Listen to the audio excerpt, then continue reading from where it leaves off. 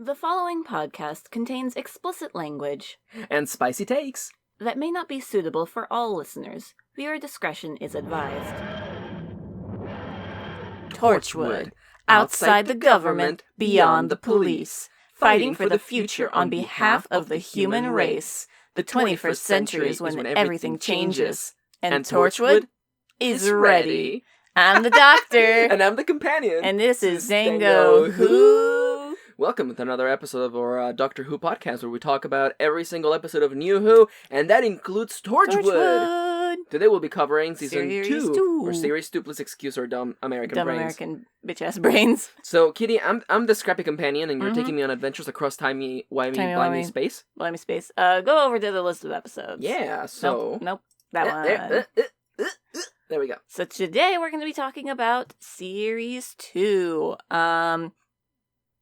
This is the last full, we didn't know at the time, the last full series that's going to air on BBC, because season 3 is a 5-parter, and series 4 was aired on Stars, I believe. Yep.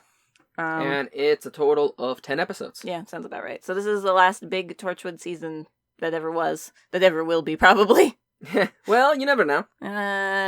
I mean, it's 2020, you know, aliens have landed, you know. Yeah, the war's going on, you know. Anything could happen. It's true. So this season, let's just start overall. How do you like this season? Without any big spoilers about each particular episode. Well, I do have to say, okay, 2 things. The overarching theme in this season is a little bit on the weak side. Yeah. We're introduced to... Oh my god, what's his name? I know he's played by James Marsters, one of my favorite actors. No, it's not John. Because it's something similar to fucking Jack. Is it actually Captain John Hart, yeah. Oh, it's just John Hart. Yep. Is that a fucking reference to Buffy? I don't know. Anyhow. Probably. So the character of John Hart, played by the amazing James Marsters. Yeah, he and Jack's past are basically the overarching plot of the arc of this season. Unfortunately, the character of John Hart shows up in the first episode and then the last one. 2. The last 2 episodes. Technically, yes. Yeah, so it creates the unfortunate feeling of a nothing sandwich. I mean, like Jack's past shows up a little bit more. It does. Now there are highlights in this season. Yes. I think much like season 3, there is peaks and valleys. Strangely enough, I feel like Adam is one of like the best episodes, only because of one shot in the OP. A couple of shots in the OP. I feel like just changing the whole program was very fun. It leans a little bit into kind of that trope of we will never talk about this episode ever again. Because we can't. Also, it's a little non-con, which is It's a little non-con great. as well, so we're heading there as well.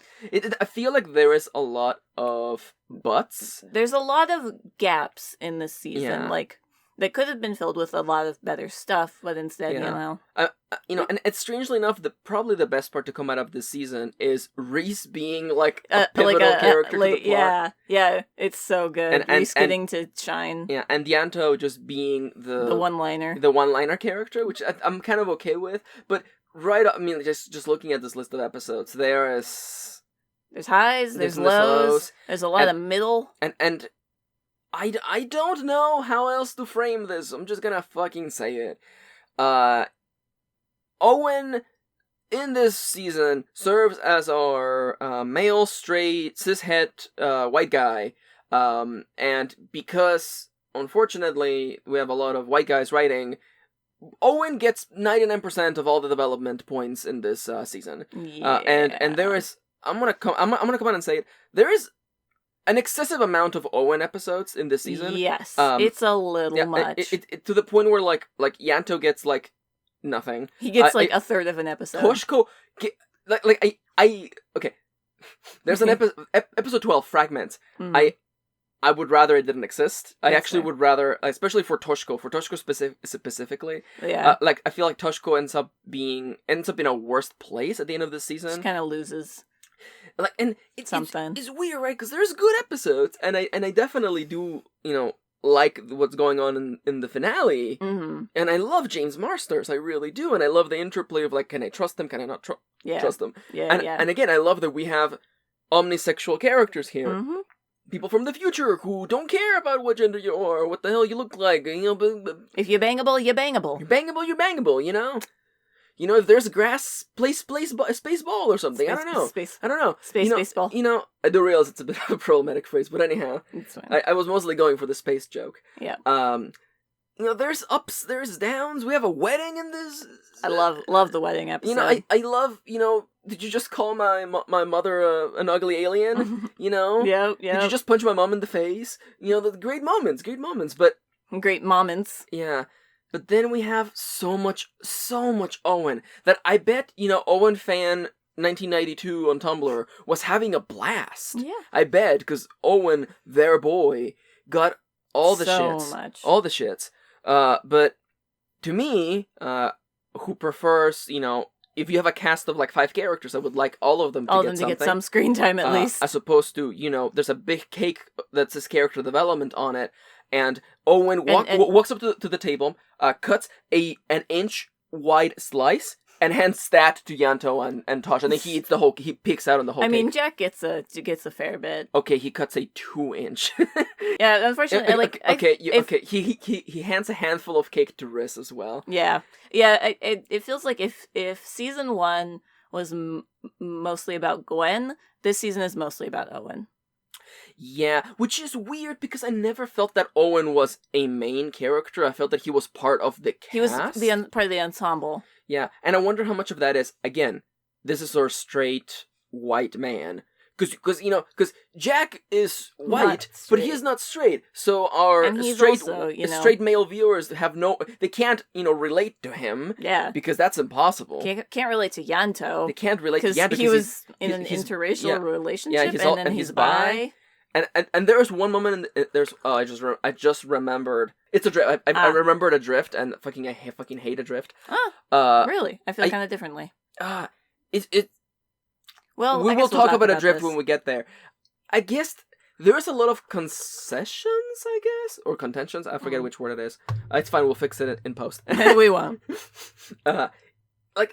There is good in this season, but there's definitely a large part of me that goes, yeah, but that. If you haven't asked me if this is better than Doctor Who Series 3. Well, I don't think anything can be worse. We'll get to Torchwood Series 3, but again. Yeah, it's one of... Even then, just because Series 3 of Torchwood is 5 episodes, as opposed to the 5 bad episodes in Series 3. Anyhow, we have ask me another question. I've completely gotten off the point. It's okay. There's peaks and valleys. There's things I like and things that I don't like. You would it's say a mixed though. bag. I think we said that actually when we finished watching the last episode. We kind of we were talking. Yeah. And I said that this is definitely a mixed bag. You would definitely say that you like Series 1 better of Torchwood. Oh, definitely Series. Yeah. I mean, because Greeks bearing gifts, Day 1, and Captain Jack Harkness. There's just so much happy, good queerness, and again. If this episode is if this show is supposed to be Doctor Who with a more adult tone and queerer, more queer, yeah. Which is strangely enough, I'm just gonna pinpoint that there is no episode written by Russell T Davies on the board. Yeah, I don't know about Chris Chibnall's personal, history. Yeah, he writes a lot of it, but although he's the one who's show running the 13th Doctor, so maybe fingers crossed. Fingers crossed. I mean, Kiss Kiss Bang Bang was good, and so is the last couple of 3-ish episodes of the season. So yeah. All right. So, favorite character post Series 2. What? That's rough. I think that you said Jack was your favorite in Series 1. I really like Jack, and followed by Owen or Yanto and Tosh in there. And Owen is definitely at the end of the bottom. Is he still at the bottom even with all his character development? See, I feel like it's a. I say it's an unfair question. Yeah, I'm telling you to shoot, the children that you don't like anymore. Yeah, it's fine. They're dead already anyway. Spoilers. It's weird for me because it was hard for me watching this season and be excited about Owen when I cared very little about Owen. 3 episodes back to back to back about Owen. Fuck, it feels like it's way more than 3 episodes. Only 3, also Reset, because spoilers, he gets shot in Reset. Yeah, no, it's Reset, Dead Man Walking, and The Day in Death are all about Owen. Yeah, and then the finale has a lot of Owen as well, though. Yeah. And then we have the whole consequences of him being a dead man walking, and it's just there is a lot of Owen, and there's very little Tosh, and very little Yanto. Honestly, Yanto gets more than Tosh, which is sad. Yeah, which is it's saying something when all Yanto got was I have one-liners and I that now one sleep time with Jack. and that one time the pterodactyl got more backstory than Tosh and Yanto. You're not wrong. Honestly, my favorite character, and it's can I say John Hart now? No. I really like Jack, and it's weird to me because I know that, especially for a show like this, you gotta have a point of view character, and that's Wen. But I really wish Jack had been I wish it had been more of a duet, kind of like half and half, as opposed to like And I we feel... follow Wen 90% of the time, and then Jack in the background is getting character development. I do feel like this season does that a little more because we get a lot of Jack character development. We get to actually kind of hear about his backstory, which is something that we didn't get to do in any of Doctor Who. Well, except for like the one line at the end of series 3. Yeah. But again, like, do you like Jack's backstory? Do you like where that kind of culminates? No, I do, and I definitely. I think there's something to be said about how I was expecting for there to be more stuff about the war, actually. The war that was referenced in Captain Jack Harkness. But nonetheless, I was happy with how kind of simple it is. Yeah. And he made. It's not even he made a choice, just something happened when he was very young. He made a mistake when he was very young. And that just followed him for thousands of years. Yeah, and like, sorry, I just remembered Jack spending 100 years. No, it's like 300 years buried in, constantly dying, buried alive. Actually, it wasn't that long because then Torchwood found him. Okay, it was like 100 years, but still. Yeah, 100, okay, so... Anyway, I'm not arguing with you. It's just one of those things where I'm like, must you? Never mind. We'll talk about each episode of Torchwood when we get there. It's I like Jack. I really do like Jack, and that's not to say I don't like Wen, because I feel like Wen serves a really good purpose. Yeah. But this season is ultimately about Jack, and I got more Owen. Jack. But I got more Jack.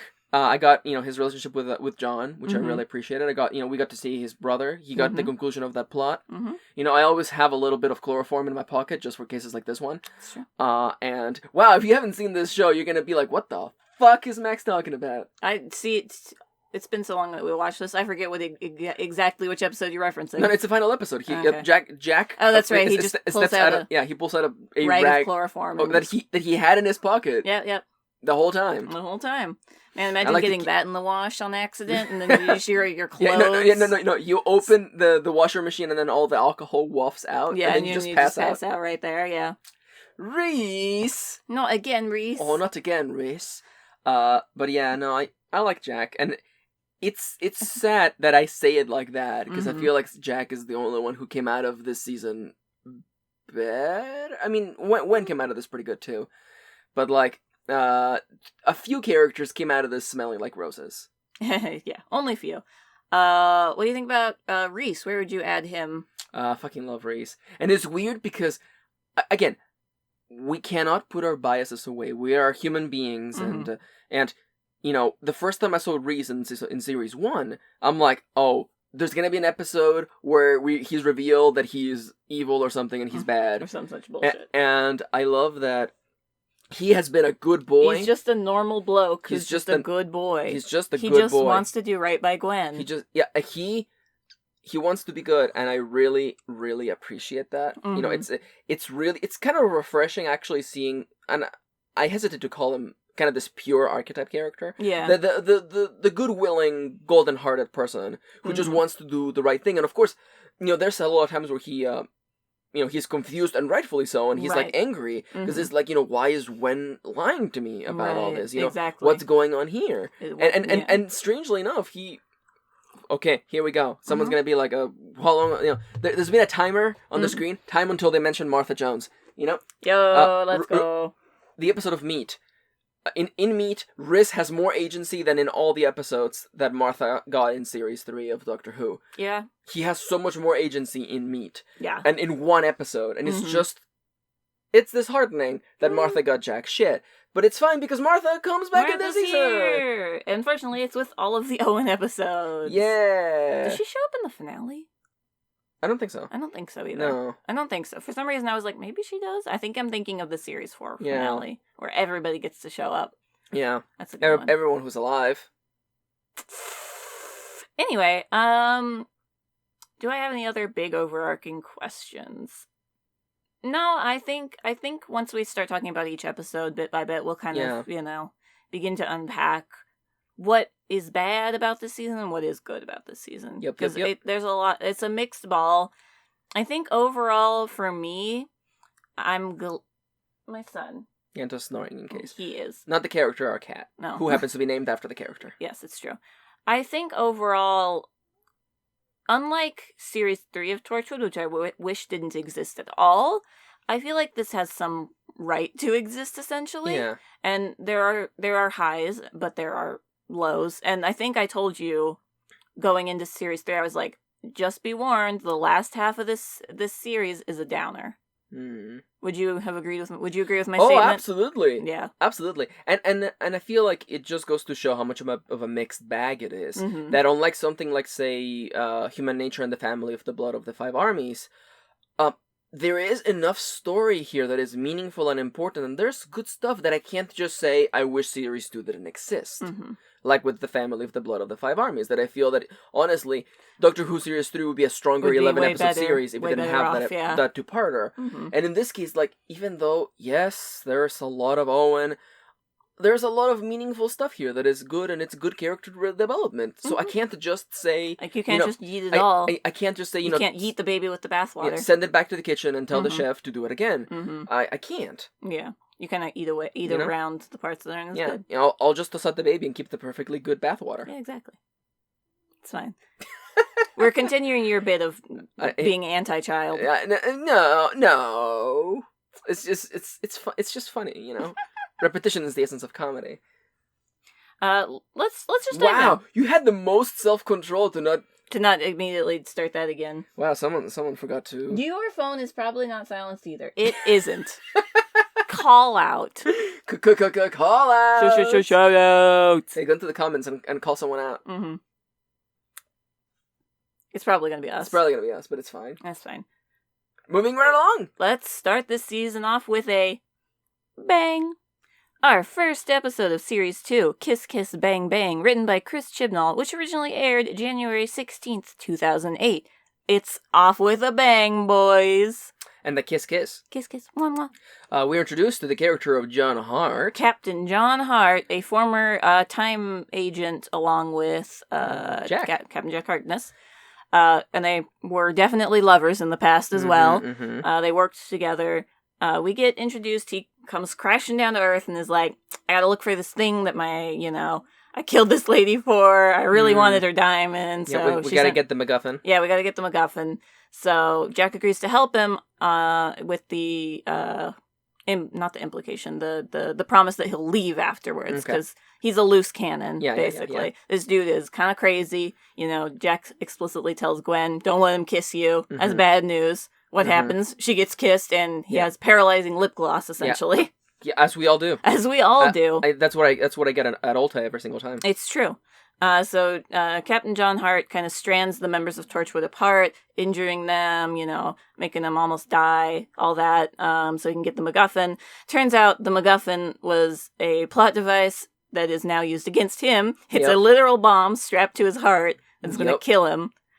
So they say, all right, we'll just yeet him into the time portal that he created when he came in. Except then he handcuffs himself to Gwen, so they can't, and then it's Jack and Owen figure out a way to make, because it's attached to him through his DNA, so they figure out a way to take everybody's Torchwood DNA, put it inside Captain John Hart, and disarm the bomb, and then they yeet him, and he's like, but Jack, don't you want to know about your brother? I found him, and then he yeets away, and Jack's like, my brother. The end. And that's the first episode. Yeah. Kitty, Wait, why am I talking to you? Like I don't know. Ask me questions.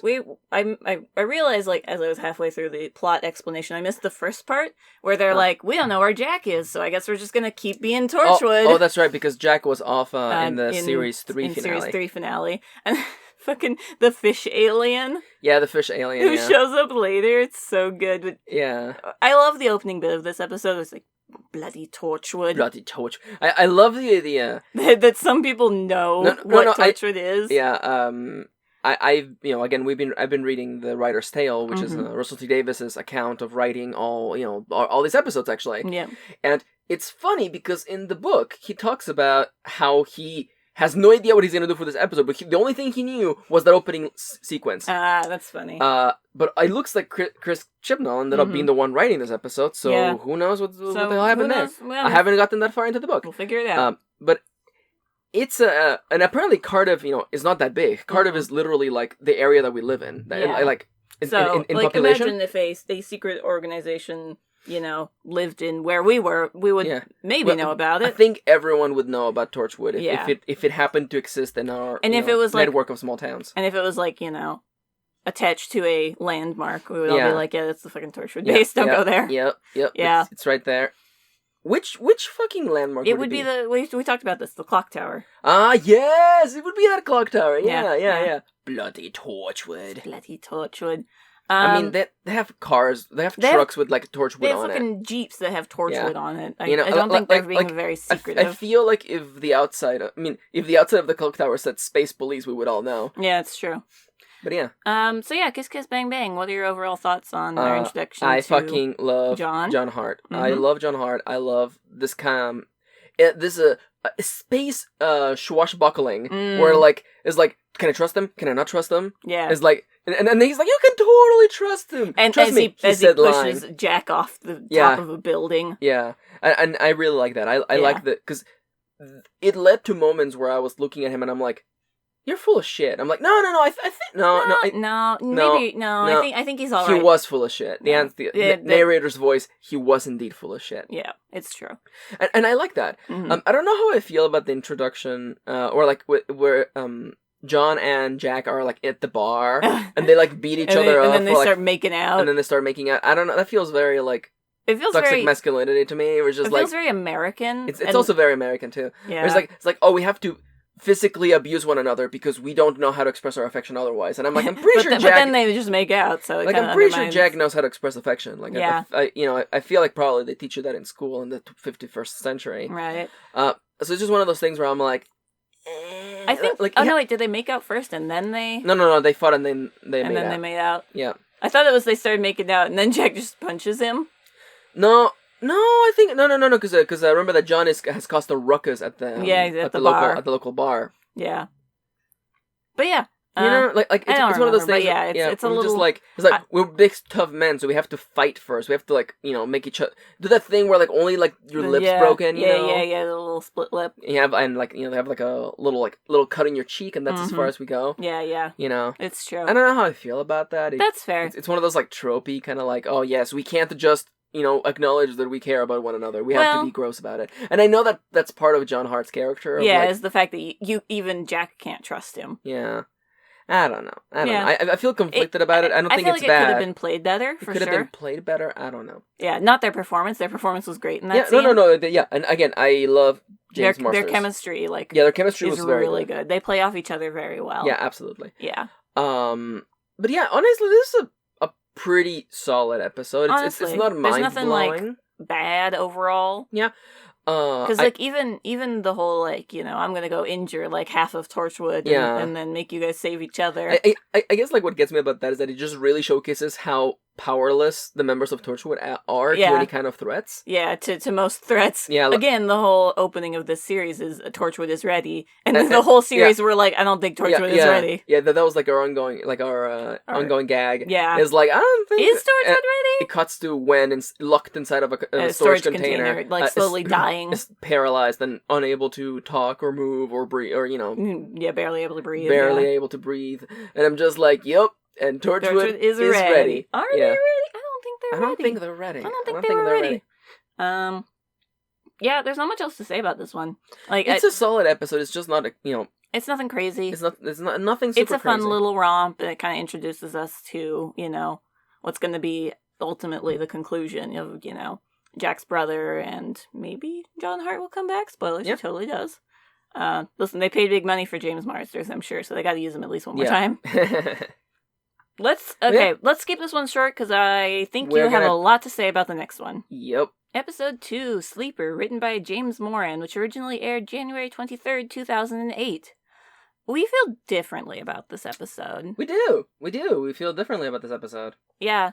So in this episode, basically a bunch of sleeper agents, aka the name of the episode Sleeper, have been infiltrating the Earth, quietly, becoming, humans, inserting themselves into some sort of life, to try to take over. Yeah, exactly. To try to take over the Earth.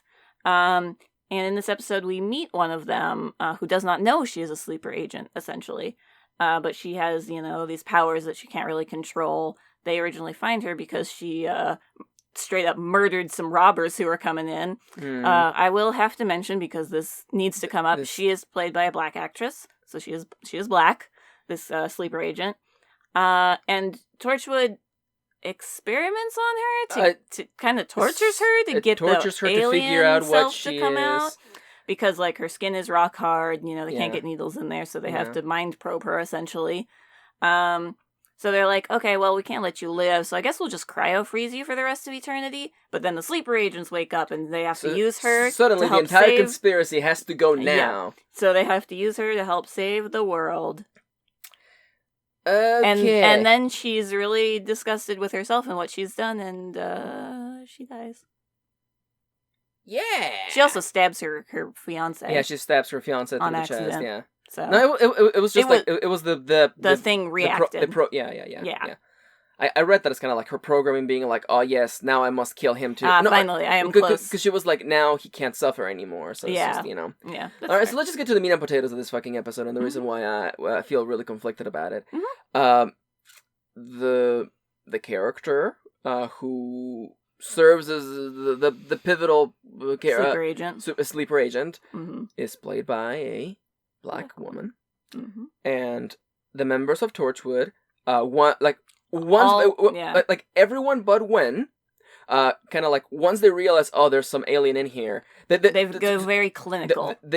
They dehumanize her for all intents and purposes, and they straight up torture her to figure out, to try to get that alien, filling her full of electricity to get the alien to show up. Yeah. Now, the thing that bothers me a lot here, and what I feel is a failure of the writing, is that Wen is the only one who's like, wait, hold the fuck, Yanto in a little bit, but but they still he does not stop them. They still do it though. Yanto is trying.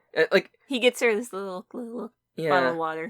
But Wen is the only one who's like, wait, hold up, does it have to be like this? Yeah. And then no, everyone is very, as you said, clinical, cold, and it's just like, all right, well, this here is no longer a human being, so we have to figure out the problem so we can solve the problem. Yep.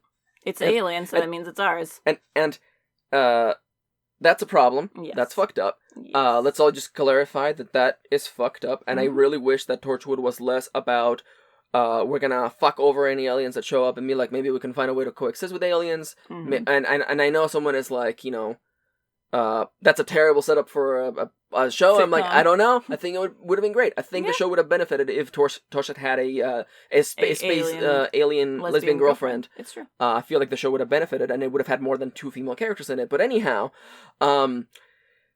what I really dislike about this is that the sleeper agent character is. I mean, her performance is great. Yeah, the actress does a fantastic job. She's clearly in pain. She's suffering, and it's very visible and very guttural. And what I really dislike about this is that if she had been played by a white actress, I feel like the audience and the rest of the characters wouldn't have been as ready to just straight up torture her. Yeah. And I feel like because she's played by a black actress, it's a black character, I feel like the audience is expected to be like, well, violence towards a black person is more acceptable than towards a white person. Because if it had been a white lady strapped to that chair screaming from all the electricity into her body, the audience would have felt uncomfortable. And that's the fucked up nature of racism. Yep. Like watching that episode, I'm like, are we actually? Are we actually? And I could feel the episode going, you should be okay with this because it's not a white lady. And also, I'm gonna come out and say it. The actress that they picked for her, she's not traditionally pretty. Mm-hmm. And I feel like if it had been I was watching this and I was sitting there in my chair, uncomfortable. I'm like, if this was a traditionally pretty white girl, everyone would be disturbed. Everyone would be like, what the fuck is wrong with us? What the fuck is wrong with Torchwood? Yeah, no, like, seriously. And it's that inequality that immediately shows, that how fucked up the situation is. Imagine, like, Gwen getting tortured. Yeah. And like Torchwood being like, yeah, okay, sure. Yeah, Mm-hmm. Like what I picture is, like, what if, take the actress from, the Doctor's Daughter, spoilers, like, this beautiful white girl, and you put her in that table and you torture her. Everyone would have been disturbed, But just because it's a non-traditionally pretty black actress or a black character, suddenly we're, like, there isn't that edge. And, like, I felt really uncomfortable watching that. And then misfortune follows this character all the way through. Yeah. So it's just like, again, the mixed bag. Yeah. Interesting concept.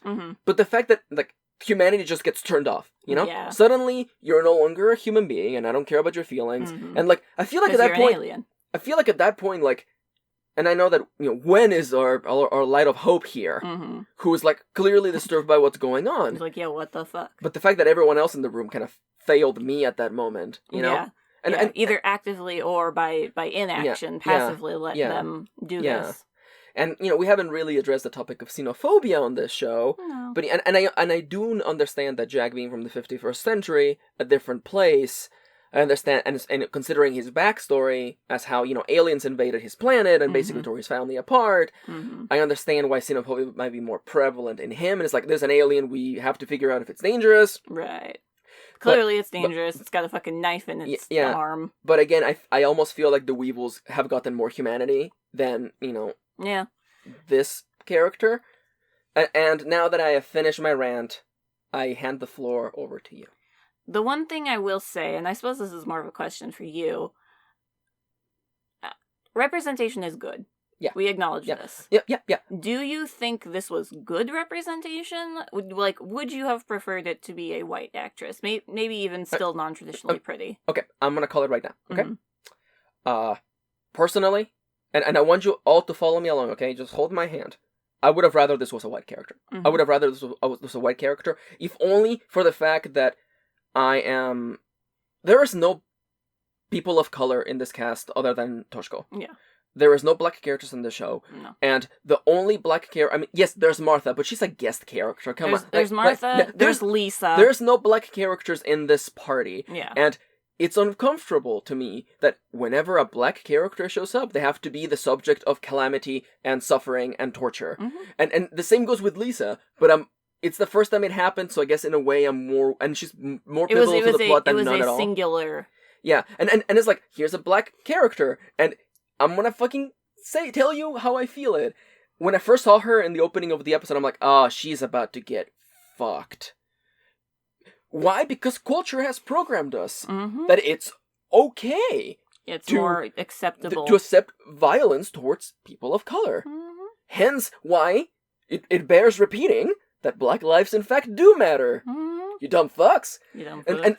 And it's harder for me because I grew up in Mexico. I grew up in a different country, and I came to the U.S. and I got to see this language. I got to see this unspoken language, and over the years, just analyzing fiction, and there's a whole essay in me about how horror movies have programmed us that black people die first. Yeah, and I wonder how pipital that has been in culture to our insensitivity to black lives being killed by police, by others. And I hate. Welcome back to Dango Duo, where one of us has a degree in sociology, so we're completely within our rights to talk about this. Yeah, and it took like 2 weeks of a psychology class, so I'm perfectly good to go.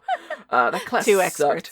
experts. 2 experts. Which psychology class? Was it just Psych 101? Actually, no. Actually, I did do 2 semesters of psychology. That was applied psychology. The best classes that I ever took. But I actually took psychology with the worst professor of all time, who got so mad one day that she actually ended class. Damn. She was doing that thing where I'm so disappointed in everyone in this room right now that I'm gonna get up and leave. Actually, I did also take, I took several, because I remember another terrible teacher. I also remember this was in logic. No, it was just straight up just psychology. Or it must have been maybe a sociology class, but anyhow, I remember that other teacher, she kind of framed, like, she ended the class with this big, like, question of, like, of politics and life and stuffs, and, like, she never during the whole class created a scenario for us to talk to her and offer our opinions. Right, she she talked down to you, essentially. And she walked out disappointed because she expected us to have argued with her on the final day of class. Like, she expected us that on that final day, having learned all the lessons, we would actually be like, no, actually, the thing that you just said is wrong. And she said something that was clearly, obviously wrong, like life was not worth living or something like that. Jesus fucking Christ. Now, and the whole class was quiet because she had never given us the open space to talk. Right. And I remember looking around, and the people who I knew who were always very talkative kind of like looked at each other like, what are we supposed to do? What are we supposed to do? She had never opened the floor. She had never opened the floor, but on the final day of class, and then she walked out all disappointed. She expected you guys to. Yeah, it's so weird. But anyhow, creating an environment. Environment. But it's just that thing that, like, and maybe this is a little bit too much, but I'm just gonna come out and say it.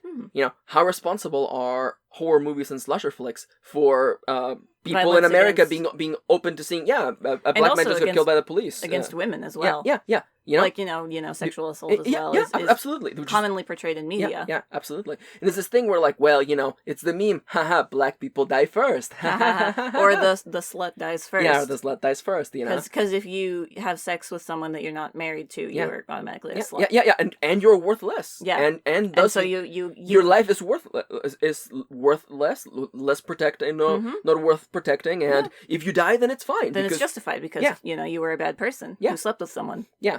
How dare you? Welcome back to Sociology with Dango Duo. And it's just, again, if I sit down to watch an episode of Doctor Who or Torchwood and I end up feeling uncomfortable because I can feel and see the red flags, that's not a good episode. It's not a good episode.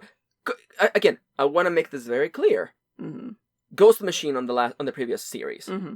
Good conversation because we could both argue back and forth about whether it was good or bad. Yeah. This here is a different kind of conversation, mostly about. I mean, and again, I don't want to rub from you the ability to, offer your own counterpoints. Yeah. But, like, to me, I'm like, and maybe it was casting. Maybe it was casting. Maybe the casting director is the one who's a racist. Fuck, I don't know. Yeah. But definitely, for sure, I'm like, why did you have to cast this character who's gonna suffer a lot of calamity? Okay, I'm back to the point that I wanted to say. I would very much rather this character had been white. Mostly, and maybe even the casting director was like, well, if you torture a white person, people are going to freak out. Which, I mean, that's just bullshit, first and foremost. But secondly, is that, it's the second time a black woman shows up on the show, and what's going to happen to her? Horrible shit. Yeah. And she's going to end up dead. Yeah, and it's the thing that, like, and maybe by now I'm back to posting writing advice, I don't know. But, like, I want to make it a big point that like, I would very much rather you make your antagonist black and queer and trans than a one-off character who just shows up to be destroyed. Yeah. I would very much rather you make the worst person in your story be a person of color. And I know someone's going to disagree with this, but this is coming from my point of view, where I give my antagonist a lot of room to actually be people, because I don't believe in evil. I believe in good people and bad people, and goodwill nature, and selfishness and selflessness. So, like, I would very much rather make the antagonist of this of your show, of your book, of whatever you're writing, be a minority, than have it be a white guy, and then the only minorities that show up are, like, ones that the guy who's about to die, and like that one person from your backstory who it's gonna show up here to be hit by a bus or something, exactly, or to get the anime mom disease, to get fridged. I don't know, to get fridged, hot takes. The reason I feel conflicted about this episode is that I 100% agree with everything that you've been saying, but I like parts of it. There's parts that I like. I believe she and her fiancé are interracial. Yeah. Which I like seeing that representation, even if it doesn't end up very well. Yeah. I like seeing, an important character portrayed by a black woman. I don't like what they do to her, but I do appreciate seeing, a black woman at the end have her own agency as well, and choosing, I'm scared to live this way. I don't want to live this way, which is like a shitty, downer bit of an ending to this episode, but, like, I do appreciate that she has her own agency in that regard, in choosing when to end her own life, essentially. if I can just slide in really quickly. Yes. Because I agree with you. I wholeheartedly agree with you. Mm-hmm. And I think maybe our differences is not the points, but rather our ultimate outlook in this episode. I think that's 100%. Because I do think that, like, you find and see a lot more value in this episode than me. Yeah. And I think that's part of my personality. Our personality, where, for me...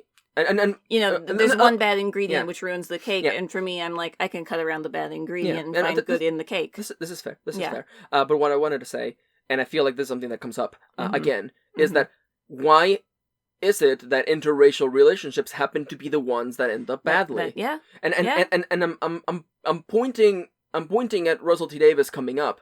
Is like, why? This is a spoiler, but who fucking cares? Why does Martha have to end up with another black person? Yeah. Why does it have to be that? That's like the only pseudo happy black relationship. But then, like, you have all these interracial relationships, like with the Yanto and Lisa, and then Donna. Yeah. And then Donna, and then, like, the second time, no. The third time Donna gets married, it's not interracial, and that's the one that ends up.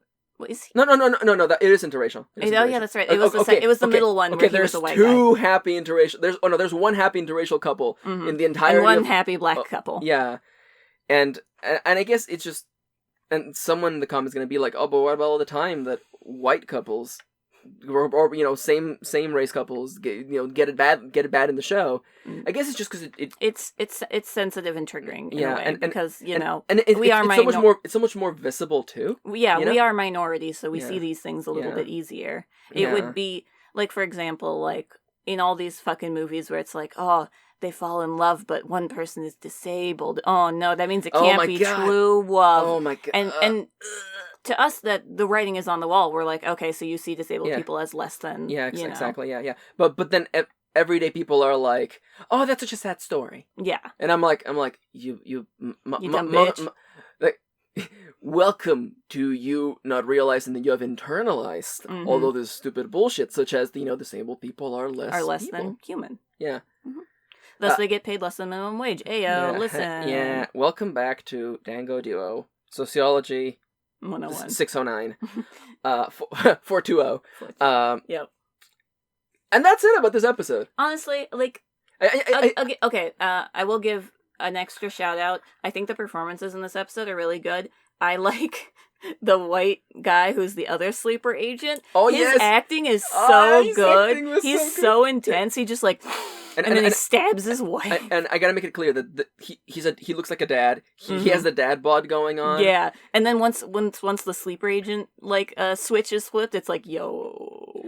I feel like that guy is like right up there on like best hammiest acting with like the guy from the Family of the Blood of the Five Armies. Yeah. And I liked that guy. Yeah, no, What about the lady who just abandons her baby and blows up the bank? I mean, mood. But also, there's another thing that I liked in this episode, and again, I don't want to make it seem as though it's all doom and gloom and it's bad, no. and it should feel bad. No, we analyze fiction here, and the issues with the sleeper agent is very big for me. But there's other stuff in this episode that was perfectly fine. I didn't like this. It's a complaint, actually. I lied. Is that like just now suddenly all the other sleeper agents wake up? It's very like convenient, and I hate that shit. I believe they explain it as like the aliens could tell that one of the sleeper agents has been compromised, so they're like, we gotta activate the plan now. Blow up the Earth, guys. Don't you love like that one small warehouse where they keep all the nuclear weapons? And I love that you can activate all the nuclear warheads from the little touchpad outside. I know, it doesn't make any fucking sense. It's fine. Listen, but that guy got run over by a car, so it's fine. Also, the practical effects are really cool. Yeah, the arm that they have is really cool. Yeah. Fucking that dad, though. Oh my god. Just stabbing his wife, Jesus. Yeah. He stabbed his children, too. And then walking around like he's like the Terminator. Like my god, I know. With his fucking knife arm out. Yeah. Yeah. That guy did a good job. Yep. Unlike, I don't know, James Moran, are you also a terrible piece of shit? Is there a header that says transphobe controversy? Doesn't seem like it. Anyway, let's move over to the next episode. We get a Tosh episode? What the fuck? I wouldn't go as far as calling it a Tosh episode, but okay. I don't fucking... Episode 3, To the Last Man, written by Helen Raynor, which originally aired January 30th, 2008. I paused for a second there because I'm like, Helen Raynor, we have... was she Small Worlds? She was Small Worlds, I believe. Yeah, Ghost Machine, she was Ghost Machine, excuse me, yeah. Small Worlds was Peter J. Hammond. I don't know that he comes back. Doesn't he's here! He's from Out in the Rain, which also kind of sucks. Which also kind of sucks! Holy crap, Peter J. Hammond, what the fuck? Anyway, Helen Raynor, she did good.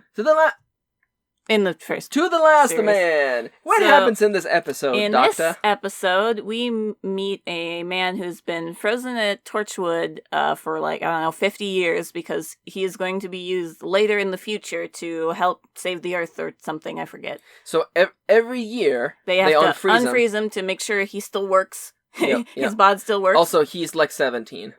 He's like 20. Something. No, he's young, but he's not 17. He was absolutely. He's like 19. He might be 19. I could say that. I don't know if it's ever gonna say where he is. Yeah, because we have a young World War I soldier. Yeah, because the unfortunate nature is that Tommy, that's his name. Yeah. Anyhow. Anyway, so Tommy, has been unfrozen every year, and he's gotten to know Tosh, and he really likes her, and Tosh really likes him. So shit's gonna be bad that happens to him. Tosh, Tosh enjoys the company of someone, so shit's about to get fucked. Yeah, so basically there's like echoes, like people say they're seeing ghosts at the old hospital where he's supposed to go. And this is in fact actually like echoes the from rift, the past, essentially. Yeah. And the fabric of time and reality kind of unraveling. And then he's supposed to be the one that puts it back into place. Like they give him like a little device that'll help seal the rift. Yeah. So there's a little bit of like that kind of timey-wimey, wobbly-wibbly, where like the episode starts with what's going to be the ending of the episode, basically, from a different point of view. Which I don't like, honestly. It's very simple, because someone in the comments probably said, this is kind of like the Blink of this season. And the answer is no, because Blink was very well written and had a lot more going than just it ends at the beginning. Yeah. This episode is mostly about Tommy, and the fact that Tommy has basically been living one day a year at a time for like the last 50 years. Watching, history progress. Learning what happened in World War I and then II, and then, all of that. Figuring out technology. And I feel like much like the episode from last season, which was about like Out of Time, this doesn't dive enough into the like the coolest part of this whole thing for me is the fact that he has been living one day a year at a time. Yeah. But in spite of that, he's still acting as though he he's from the 19... He's from the 1918. Yeah, from 1910s. And someone's gonna be like, oh, well, he's only lived like 50 years, or actually 50 days. No, actually, almost 90 days. Oh yeah, no, because it's 12 times 50. 12 days, or there's 12 months, so once a month. Oh yeah, for 50 years. I thought it was once a year. No, you're right. I think why do I feel like it's every 6 months now that we've talked about this? Anyhow, he's been alive for a while, and although I understand that, like, yes, your personality is not going to change within 90 days, I still think that he would be like, well, the world that I knew doesn't exist anymore, and like he still has the exact same belief system, and he's still like, oh, why are things changing? It's not like I'm living one day a year at a time or something like that. Yeah. It's not like time's advancing very quickly around me. So I feel like it doesn't dive enough into, because I feel like there's a lot of there's an interesting thing there to be talking about. I know this is gonna sound ridiculous. I almost kind of wish the story had been from his point of view, and we had actually seen those skips. Yeah. I feel like that would have been throughout the years. Yeah. And it doesn't have to be like year 1, 2, 3. Like we could skip like 25 years at a time. Yeah, exactly. And then him meeting Torch for the first time. Yeah. And then and I feel like maybe that would have been a lot and having that better. Relationship grow rather than just seeing a day in the process. Yeah, and especially like we're supposed to be like, oh yeah, he's seen Tosh like 5 years. Yeah. But this is the first time seeing them, so it's all very like it's all new. Yeah, and also I know that they looked at this and thought, well, Tosh got to get this episode because no one else is gonna. But I don't feel like it fits Tosh that well. It doesn't feel to me like a Tosh thing that she would do, to be like, oh yeah, I'm gonna go spend the day with this young man from the fucking 1918. Yeah. I mean, like, it feels like more of a Gwen thing, because Gwen is the compassionate one. Yeah, right. Like that's not to say Tosh can't be compassionate, but like she tends to be more, analytical, logical. Yeah. More, and she is emotional. We get to see that a lot in this season, but like it does feel a little off that she's like, she's. I guess it kind of makes sense for her character because she didn't notice. She didn't notice that something was off about fucking Greeks bearing gifts, lady. I guess. That she kind of, when she gets overwhelmed by emotion, she kind of just jumps in without thinking about it. I guess. But again, she has, like, it's one day a year, so she would spend the rest of the year thinking about it. So imagine, like, whenever we see our friends, just once a year or so, Coroni. And this is a bad transition, but also Tosh ends up fucking this kid. Yeah. And it feels... That's a little weird. It feels very, like, forced, like, yes, of course. It's your last night alive, I gotta fuck you. And what is the best thing to do in this society than to have sex? Mm-hmm. With a woman. There's nothing else. Put your pee-pee in her vagoo. Yeah, put the pee-pee in the vajayjay and just, who knows what happens on top. Who knows what happens afterwards? I don't think that anyone's actually made it to that point. But we're all, waiting with bated breath for the day that we find out what happens after that. And like to me it's like very predictable, like very like, oh yes. Yeah. It has to be this way. I wish that this had been more explored, his PTSD. Yeah. Because the reason why he was at the hospital to begin with and he got he got shell shocked, essentially. Yeah. Which is what would later become PTSD. Exactly. But because he's lived for, like, years at this point, days at a time, he, like, kind of undoes his PTSD. It's very strange. Yeah, and I don't think that is very consistent. No. Because, like, the world's changing and all that around him, but he's still, each day is the next day, essentially. The next time he wakes up is the next day. Like, PTSD doesn't go away just because you slept for a year. Yeah. And I feel like that's not explored enough. I do like that, when he ultimately gets rifted back into the past, he's reverted back to that, and Tosh kind of helps him through, understanding how to deal with someone with PTSD. She helps him through that and to fix the time rift, essentially. Yeah. I like that, but again, I wish there was more exploring, what it would actually be like to live this kind of life. Again, I think we're on the same boat. We wanted more sci-fi, also, less romance. Talking about the romance, the ultimate solution to this plot isn't, hey Tommy, you're gonna do the right thing and save people. It's like, oh, I'm gonna do it for the puss. Yeah. It's like, Yeah. Well, what your point about this episode was like, that the conflict is pretty much moot because, yes. If Tosh had just said, Tommy, you've already done this before. Yeah, exactly. And we should explain that. Yeah. Is that the only way in which the timeline can continue in a way in which everything exists the way that, like because we start at the end and then we play and we go back in time until we get to the beginning, which from is the beginning. Yeah, exactly.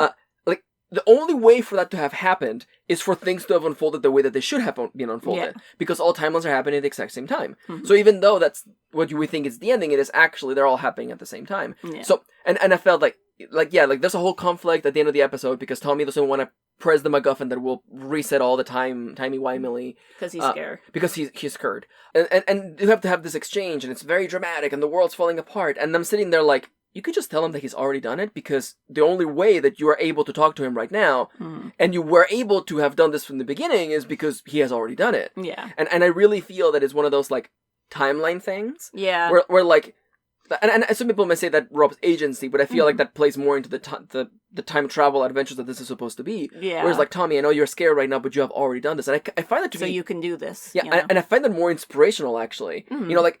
Okay. The scary, you're trying to apply to colleges. Yeah. But if you're from the future, you've already done it. You got to just flash forward and be like, in a year I will have already done this. Yeah. And maybe here's a call out for the viewer. So maybe it's a personality thing, because let's say that you from the future shows up at your doorstep and tells you, "Hey, you from a year ago, this year, you're gonna be badass, and you're gonna achieve so much, and you're gonna be fucking amazing. So, like, you got this." And then you close the door, and then they go away. Yeah. Would knowing that inspire you to work harder, or would give you the impression that you can slack off a little bit? And I feel like that might be... That's the personality divide. That's the personality divide, right? Yeah. Because I feel like people who might feel like they can take it easy now that they know they will succeed, Mm-hmm. might not be inspired by the idea of like you've already done it. Yeah. Yeah, and I feel like I'm definitely part of the former. Yeah. Like I would want to work harder. Yeah. I would want to stay on my path and maybe even work even harder to guarantee that future will come true. Mm-hmm. So that's why, to me, like if Tosh had looked at him and said, "Tommy, I know this is scary right now, and you're worried, but you have already done this, so you can do it." I feel like that would have been a way more emotional climax to this than hey, Tommy, remember press that the button. line that you told me while you had your pee-pee in my vajayjay? You know, and you found out what happened after that no one knows. Yep. Well, I'm gonna say that line again, and you know, and that'll inspire you. and that will inspire you. Okay, the other part that I like about this episode that they again don't dive into too much is the fact that like everyone in Torchwood knows what's gonna happen to Tommy once he gets sent back, and nobody talks about it. Yeah. I wish that had been a little more present, rather than just at the last half of the episode where Tasha's like, but I can't send him back, he's gonna die immediately. I'm like, yeah, we already all knew this. Are you talking about him being executed for... Yeah. Yeah, so fun fact, did you know, and this is true, during World War I, you would be executed for shell shock. Yeah. Like, if you showed shell shock, you would show, like, the utmost cowardliness, you would be executed. It was equivalent to deserting. Yeah. Which is fucked up. Yeah. Historically accurate. But fucked up. Yeah. Please keep in mind, I'm someone who studied history because I'm a fucking nerd. This is the same time period where they thought that hats didn't do anything or helmets didn't do anything, so they sent soldiers with like little like leather caps. Yeah, that worked well. That worked super well. And this someone in the comments is like, guys, don't worry about the machine gun fire. Just get over that trench and just show those Germans that you don't care about their machine guns. Just get out there. You got it, guys. It just goes to show that humanity was not ready for war on that kind of scale, you know? No. Anyhow, history lessons aside. Yeah, this episode's fine. Honestly, okay. it's completely fine. I know that we have rambled. We harped on it a little bit, but like overall, it's you know, it's not the most offensive. Harmful. It's not harmful. Yeah. It's just not good. Yeah, exactly. Unlike next one, episode 4, Meat, written by Catherine Tregina, which originally aired April. Sorry, wow, dates are completely fucked up. February 6th, 2008. Fresh meat. You see, Pudge is a butcher. He eats human meat. So what happens in this episode, Kitty? So, in this episode, Reese stumbles upon actually he doesn't stumble upon, he goes to the site of a car accident because it's one of his trolleys. Yeah, did you know that he worked at a truck company? Yeah, he does. That's what they call them over the pond. They call them trolleys, but they're trucks. He's a manager or something. So he goes... an everyday-ass job. I know, bless. So he goes there to try to figure out what's wrong, and he sees Gwen and the rest of Torchwood there, and he's like, what the fuck's going on? Why are they here? Yeah. I thought Gwen's part of the special police, because she's still lying to him about that. Yeah. So he, he's like, oh, so what happened today? Later at their house, and she's like, oh, nothing. So he knows that she's hiding stuff from him. Yep. So he decides to do his own little detective work, and he finds the guy who had rented the trolley, and goes to their warehouse to see, okay, what are they transporting with my trolley? But then, of course, that's when Torchwood shows up, so they see Reese talking with the guy that they're after, and they're like, oh no, Reese is involved in this. Oh my God. This meat trafficking, essentially. Alien meat trafficking. Alien meat trafficking. So we get introduced to a giant space whale that they literally keep alive and carve meat out of. There's this, cavernous, hole where they've carved meat, and he just keeps growing and regenerating, essentially, so it's an infinite supply of meat.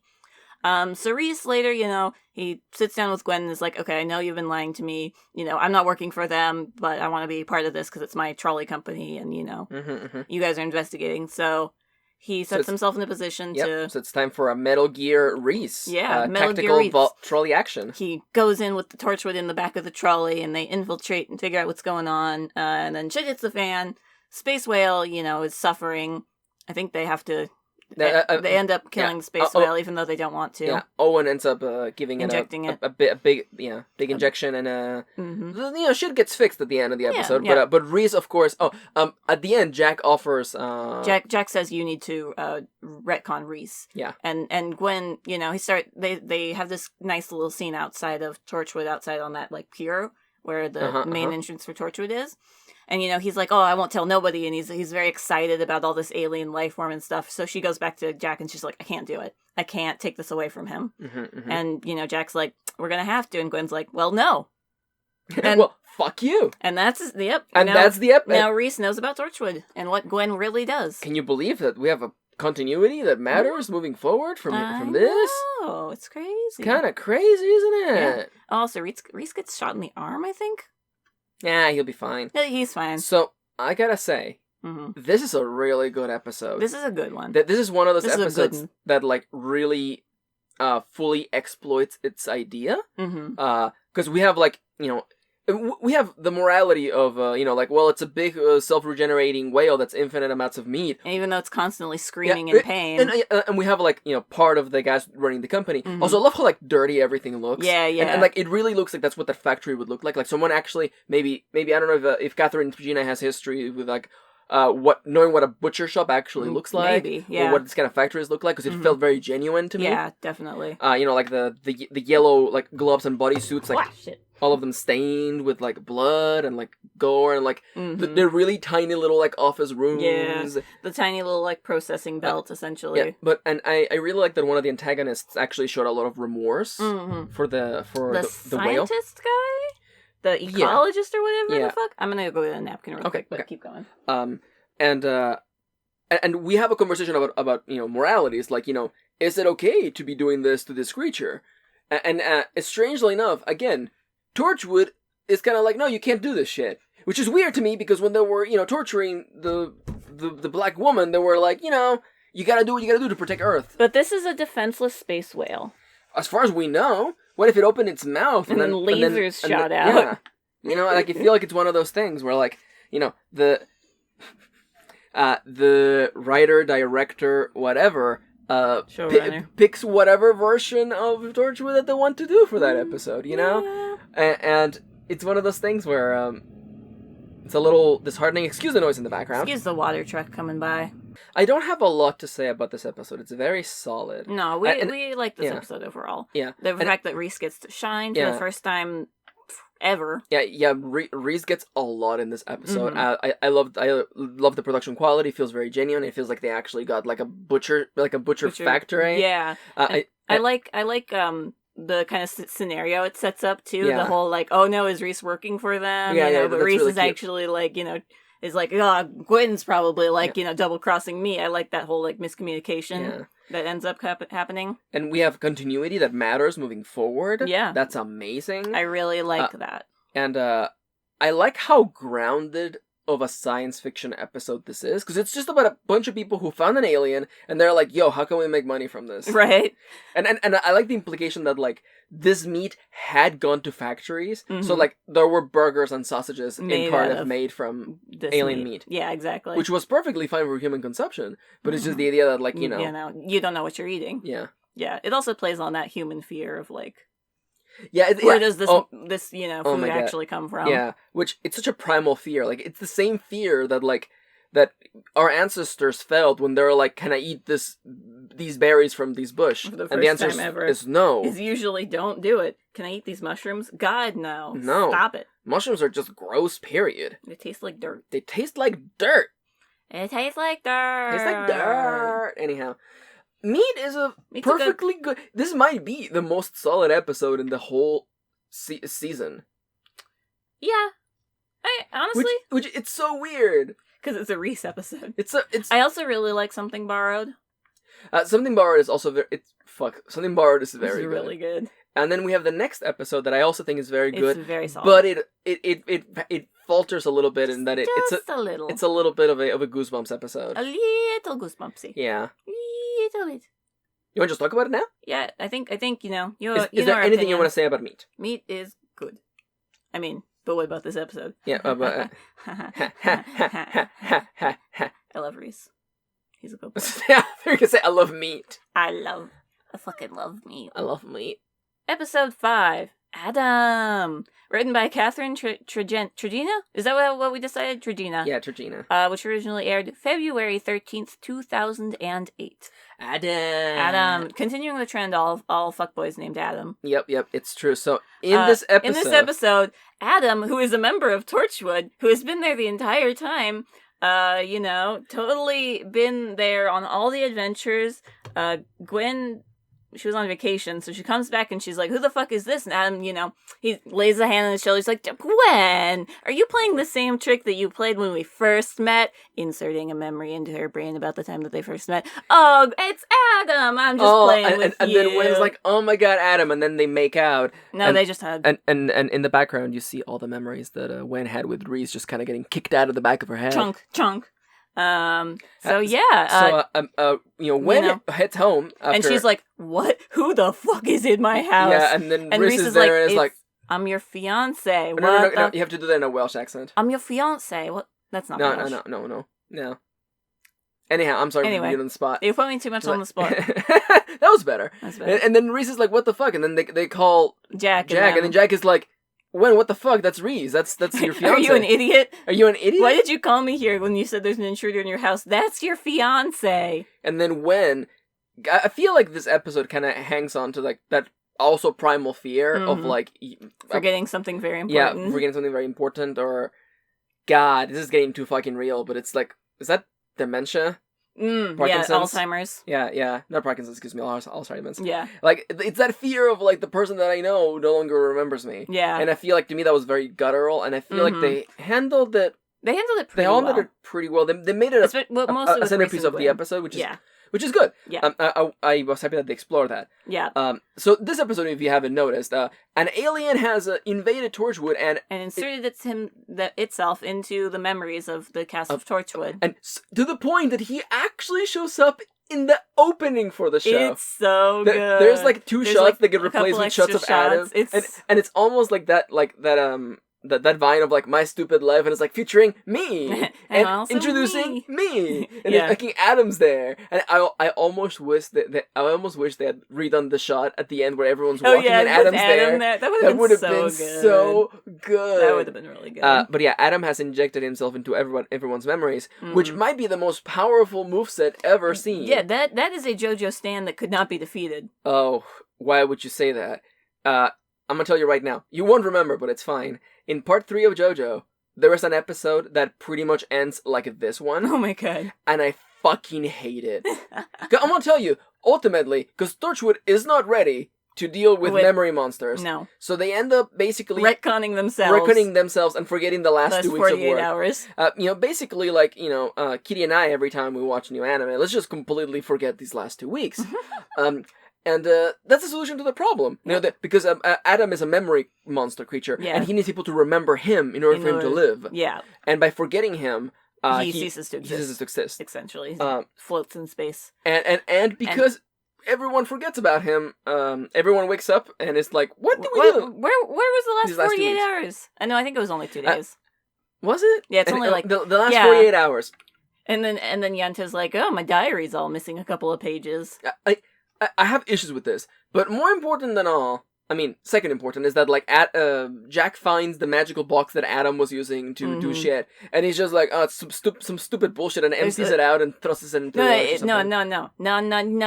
You're completely overlooking the significance of what is actually in the box. Of the sand. So basically, Yanto starts getting suspicious, and he's like, yeah. And he keeps a diary. He keeps a diary, and he realizes he hasn't written about Adam in the past years, only in the past couple of days, and he's like, this is weird.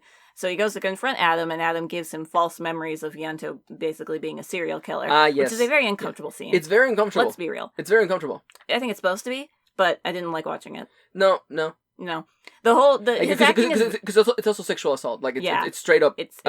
I don't think he rapes them, but he does strangle them. It's sexual violence. Yeah.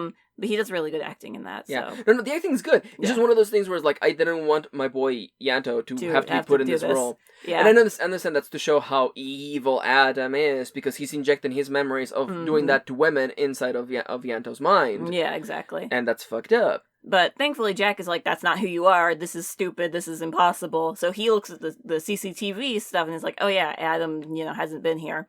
So when he confronts Adam and he's like, I know that you're not a member of Torchwood. You put ourselves in our memories. As he's about to basically retcon himself, he's like, Adam goes, okay, let me help you. I can dive into your past, help you remember the last happy moment with your dad. Because in this episode, Adam basically is like, Jack, you can rely on me. I'm your bud, yo. What's troubling you? And because of all the memory shit that Adam has done in everybody's brains, Jack is like remembering the day that he lost his brother. Yeah. So this is the big overarching plot of it's true. Jack was on his home planet. Aliens who came in to invade for like slaves essentially came to the planet. Jack and his brother are running. They're trying to get away, and Jack gets under a tree and he realizes young Jack, and he realizes that he's not holding his brother's hand anymore. So he searches for him, but his brother's just gone, and his father dies as well at that point. Yeah. So it's just him and his mom. And so Adam goes, okay, I can help you remember the last happy memory with your dad. So he helps him, he touches his shoulder and is like, okay, remember, it was all sandy because their planet is all like sand, basically. Yeah. Remember this. And then inserts himself into the memory so that he can't get forgotten. He's like, oh, I want to play too. I'm Adam. And then, it switches like to the dad and is like, why are you being an asshole to him? And then it switches back to Adam, who's not a kid anymore. He's now the adult Adam that we know. And he's like, yeah, don't be an asshole to me, young Jack. Yep. So essentially, Jack's like, you're tarnishing my memories, you son of a bitch. Yeah, so Jack, unfortunately, must now forget again that memory, that last happy memory of his dad playing ball with him and his brother Gray, in order to defeat Adam. So, at the end of the episode, when he sees the box that started all this that Adam was in, he empties it and there's just sand that comes out. And you hear the laughter of young Jack and Gray in the background. And Jack's like, well, that's weird. And that's where the episode ends. And isn't that a satisfying ending where nothing mattered in the end and we're never gonna remember this? It's the same thing in that JoJo episode where like only one character remembers and everyone else is like lol. No, everyone else literally doesn't remember what happened and it's never mentioned ever again because of course it won't because only one person remembers. Yeah. And like I really dislike endings like that. I really do. Because it just kind of undermines like all this tenseful shit that happened. Yeah, never did happen. Matter. Never did happen. Yeah, the truth is that this episode actually didn't happen. Yeah, and when the takeaway for an episode is like, well, nothing here matters because it didn't happen. It doesn't leave you feeling good. Like it didn't leave me feeling like I had spent 48 minutes in a useful way. I do say. I like a lot of the ideas that this episode has. The fact, a memory monster, essentially, who lives on I like that. Being memories. And I like that, like, he tries to justify it. He's like, oh, look how much better I've made everyone. Because Owen has become, like, a lot less cynical. He's, very kind-hearted. He's, like, thirsty for Tosh. Yeah, Tosh, unfortunately, the thing that happens is that Adam and Tosh are in a relationship, which is non-consensual because Tosh did not agree. Yeah. She doesn't even know this guy, which is really uncomfortable. But he's like, oh, but Tosh is happy. She's finally in a relationship. Like, So Adam is Wayne forgot about Riz. It's fine. Like, great. Yeah, like Adam's trying to justify, look how much I've helped your lives. You don't want to get rid of me. And I really like that idea of like, That's true. Can you live with, these memories that have been implanted, or do you want to go back to how things were, even if they might be worse? Like... Right. I like the ideas, but again, there's some faults. And also, this episode does not have to end like it does. There's a way to actually defeat that monster. Do you want to know? Okay, go for it. Okay. So everyone still gets retconned, right? Yeah. Everyone is still gonna forget. But to not have the 48-hour gap, what they should have done. And I know that this is asinine. I know to be like, actually, if you blink one eye at a time, the whipping angels that can't do shit, and that's fair. But just like I feel like they could have still done this and it would have made sense. You misremember. Like I feel like this would have been them battling the monster. You create a written account of what actually happened, right? But then you change details and you misremember the monster. Like you never call it Adam, so you don't remember that identity. You misdescribe them so that they don't exist as they were. And I feel like this is kind of like this would have been the culmination of like your power is memories. If we misremember you, do you still exist? Will you still exist? Will you still have powers if we remember you as being a pitiful nothing thing that couldn't do anything to us? That's fair. And I feel like that kind of resonates with the whole idea of like, words being power. And like, if there'd been like, these 48 hours ago, a pitiful little bitch-ass alien altered our memories, but we totally defeated it, did this badass thing, and Owen did this badass thing, and Yanto totally like stumped it on the ground and spat on it, and it's to exist. And Gwen forgot about Reese. Yeah, and again, that's the thing. No, like I feel like they could have been like, and once we defeated the creature, we realized that to prevent it from coming back, we would erase our memories, and that's what happened. And I feel like that would have completely destroyed Adam, and we would have had a thing where like there's continuity, and this episode actually matters, and they would have had power over him, other than I gotta take the pill to forget the last 2 happiest days of my life. Right. Mm-hmm. And I will admit, the biggest problem I have with this episode is Reese. Yeah. We don't ever address what happened after. We never address, and it's weird because we have something borrowed coming up in like 3 episodes. Yeah, because like Reese obviously is like, yo, what the fuck happened to Gwen? She doesn't remember me. Yeah, it's like Gwen's gonna come home for that night and be like, so I just forgot the last 48 hours. Why would Reese not then explain to her what happened, including like about Adam? Because I think he met Adam. I'm not gonna lie to you. This to me totally feels like a casualty of like rushing to get the plot out. Yeah, where like now that like we're done with the introduction and that like we want the dramatic thing with Reese, but then we don't want to address that because that takes time. Yeah, and that to me that's a failure in the writing. Yeah, and especially like you're super right. Thank you for reminding me that like we never address the thing with Reese. Like we never address it again. Yeah, and that is absolutely a plot hole. That it's absolutely straight up bad. Yeah, it was not thought out well. Yeah, there are things we like about this episode, but like there's a lot of weak writing. So what do you think about my solution? I think it would work. I wonder like yeah, I don't know if like if they would be like, as long as Adam somehow exists in a memory, like, he can continue causing havoc. I guess my question, and again, we don't explore the powers of the memory monster. It's true. But it's like, so does Adam have to he's clearly self-actualizing, but in order to continue to live, does he have to exist how he sees himself? Or can he be remembered in any way, shape, or form, and that keeps him alive? Right. And he does show up as as a child. Yeah, but to me that felt more like a guy's. Yeah. As opposed to like, because then he sees himself, he shows up as his adult version. Yeah. So it's this thing where I'm like, again, the story is moving too fast to address how the creature works, and let's remember again, Torchwood is not ready to battle memory monsters. No. So and I will admit that like the conclusion of this plot is I have to erase my own memories, and no one's happy to do that. No one is like, or like. I think Gwen is the only one who's like, I'll do it. Yeah, like to me, like it felt like there wasn't a lot of agency there. Like everyone kind of gets forced into the choice. I do like that quiet scene where they're all in the conference room. Yeah. And Jack like slowly gives them each the pill and is like, patting their back and is assuring them that he's there for them and stuff. Yeah. I like that moment. I like that. There's a lot of things I like in this episode, but I think it's just clumsily written. Yeah. And I'm gonna say this right now. Mm-hmm. Changing the program, adding Adam into the OP was genius. That was so good. Smart. I really like that. Yeah. And again, there's a good episode here. Yes. But it's a little bogged down. It's a little bogged down. And you know what? Some faulty writing. You know what? Let's call it like it is, okay? Mm-hmm. I know that we're being critical of Adam. Mm-hmm. But that's because we really actually like this episode. Yeah, we like a lot of the things that are in this episode. Like from my point of view, there's a notion of difference between Adam and Sleeper. Yes. Like I did not like Sleeper; it made me uncomfortable, and we chatted about that for about 20 minutes. Mm-hmm.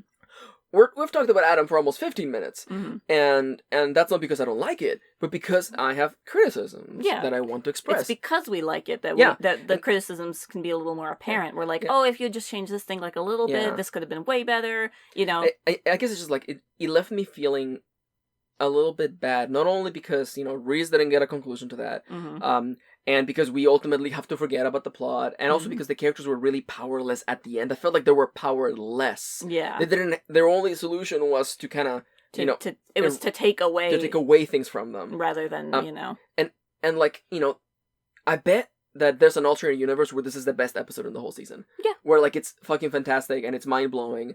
And other science fiction shows have an episode like Adam where a character shows up in memory and everyone has to figure out how to fucking, you know... How to beat it. How to beat a memory monster. Yeah. You know? Yeah. No, 100%. Like, again, this could have been so much better. It's just these little shortcomings that kind of hold it back from being, like, really good. Yep. Let's talk about Martha Jones. Martha Jones?! Yo, I forgot she was in the season, I'm not gonna lie. You were not the only one. Episode 6, Reset, written by J.C. Wilshire, which originally aired the same date as Adam, honestly. February 13th, 2008. So, Kitty, on this episode... Martha Jones is back! Yay! It's Martha! Woo! Woo! Woo! Woo! Woo! Woo! Woo! Woo! Woo! Woo! Anyway. Martha Jones! Martha Jones! So... How does she even... I think Jack calls her. Jack calls her. And is like, yo, there's some weird medical shit going on. A bunch of people are dying in weird circumstances. No. People are dying, but they can't find anything wrong with them. No, I think people are dying, but they're, like, taking the bodies before. That's true. Yeah. So they find a death in progress, and there's this alien bug. Wow, the details of this episode are super, like... blurry to me. Other than the last bit. I'm going to tell you why. This is the opposite of a dense episode. Yeah. Not a lot happens in this episode. Yeah, the last bit is really clear in my mind, but this first bit is very unclear. At the end of the day, there's a weird thing going on. There's a weird alien wasp thing that grows inside people's tummies, and they call Martha Jones because they discover that a company has been using this serum to try to cure all the diseases. Incurable diseases. Yeah. Like diabetes, and HIV, all that. The only problem is they fucking die. Yeah, so. The only problem is that they're still testing it, and when you take it, you die. When you take it, the little alien grows in your belly and then kills you to escape out. So the company has been sending out assassins to kill the people who have been part of the test before they burst into more bugs. And and then the bugs infect more people. Now this may make it seem as though the big evil corporation knows what's best. They don't. No. So evil Doctor Man.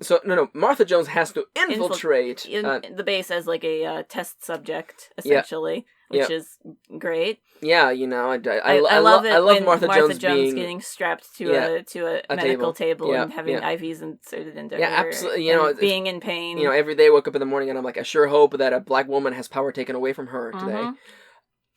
So Owen comes in to save the day with this new machine he's been fiddling with the entire episode, which can look at things inside of things and zap them out of existence, except he's really bad at it at first.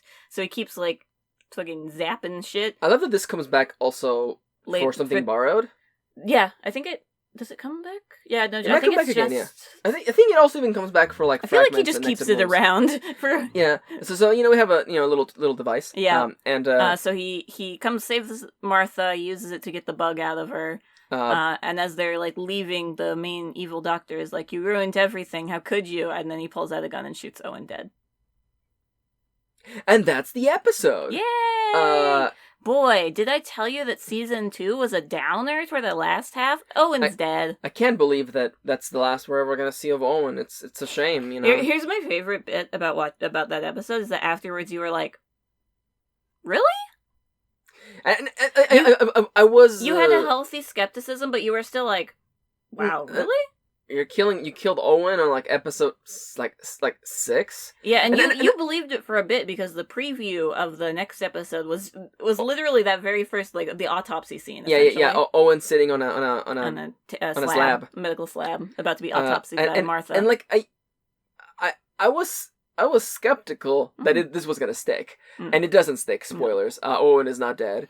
He is, but okay. He's still around. It's fine. I bet that when they were writing and talking about this news, they were like, oh yeah, or when it came out, it's like, yeah, Owen is dead.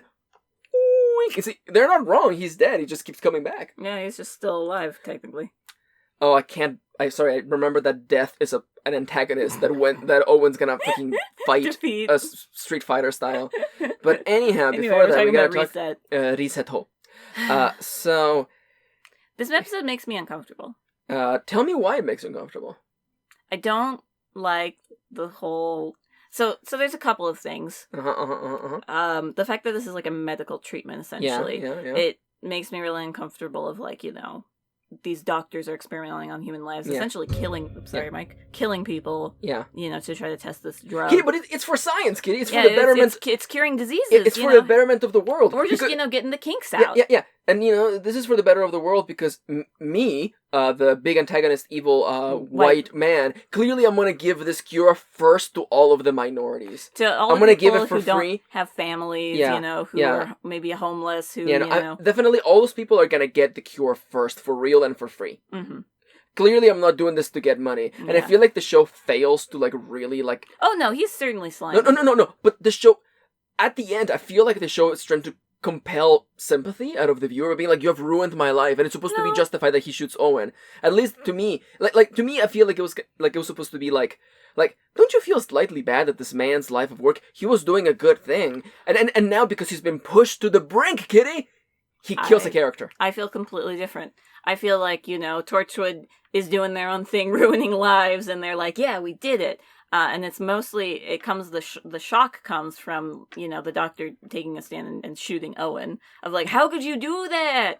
Like more, I didn't feel at all sympathetic to the doctor. That's fair. Yeah. And it's weird saying that, because for a second I'm like, the doctor? No, imagine if Tennant was like, I've been experimenting with all these people the whole time. This is what Tennant sounds like in Max's head. Apparently. Hey, Martha. I never actually gave you the key or invited you to the TARDIS, but it's fine. Donna's gonna get it on the first episode because, fucking... He gave her the key, just didn't give her a good moment to give her the key. Anyhow, we already ranted about Martha Jones, so let's rant some more about Martha Jones. She is underutilized. She's underutilized. Jesus, I like the cool tech that they have of the contacts. Yeah. Oh, right. What I was saying. Sorry, the uncomfortable thing. The medical field. Essentially, experimenting on people.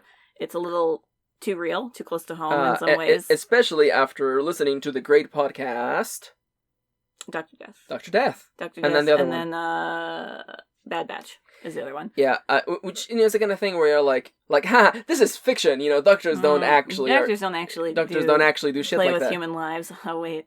And having a lot of experience in the medical field myself, it makes me very uncomfortable to think that, everything that doctors, the Hippocratic Oath that they've taken, can be for naught and can just be, I want to make money. Yeah. The other thing is, of course, the torture or the amount of pain that we see Martha Jones in. Yes. I really hate that trope of something in the stomach that bursts out. It creeps the fuck out of me. It's I don't know. No, it's okay. Here we go. Calling it. It's a weird sex thing. It's a weird sex thing to have the deformed stomach. It's a weird sex thing. That's and I feel like J.C. Wilshire is fucking it's a thing where some bullshit slides in when you're like, hey, we don't have to have it like this, but what if I facilitate a scenario where my weird ass kink happens to show up? Quentin Tarantino on feet. It's like it just happens to show up every time. It's. I think it's also like an offshoot of the mystical pregnancy kind of trope the Immaculate Conception. Yeah, not the Immaculate Conception, but forcibly pregnated by an alien. Oh my god, it's true. Yeah, that makes me really uncomfortable. And it's another weird power thing where it's like I'm going to inseminate you without your consent. Yeah, and welcome back to Dango Duo! Martha Jones being robbed of agency and power. Yay! I sure am glad that a black character showed up today to be strapped to a bed and be in physical pain. Don't worry, the next episode she gets old. What? Okay, fuck this show. Fuck this show. Fuck this show. I completely forgot that all Martha Jones does the next episode is just be old. Get old.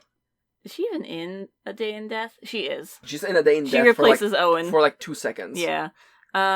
Which is we'll talk about that next week, but next time. Next time for us, not for you. Timey wimey bobbly wobbly. Reset. Why? Oh, it's called Reset because that's the name of the drug. Yeah, the name of the drug. It resets you to your factory standards of no diseases. Yeah. Even though people are born with diseases. Yeah, no, never mind that, Kitty. Again, I just want to slide this again under the door. Mm-hmm. I don't feel like the show did a good job at just pointing out, they're doing this for money. This isn't just to fix the world.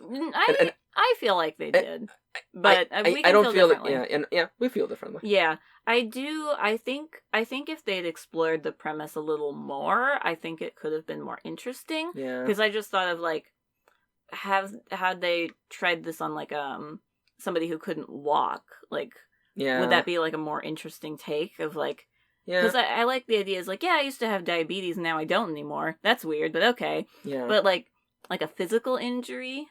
Like, if we had explored the effects of this drug a little bit more science fiction-y in that way. I also feel that, as you're pointing out, the more that we analyze the setup, the flimsier it becomes. Yeah. Because it's this thing where, like, well, let us not overlook the fact that some people's factory conditions lead to them eventually developing conditions. Or coming out. Yeah, and also genetics and all that stuff. It's like, what, are you also just wiping my genetics to the... the bad genetics. To whatever, quotation fingers... the bad genes, or taking off the bad genes, because then we're straight on heading into the really gross... into eugenics. Yeah, right? Like, who gets to decide what right genes and wrong genes are? And even though, I am predisposed to developing diabetes, would you, wipe away the genes that... Like, I have a gene that's a marker of my arthritis. If you take that away... does that mean I still have arthritis or not? It's kind of one of those things. Yeah. Like, my gene marker, this is a weird thing. My gene marker doesn't mean that I have arthritis, but it means I'm more susceptible to it. Yeah. So... It's like EVs. Yeah, basically. Genes are just real-life EVs. It's true. So, like, if they had explored that kind of more, I think this could have been a much more solid episode. But, Kitty, JC Wilshire here. I want to have a woman with a forced pregnancy, so we're just gonna... No, Max. That's later in the season. Who wrote that? Phil Ford... I like that episode, but I like that episode, but like it definitely it's that sci-fi trope. You think J.C. Wilshire and like Phil Ford were on the same kink forum? Yeah. They were like, yo, can we both? What if we both write an episode? Hold like up, this? are you Baby Bump 79? I'm Baby Bump 69. Yo, you're also writing Torchwood. Yo, want to put some kinky ass shit in this season? Oh hell yeah! I bet we'll get it by Russell. He's a kinky boy. Why would you do this to my... Actually, he's not my boy. Russell is not my boy. He's written some good episodes, but he's also allowed some bullshit to happen, like in this season. Yeah. Again, I think this could have been a better episode had they actually had time and not had it more about, because I like the mystery of, like, what is happening. Yeah. I guess it ends up just being alien juice, though. It ends up being alien juice. I almost feel like this could have been a two-parter. Honestly, I mean, like, I think technically, so. No, because the next the plot ends in this episode. So I think this could have been a two-parter, and they've never done that on Torchwood. Yeah. Also, sorry, it's hard for me to pay attention to you when there's this glowing, burning neon sign above your head that says "mixed bag." Yeah, you're not wrong. Very mixed bag. Very mixed bag. That actor who plays the Doctor is, I think, famous. He did a good job. His creepy, assistant, pretty good, too. Again, I'm just trying to find the good in it. Don't worry. I'm sure that on the next episode, Martha's going to have a lot of agency, and she won't be robbed of her power, and, she will be a driving player. A strong female character in the next upcoming episode. Episode 7, Dead Man Walking, written by Matt Jones, which is It aired February the 20th of 2018. 2008. But we're further in the future than we thought. We're so far in the future. So I know that we're supposed to be talking about Dead Man Walking, but that episode is lame as fuck. So instead, you want to catch up with the viewers on how the world's going on? The world's on fire. How about yours? Please, I don't like it. Please stop. By the way, I want to let you know, editorial note, I have been editing the episodes. You edited season 1, or series 1 and series 2. And the tier list. And I gotta say, if you're still listening, thank you for tagging along. It's hard listening to myself, especially when I do tons of stuttering. That's fair. But I am doing my best to minimize that, you know? Hey, I just get very excited about talking about humans, stuff. you know? We are fucking humans, I mean. Well, I sure hope we're not fucking anything else. Not like Jack. Wink. Wink. I don't feel comfortable going into that wink. In part because of my eye. Yeah. But anyhow, so Dead Man Walk. Is there anything else you want to update? We today in real space time, the day we're recording this is the 23rd? 23rd of July, 1969. We've traveled back in time. We've traveled back in time to go forward in time. How are we recording this for YouTube? Don't ask. Oh, man, you don't want to see the big, timey-wobbly machine we have built. Mm-hmm. So yeah, world's on fire. You know, the usual. Dead Man Walking! Dead Man Walking! In this episode, in case you forgot in the previous episode, Owen fucking ate shit and died. But don't worry, Jack has a plan. He says, I'm not ready to say goodbye. So he goes, and he finds the other risen mitten. Yep, the other risen mitten. I remembered what it was called. I reached into the morphogenetic field and remembered what it was called last night. And I was like, it's the risen mitten. The risen mitten. Yeah. He grabs the other one, because, they destroyed the first one after Susie, used it to suck all the life out of Gwen in the last season. And they bring Owen back, and they're like, woo, we get to say goodbye. And Owen's like, what the fuck? I died. Sorry, girls. Smack their cage. It's like, what the fuck, you guys? I was dead. Jack? I was dead. I was happy to be dead. Yeah, then we had some kind of, large character-based event happen in the story, and surely hope that we don't immediately undo it on the next episode. Whoops, we immediately undid it. And then, as it's, about time, everyone's like, oh, they only usually last like a minute or whatever. Owen just doesn't die. He just doesn't go back to dead. So, and in here lies a couple of issues. We never really explain how Owen works as a dead man walking. Not really. We spent a bit of the episode with him kind of freaking out about the fact that, he's dead. He's not a member of Torchwood anymore. And there's something inside his body. Yeah, there's... No, because you're thinking of the next episode. Am I thinking of the next episode? You're thinking of the next episode. Where we explore, what the fuck is going on with Owen's bod. Okay. Yeah, you click on this episode. This is the episode where Death comes around and Death is possessing Owen. I know. But isn't Dead Man Walking the one where he jumps into the... Nope, that's Day and Death. These two episodes are so... They're the same fucking thing. Never mind. So something's possessing Owen and he's like, I'm bad. I'm bad. You gotta freeze me and store me away forever because you can't kill me. You can't kill a dead man. Yeah, freeze me forever. Yeah. But shove me into that corner of the closet where, we put all the things you don't want to look at. That's fair. Can you fucking open this episode? Because I'm trying to remember how we get to the hospital. So I believe that... Man, I remember there also being children involved. They go to a children cancer ward. Okay. Wikipedia, I have a question. Is Owen an alien hunter? Because this is... The description says, in this episode, Death uses the recently undead alien hunter Owen Harper, played by Bern Gorman. I thought it was Goodman. Oh, Gorman. Look at that smile. He's a fucking nerd. Okay, look at that smile. Yeah. Everybody, go to the Bern Gorman Wikipedia page. Look at this image, and I want you to picture. Okay? Oh. There's I'm playing a level really 5, badass. A level 5 paladin. I would like to lay on hands. He's only 45. It's funny because he looks like he's been an old man for the last 20 years. You're not wrong. Anyway, so as a bridgehead to come through to Earth for Death to come through. Death seeks to take 13 oh, fuck, I forgot. Okay, so I want to say this right now. Is that from, fucking Mesopotamia? No, it's a completely made-up bullshit thing. Or maybe... No, it's old school Cardiff, that's what it is. Death appeared many years ago in old school Cardiff. I was gonna say, it's a made-up bullshit Cardiff thing. Yes. Scroll down to the plot area. There is a bullshit made-up Cardiff story about how Death came once and it took 13 people. Oh, no, it took 12 lives and stopped before it was able to... the 13th because of a young girl. No, because the time went off and it's like, I gotta go back home, I only, gotta go back to the death plane, I got my family and 2.5 kids and I gotta, help them with their homework. It's true. So, because prophecies, which is absolutely not a tired trope that I absolutely despised, they figure out that Death is going to kill 13th people, or if it manages to kill 13th people, this time is just gonna take over the world. Yep.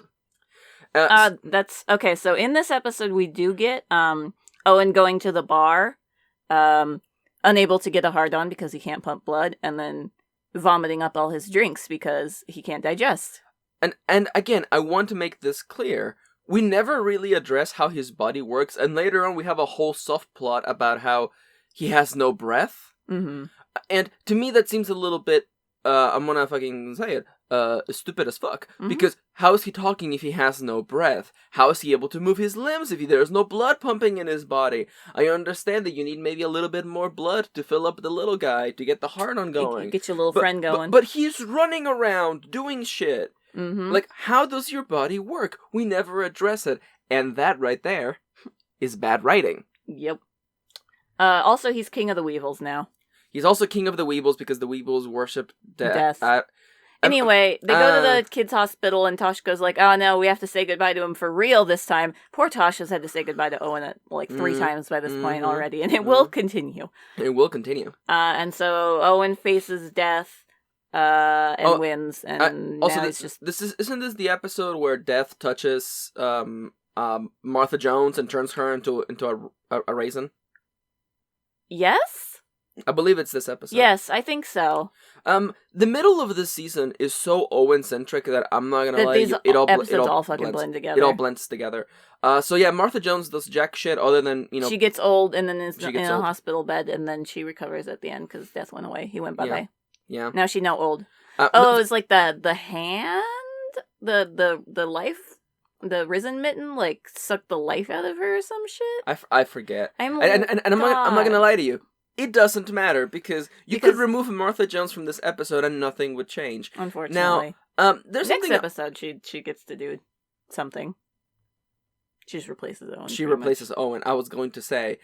So I want to say something because I've talked about this in the past before. Torchwood is not prepared to handle, aliens in general. Yeah. The concept of death is a little bit above their pay grade. Yeah. And it's one of those things where in fiction we have and listen, as human beings who happen to be mortal, some of you, not me,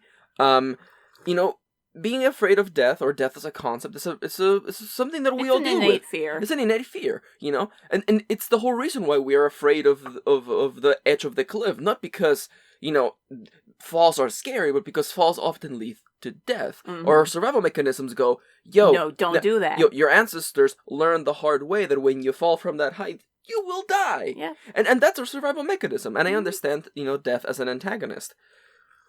That being said, when it's not explored and it's just like, it's death and it looks like a skeleton. But don't worry, this girl who has tarot cards, makes the prophecy. Why would you remind...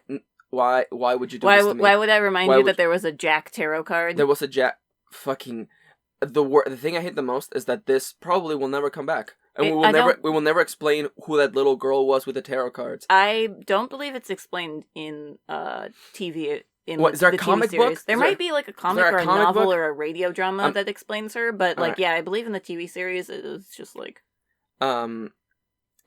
Sorry, I'm feeling this negative energy churning in the pit of my stomach. It's one of those things where it's like, if you want to get the full plot, you gotta read the side material, or as it's also known... Final Fantasy 15. I was gonna say, or as it's also known, to get your passing grade, you have to do more work during the summer, which is not what I aspire to. I aspire to make the thing that you read be the thing that gives you all the information. Also, and I feel like there's someone out there who really wants me to touch on this point because I've addressed that before. Persona 3 and Final Fantasy 9 are both games that deal with facing the ultimate concept of death as your antagonist. Mm-hmm. And I think many Japanese RPGs many Japanese RPGs do that. And I mean, some might argue that that's the whole impetus of Final Fantasy 7, but I disagree. I disagree. But in 9 and in Persona 3, it's literally death is the final boss. Mm-hmm. And in both of those instances, it comes out of nowhere, it's not explained, and I think that that's literally the weakest part of FF9. Yeah. The fact that, like, and by the way, anyone out there, I can feel it. I actually like the way that it works. Did you also know that they scrapped Hades was supposed to be the final boss in FF9, and they scrapped him at the last minute, and then they just went fucking Necros. Necros is the bad guy. Yeah. And that's bad writing when you scrap the final boss when at you the had last been minute. planning for one thing and then suddenly have to improvise something else. That's bad. And then they're like, oh fuck, what do we do with this Hades model that we made? And I believe the Hades model that is still in the final boss room, in the data there somewhere. And what I'm trying to get at here, other than just, haha, remember that one time we played FF9, or I played FF9 twice. Didn't I play the second time? No. Well, I played it. Yeah, I was with you the second time. I know. I thought I used the control. I did the controller. Oh, I mean, we played. Yeah, we played it together. Yeah. You're correct. I mostly just sat on the sidelines and went, haha, that thing. That's also, a thing. did you notice this thing we established earlier? But Alexander Hamilton. God damn it. What I'm trying to get at is that Death as the antagonist is already kind of flimsy when it's the antagonist of a whole, 80-hour RPG, and they show up at the last 2 hours. Mm-hmm. And for a 45-minute episode, it's even worse, especially when Death is just a smoky Skeleman. It's just the smoke monster from Lost. And I gotta say it again. Is the smoke monster from Lost the Skeleman as well? No. Okay, but it's just smoke. It's just smoke. And I gotta just make this very clear again, because I feel like we have not underlined this enough. You get the highlighter out. The opening for Torchwood said Torchwood is ready. They are not ready. Not ready. They are not ready for handling the concept of Death as an antagonist. And unfortunately, because Torchwood really isn't ready for this, the climax of this episode devolves to Owen punches Death? Basically.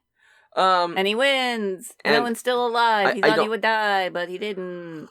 I think it's kind of like the season 1 finale where the death monster tries to suck all the life out of Jack.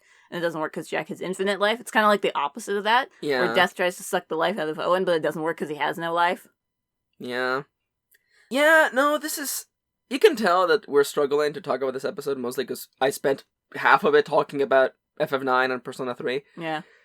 It's okay. It's fine. It's okay, but, this introduces the whole concept of Owen being back from the dead, and being a dead man walking, and that causes way more problems for later. There's a whole kind of... I think it's this next episode. Yeah, the next episode has a whole thing about it. And because we never explain how he works as a dead man... Yeah. We're just kind of... basically in the next episode we'll be told, yeah, your blood doesn't pump, your lungs don't pump air, you won't heal your wounds, No, we don't know how you exist. Okay. Mm. Oh my god, look at that girl over there. Oh, it's just the butt. Oh, no, the face. The face. Oh. Chinchillas, just the healer, so. They're so cute. And, Martha Jones... trying to eat the toy while she's sleeping? She's totally trying to eat that toy while sleeping. She is fucking love this amazing. I love this dumb chinchilla. Big dumb gay. Is there anything you want to freaking say about Dead Man Walking? It's fine. It's fine, It but exists. it's borderline. We're gonna put this at the bottom of okay. Probably. Mostly because it introduces more problems than it solves. Also, Martha Jones does nothing. Yeah, Martha Jones gets old and then gets unold. Yay! Thanks. Thanks. I hate it. A Day in Death, written by Joseph Lidster. Yes, I'm reading that correctly, which originally aired February 27th, 2008. This is the episode we keep getting confused for the last episode, where it's just we follow Owen around for a little bit while he's not working at Torchwood, and he's being a total asshole to Toshko. Yeah, and in addition to this... there's this, overarching... We have one of those, telling the story. Yeah, I'm telling you the story of what happened. And then we flash back to that. And we keep flashing back to the present. Yeah, and he's sitting on top of a rooftop with a girl who wants to jump off. Yeah, and there is a lot of there's a trigger warning for a lot of... There's a trigger warning for a lot of suicidal thoughts and actions. And almost actions, Owen just straight up just jumps into the river. Jumps into the fucking Cardiff Bay. Yeah, just wanting to end it all. Yeah. So, that's where we're at. Yeah. This episode is, again, it's not a series of vignettes, because we're going to get that. Mm-hmm. But it's very Owen-centric. It's about him being dead, and... all the shit he's sad about because he can't do no more. Yeah, and while that's happening, in the background, there's a great show in which Martha Jones is a member of the Torchwood team, and she's now the doctor. The doctor person, but we don't get that. But we don't get that. Instead, we talk about Owen, and he helps them get into this old guy's house who has some alien artifacts because they have body heat sensors, and he don't have no body heat because he fucking did. Yep, because he fucking did. So he infiltrates into the mansion to recover the alien artifact that this man thinks is keeping him alive, but in fact it's not. It's just literally all it is like a greeting card from aliens. I was gonna say it's a It's a postcard from the aliens. No, it's one of those like fancy speakers that have like a light show that also goes with them. Or it's like, when you have a teddy bear and you record like a voice on it. It's kind of like that. It's pretty much exactly like that. Yeah. Your grandma sends you a message. It's beyond the stars. Yeah, it's kind of like, like when you get one of those toys that can record your voice and then you make it say dirty things. Yeah, exactly. Yeah. So... Sorry, you just flashed me back so far back to my interview for what the fuck it's a Kaiba Corp. Oh yeah, when you worked at Kaiba Corp. My interview for Kaiba Corp, I made a joke that was kind of like that, God. I got hired. Damn.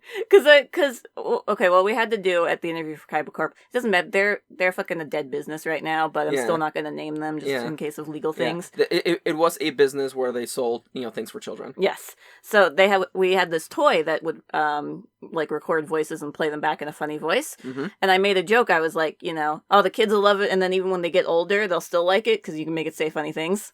Yeah.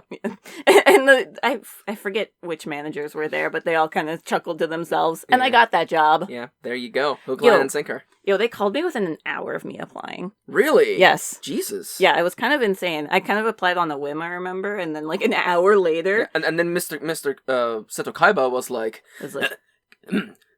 Kitty, that's your name, huh? Alright, well, how much do you know about children's card games? I love Pokemon. You're hired. You are hired. Yeah. I think they even asked, what's your favorite toys or whatever. Anyway, yeah. Sorry, you flashed me back so far back. I am so sorry that that was like 5-6 years ago. Okay, you know what I just did? Mm-hmm. It's that thing in Virtue's Last Reward where your conscience got sent back. Yep, exactly. I had to relive that. Yeah, you had to and then I had to come back. Yeah, so the version of you in the interview is now here with us. Mm-hmm. So, as you can tell, we're really excited to talk about A Day in the Death. Because we are absolutely not talking... It's called A Day in the Death. That's such a bad title, too. Yeah. It should be A Day in Death. Well, it's supposed to be like A Day in the Life. Yeah. But it doesn't flow. It actually doesn't flow. And it's also like... Anyhow.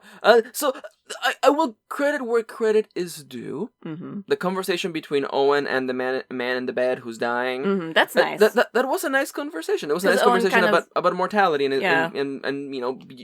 coming to terms with the fact that life we ends. all die. And definitely the performance by the man in the bed was actually very touching. It felt very genuine. I do also like the performance of the lady who wanted to jump off the roof. Yeah. She did a really good job. I liked when we got to hear her story. Yeah. So basically, everything that was around Owen in this episode was good, and then we have the big giant chunk that is Owen. I feel like the problem with this season, and if you look at this at the center of everything after Adam is all about Owen. I mean, and there's something borrowed in there in the middle, which is a really good episode, and it has no Owen in it. It literally has no Owen in it. Owen shows up at the end, and he's like, I'm here. And okay, let's just call it. Mm-hmm. There is not a single episode in this season written by Russell T. Davies. Mm-mm. And I feel like, because Chris Chibnall wrote He was originally going to write the first episode, mm-hmm. But he ended up not doing that, hence why Chris Chibnall is doing it, or did it. And because of that, I wonder, there's no way for me to say this without sounding shitty, but I'm like, what, do you think all these supposedly straight white men just weren't able to come up with ideas for things like Toshko, for characters like Toshko, and Yanto, and Jack to do? So instead they're like, fuck it, we'll kill Owen, but bring him back. Like focus on Owen. And I'm like, I'm not gonna lie to you. Owen is one of my least favorite characters coming into season 2. I'm like, he's interesting. Yeah. But when you make it the Owen show featuring Torchwood, it definitely, I lost a lot of interest. It takes away a lot. I could definitely feel myself being kind of uninterested during this whole episode. Mm-hmm. In part because we had already had a whole episode with Owen, mm-hmm. and then we get another one. Whole episode. And I'm kind of sitting there going like... And this whole episode is about Owen being very depressed that he's dead. Which is funny because we had that last episode as well. Yes.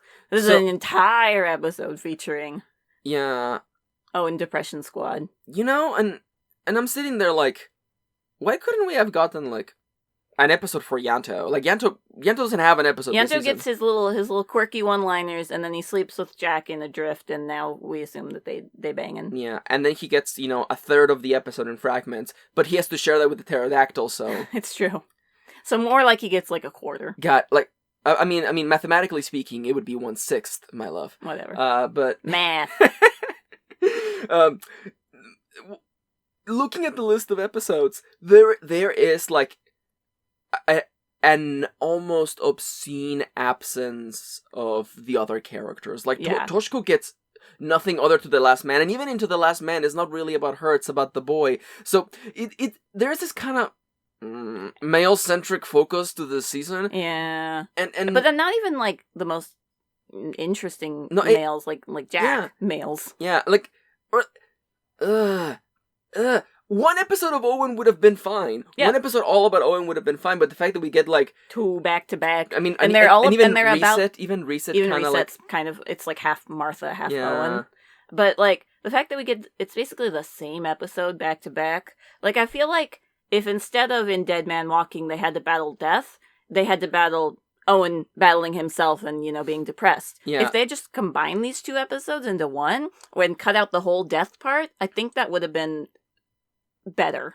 One of the things that we've been kind of talking, especially while we're watching something else right now to not watch season 3 of Torchwood, is that when you have a large cast of characters, I feel like it's wasted if you don't have them team up. Yeah. Like, what if, like, instead of it being like, here's the Owen show. No, here's 3 episodes about Owen. I'm like, what about in this episode it's Owen and Yanto? We have not had Owen and Yanto in the same room talking. For like ever.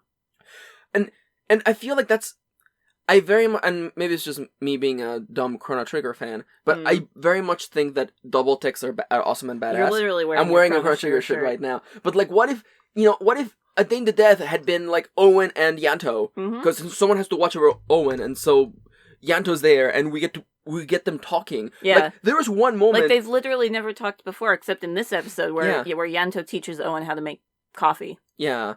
And even then, like, and then Owen's being an asshole about it because he's depressed. Yeah. Which I get it, yeah, he's depressed. That gives him some, not a right to be an asshole, but it gives him more understanding of like why he's acting especially asshole-ish. So it doesn't mean we have to appreciate it or enjoy it. I can empathize with why he is distressed. Yeah. That doesn't justify being an asshole. It never has, and it never will be. No. And that's why, like, in my brain, you just flash me back to all the awful people in my life I've met who, used the bad things in their life to justify. It wasn't always depression, but the bad things in their life as fuel, as ammunition to expel that onto other people. Yeah. And I'm like, congratulations for continuing the cycle of people feeling shitty around the world. You know? Like that's how a lot of like we've been listening to a podcast all about life in prison. Yeah. And that's how like a lot of these cycles get started is like one person is an asshole to another person, which continues that cycle, then that person is an asshole to another person. Like, if you're not actively trying to break the cycle, you're just perpetuating it. Yeah. And oh, here we go. And let us not forget the fact that some people can get away with being an asshole a lot easier than other people.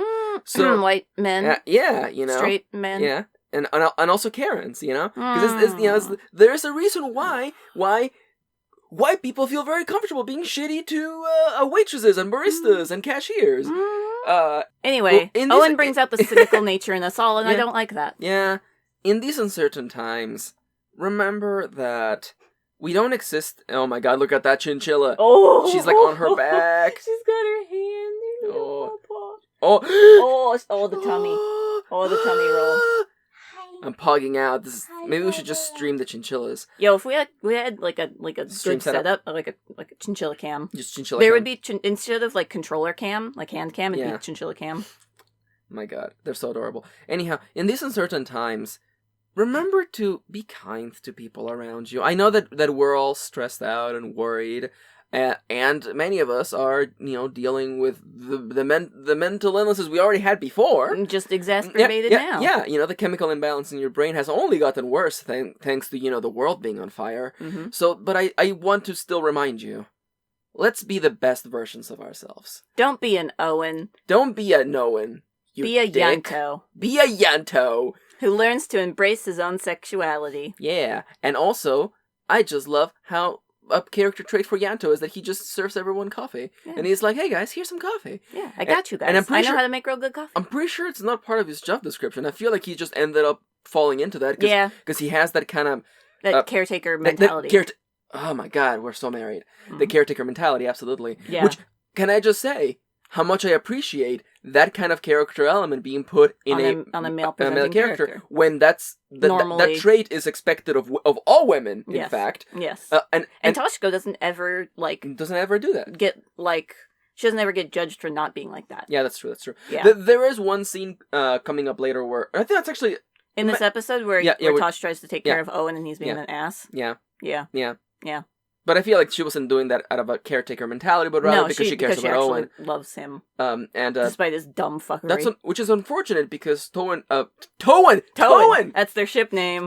Tosh has had absolutely zero character development since Greeks bearing gifts. Pretty much. But anyhow, A Day in the Death. It exists. It ends with a magic show. It ends on a bit of a high note. It ends on the opposite of the downer because he convinces the woman basically, not to complete suicide. Yeah. Okay, now with that complaint, with that positive, here comes the negative. Okay, the way the episode is framed, mm-hmm. it seems like Owen is going to attempt to jump as well. Yeah, and I bet that if we watched that episode again, you would be like, oh, this wasn't revised at all because it to me it never felt like Owen was actually there to help this woman. I 100% agree. But the show frames it at the end as like, oh, I was just here just to make sure that you were okay. Oh, you spilled a little milk. Spilled a little bit of coffee. Let me go get a napkin. Thank you. To me, at the end of the episode is like she's like, why are you here then? It's like, oh, I just want to make sure you were okay. And I'm like, lies. Owen, that's a fucking lie. And I don't think it's Owen lying. I think it's fucking Joseph Lister lying. Mm-hmm. He's being like, yeah, Owen's cool. He helps a lady not commit suicide. Which, complete suicide? Complete suicide, yes. Excuses for that. Yeah, I'm still learning vocabulary. Yeah. I'm not in school anymore, so I don't get caught up on the new vocabulary very quickly. But we can always learn, and we can learn from our mistakes, and that's, there was a whole book that I had to edit because I learned about that language, and I'm like, mm-hmm. You gotta change, and most importantly, it's for the better of the world. Amen. Yeah, absolutely. Welcome back to Dango Duo, the only Doctor Who podcast properly prepared and equipped to talk about social issues such as suicide, PTSD, mental depression, illness, yep, the state of the world, the human condition. Yeah, the human condition. Is there anything else you want to say about the Day of the Death? God, this episode sucks. Let's get to something borrowed, a good episode. I'm sorry, I'm just reading the Wikipedia description. Theodore Rex, also known as T-Rex, is a 1996 buddy cop science fiction family film written and directed by Jonathan Butel and starring Whoopi Goldberg. Though originally intended for a theatrical release, the film went direct-to-video and consequently became the most expensive direct-to-video film ever made at the time of its release. Are we keeping this? Are we keeping? I don't know. I remember, it was a budget of $33.5 million. So Kitty was like, "Hey Max, what was that movie with Whoopi Goldberg and the dinosaur?" And Max was like, "What the fuck are you on right now? What the fuck?" And I was like, "Slow down. You mean Whoopi Goldberg voicing a dinosaur, or was she in an animated movie with a dinosaur?" No, the buddy cop movie involving Whoopi Goldberg and a dinosaur. I didn't realize that the whole thing about his name being Theodore Rex is so you can just call him T-Rex. Yeah. That's fucking dumb. Yep. Anyway, I think will Max from the future put? Will the real Slim Shady please stand up? Please will stand up. Will the Max from the future please put the poster on the screen? That right there. That's 90s energy. The background, the look of dinosaur. Yep. Red text on yellow background. Whoopi Goldberg's all black, cop ensemble. That's not a cop ensemble. Yeah. So, anyway, you're welcome. Today we're talking about Something Borrowed, written by Phil Ford, which originally aired March 5th, 2008. Oh, thank God. The wedding episode. A good episode. It's a good episode. It's a good episode. We are, you know, we do have that trope of a woman becoming pregnant by an alien. Being basically a carrier for an alien baby. Yeah, we have that trope. Which Let's is get that out of the way. uncomfortable. But they mostly play it for comedy, so it's fine. It just so happens to be that Gwen happens to get impregnated by the night an before alien. She's about to get married. Whoopsie. So they have to explain to the entire family by the way, we've been hiding a secret from you this whole time. So they have to play it off that she's actually pregnant. And then Reese is like, but what are we gonna do when there's no baby that comes out? And be like, we just miscarried. And Reese is like, that's gonna break our family's hearts. What are we gonna do? Also, I love that we're both smiling because this is a good episode. I love that, Gwen has her belly is expanded. She's got a goddamn alien baby in her. Like an 8 months looking belly bump. Riz is standing on one side, Jack is in the other, and they're both saying, postpone the wedding. You can't do this. And Gwen's like, I'm getting married tomorrow. I want to marry Reese today. And then everyone's like, well, shit, I guess they're having a wedding. I feel, it's there for comedy, and I get it. But I do think that sensible people would be like, nah, this is not happening. Be like, nah. And plus the fact that the alien mom is out looking for the baby. She's out looking for the carrier of the baby, because in this alien race, the male impregnates another body, and then the female comes out and rips the baby out of the womb. You know, nice bonding family moment. It's just like sorry, I can't remember the name of the fourth Twilight book. It's just like that, though. Why would you throw me back there? Yeah. God. I know. God.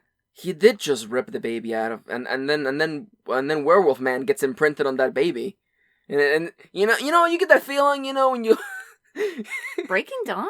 No. Why were there 4 Twilight books or only 3? I'm pretty sure there were 4. No, I think there were 4 movies. I thought there were 5 movies. You know what? It is Breaking Dawn. It is totally Breaking Dawn.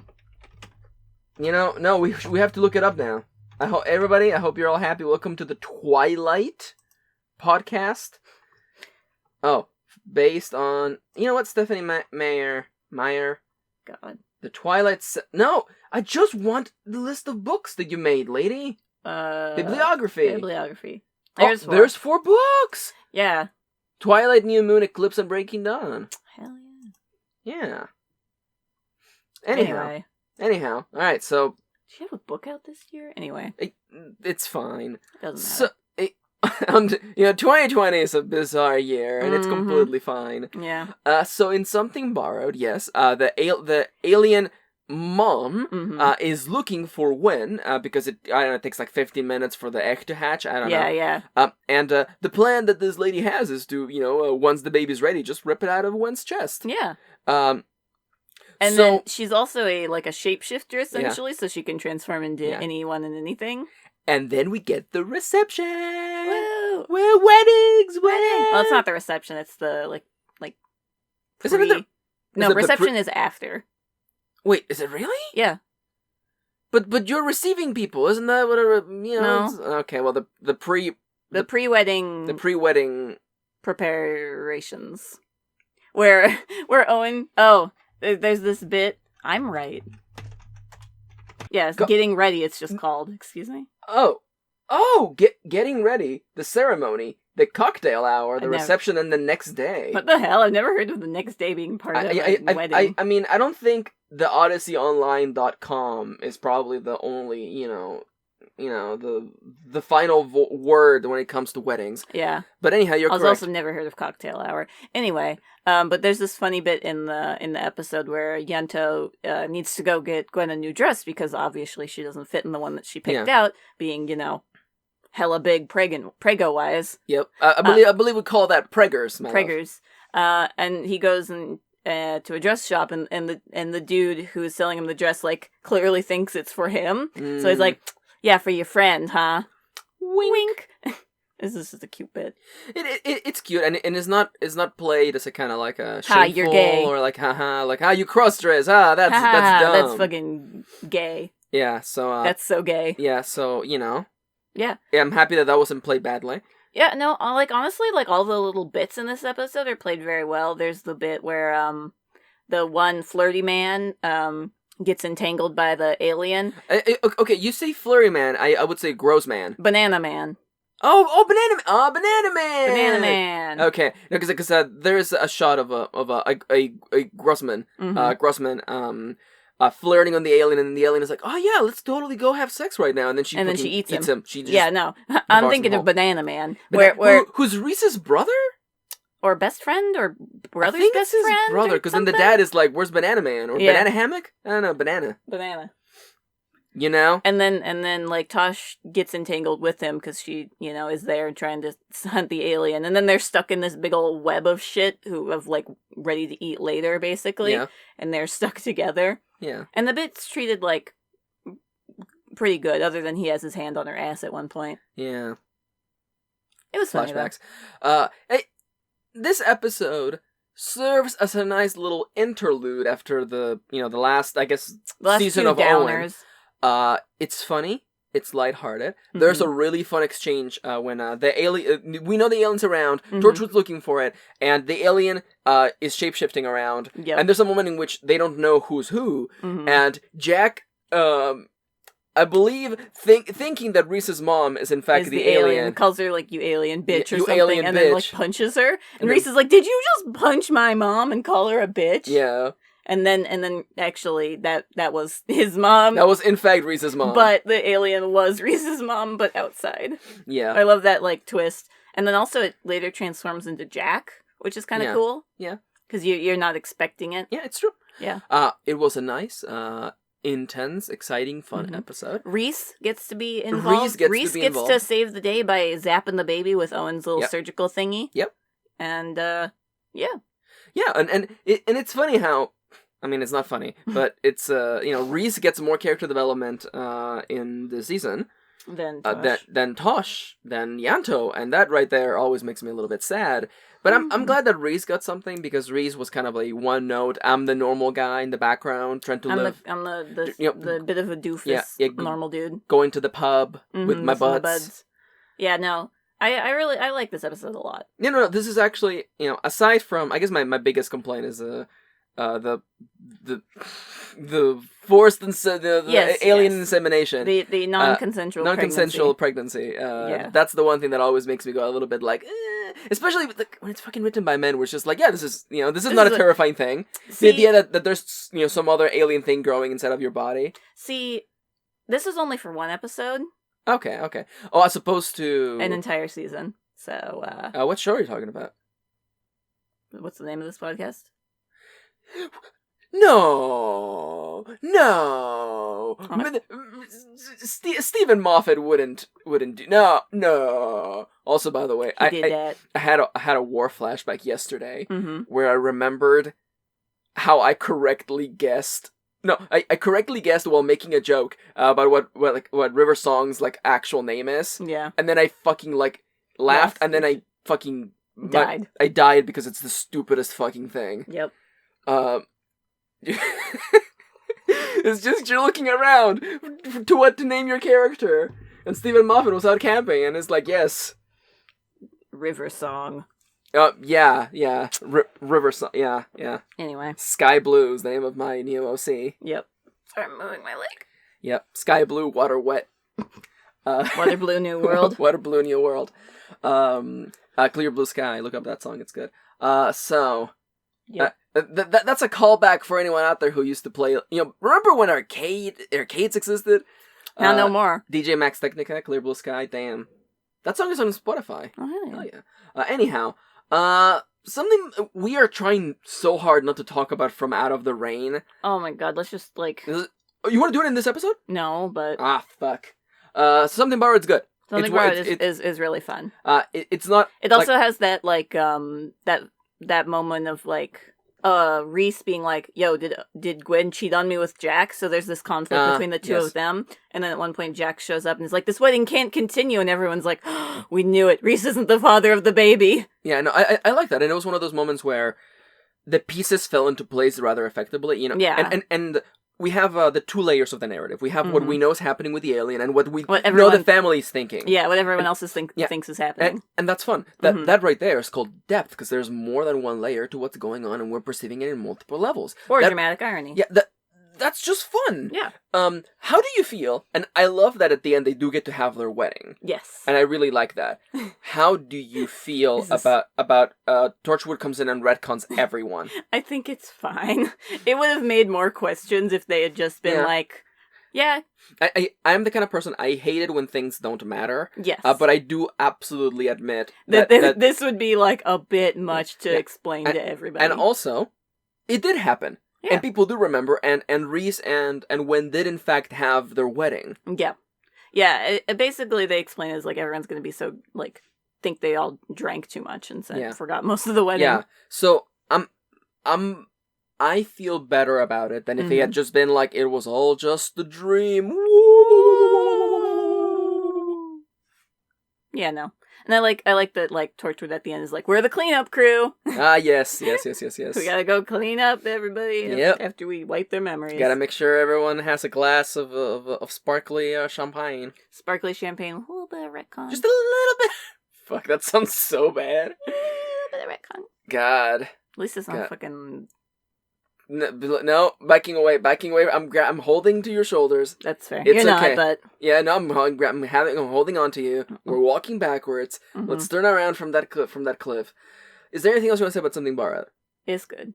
Yeah, it's a good episode. And it's funny because it's an episode about two characters that matter. We have cool character moments for most of the cast. Arc-wide payoffs. Yeah. And, like, funny moments for everybody, and like dramatic moments. Yep. Good acting, and just a lot of good stuff.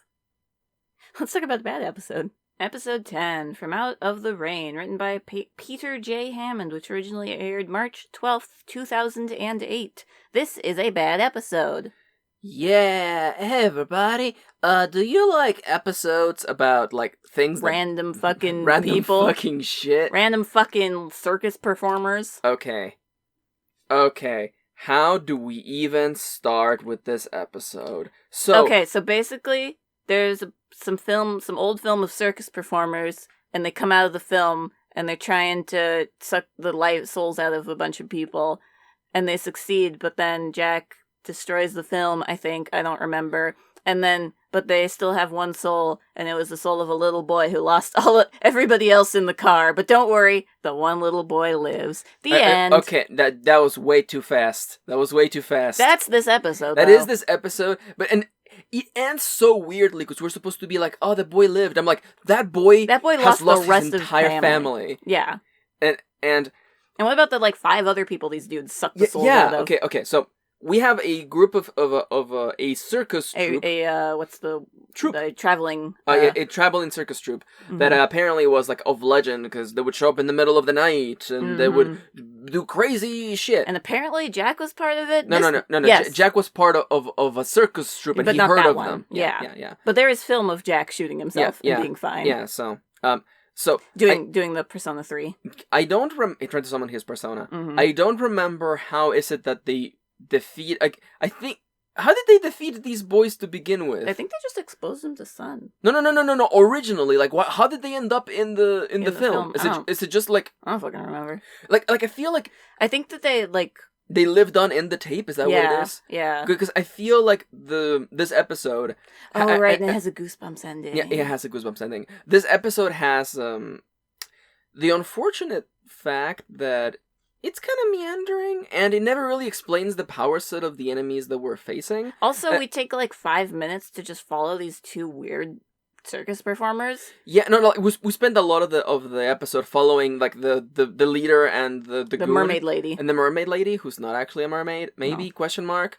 Like, their power sets are never explained. No. And it's so it's not science fiction-y. Like, this is almost like fantasy. Almost, like yeah. it's supernatural. Yeah. It's like, oh, they have a bottle that sucks souls, and they need those souls To live? question mark? And the whole thing is because they have lived on in the film, destroying the film will destroy them? Destroy them. Unless other copies of them exist on film, in which case they have a chance to come back. And that's the Goosebumps ending. That's the Goosebumps ending. It's like, on this roll of film, could there be? Could there be?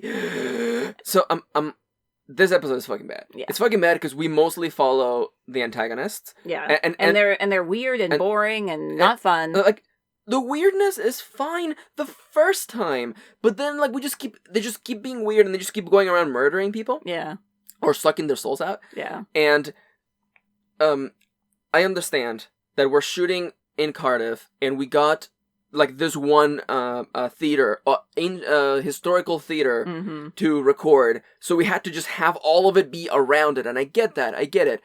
There was another way of doing this episode that wasn't this. Yeah. Yeah. I couldn't tell you what it would be. But... I feel like we could do, like, a brainstorming session, but I want to keep this part short because we have rambled plenty today. Yeah. Like, it's not a page one read, right? Because there's a story in here, but I feel like it was hard for me to be afraid of the monsters because I didn't know what they did. Yeah. And the little power sets that I knew they had were so broad and overarching that I was just kind of like, okay, he can suck souls with his bottle. Oh, yeah. All right. Okay. Can we shoot him? Yeah. Can Jack Harkness jump out of a car with a shotgun and fix the problem? And we don't really address that. Not really. And I feel like this is one of those episodes where we couldn't get everyone to be in one scene at the same time. Oh yeah, because Tosh doesn't do anything. Owen doesn't do anything. Yeah. And like it's like Jack and Yanto, but they're in different parts of the city. Yeah, it's really weird. And it ends up being like Yanto shooting like a light gun. Like he pulls out like the NES light gun and he just like goes pew pew pew pew. Yeah. And then the duck hunt game theme plays. And then we get a stinger episode at the end of like, hey, maybe this random film, this random dude bought at a random yard sale could contain the villains on it. Ooh. The wrong theme. That's fine. This is such a fucking nothing episode. It's a bad episode. Like any episode that you can look at and go, if you remove this, nothing changes. The only thing, and this is the thing that kind of sucks about it, is that this is an episode that tries to give Yanto some character development. Yeah. Because it's like, oh, this is the old theater my dad and I used to go watch movies at. But then it ends there. I completely forgot that line. Yeah, because Yanto's like, he's all about the historical spots and stuff, I guess. I guess that's his character trait. I feel like Yanto is like very much like Cardiff boy. Yeah. Like he's Cardiff boy. Right. Well, actually he's not, because he worked at London Torchwood. I mean, he could have still been from Cardiff. It's true, yeah. Yeah, maybe he came back there after taking the job at that would, London Torchwood. That would make sense after London Torchwood, exploded. Yeah. He went back home. That's true, actually, because his sister lives in Cardiff, or near Cardiff. See, there you go. There you go. He's a Cardiff boy. So, from Out of the Rain... It's bad. Oh, hi, girls. Like, there's this mystery of, like, is the mermaid lady special or not? Like, is she actually, like, magic? And we don't talk about it. And she's just weird. And also, the thing I like about Doctor Who is that every time that something comes up and we're like, is this magic? The Doctor, by the end, goes, actually, it was this thingamajig thing. It was science. It was actually, in fact, those aliens are in fact just made of gas. They're not ghosts. They're not ghosts. And I like that, because it always grounds it. And it brings it back to science fiction. Yeah. And this isn't science fiction. This is just straight up magic. Yeah, Torchwood does this a fair number of times, especially with the fairy episode. The fairies, yeah, that it's so, like, nothing. Yeah. And to me, to me, it makes me a little bit angry, because it takes no amount of work to just be like, here's some weird shit and I never explain it. Yeah. That takes no amount of work. There is no talent, no genius behind that. Making that satisfying, that's where the real work comes in. So just being like, there are circus people. They're weird. To me, and especially reading the writer still, I can absolutely see Phil Ford in the writer room going, okay guys, actually it's not Phil Ford, it's actually Peter J. Hammond, Wrecking Ball. Being like, yo, circus freaks coming out of a movie screen, and then everyone went, ooh, how are you gonna make that work? And then he said, I'm not. Internally, he's like, I have no fucking idea. And like, I feel like there is glimpses of a good story here because they're the glimpses they keep cutting back to. Jack's connection with the Midnight Riders or whatever they're called. The fuck they were like, called. Like, that was the coolest part for me. Yeah. But we don't explore it. We don't talk about it. Yeah, It's just... And Yanto's connection to the theater and to Cardiff in general, not explored. And the idea that, like, people can live on it in tape. Like... Not explored. Not explored, not talked about. Like, what about everyone who's ever been recorded on... Mm-hmm. And what about all these YouTube stars we'll never get rid of? Yeah. Or what about Dango WHO? Maybe it only works on, like, physical film. Anyway. Why? I don't know. Why? I don't know. Why does physical tape somehow has more magical power than, I don't know, the computer that we have that we don't even know how it works?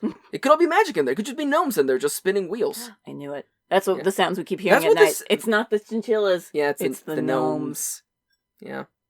So you flashed me back to the first time you slept over at my house and, and claimed that there was a gnome under the couch. There was totally a gnome under your fucking couch.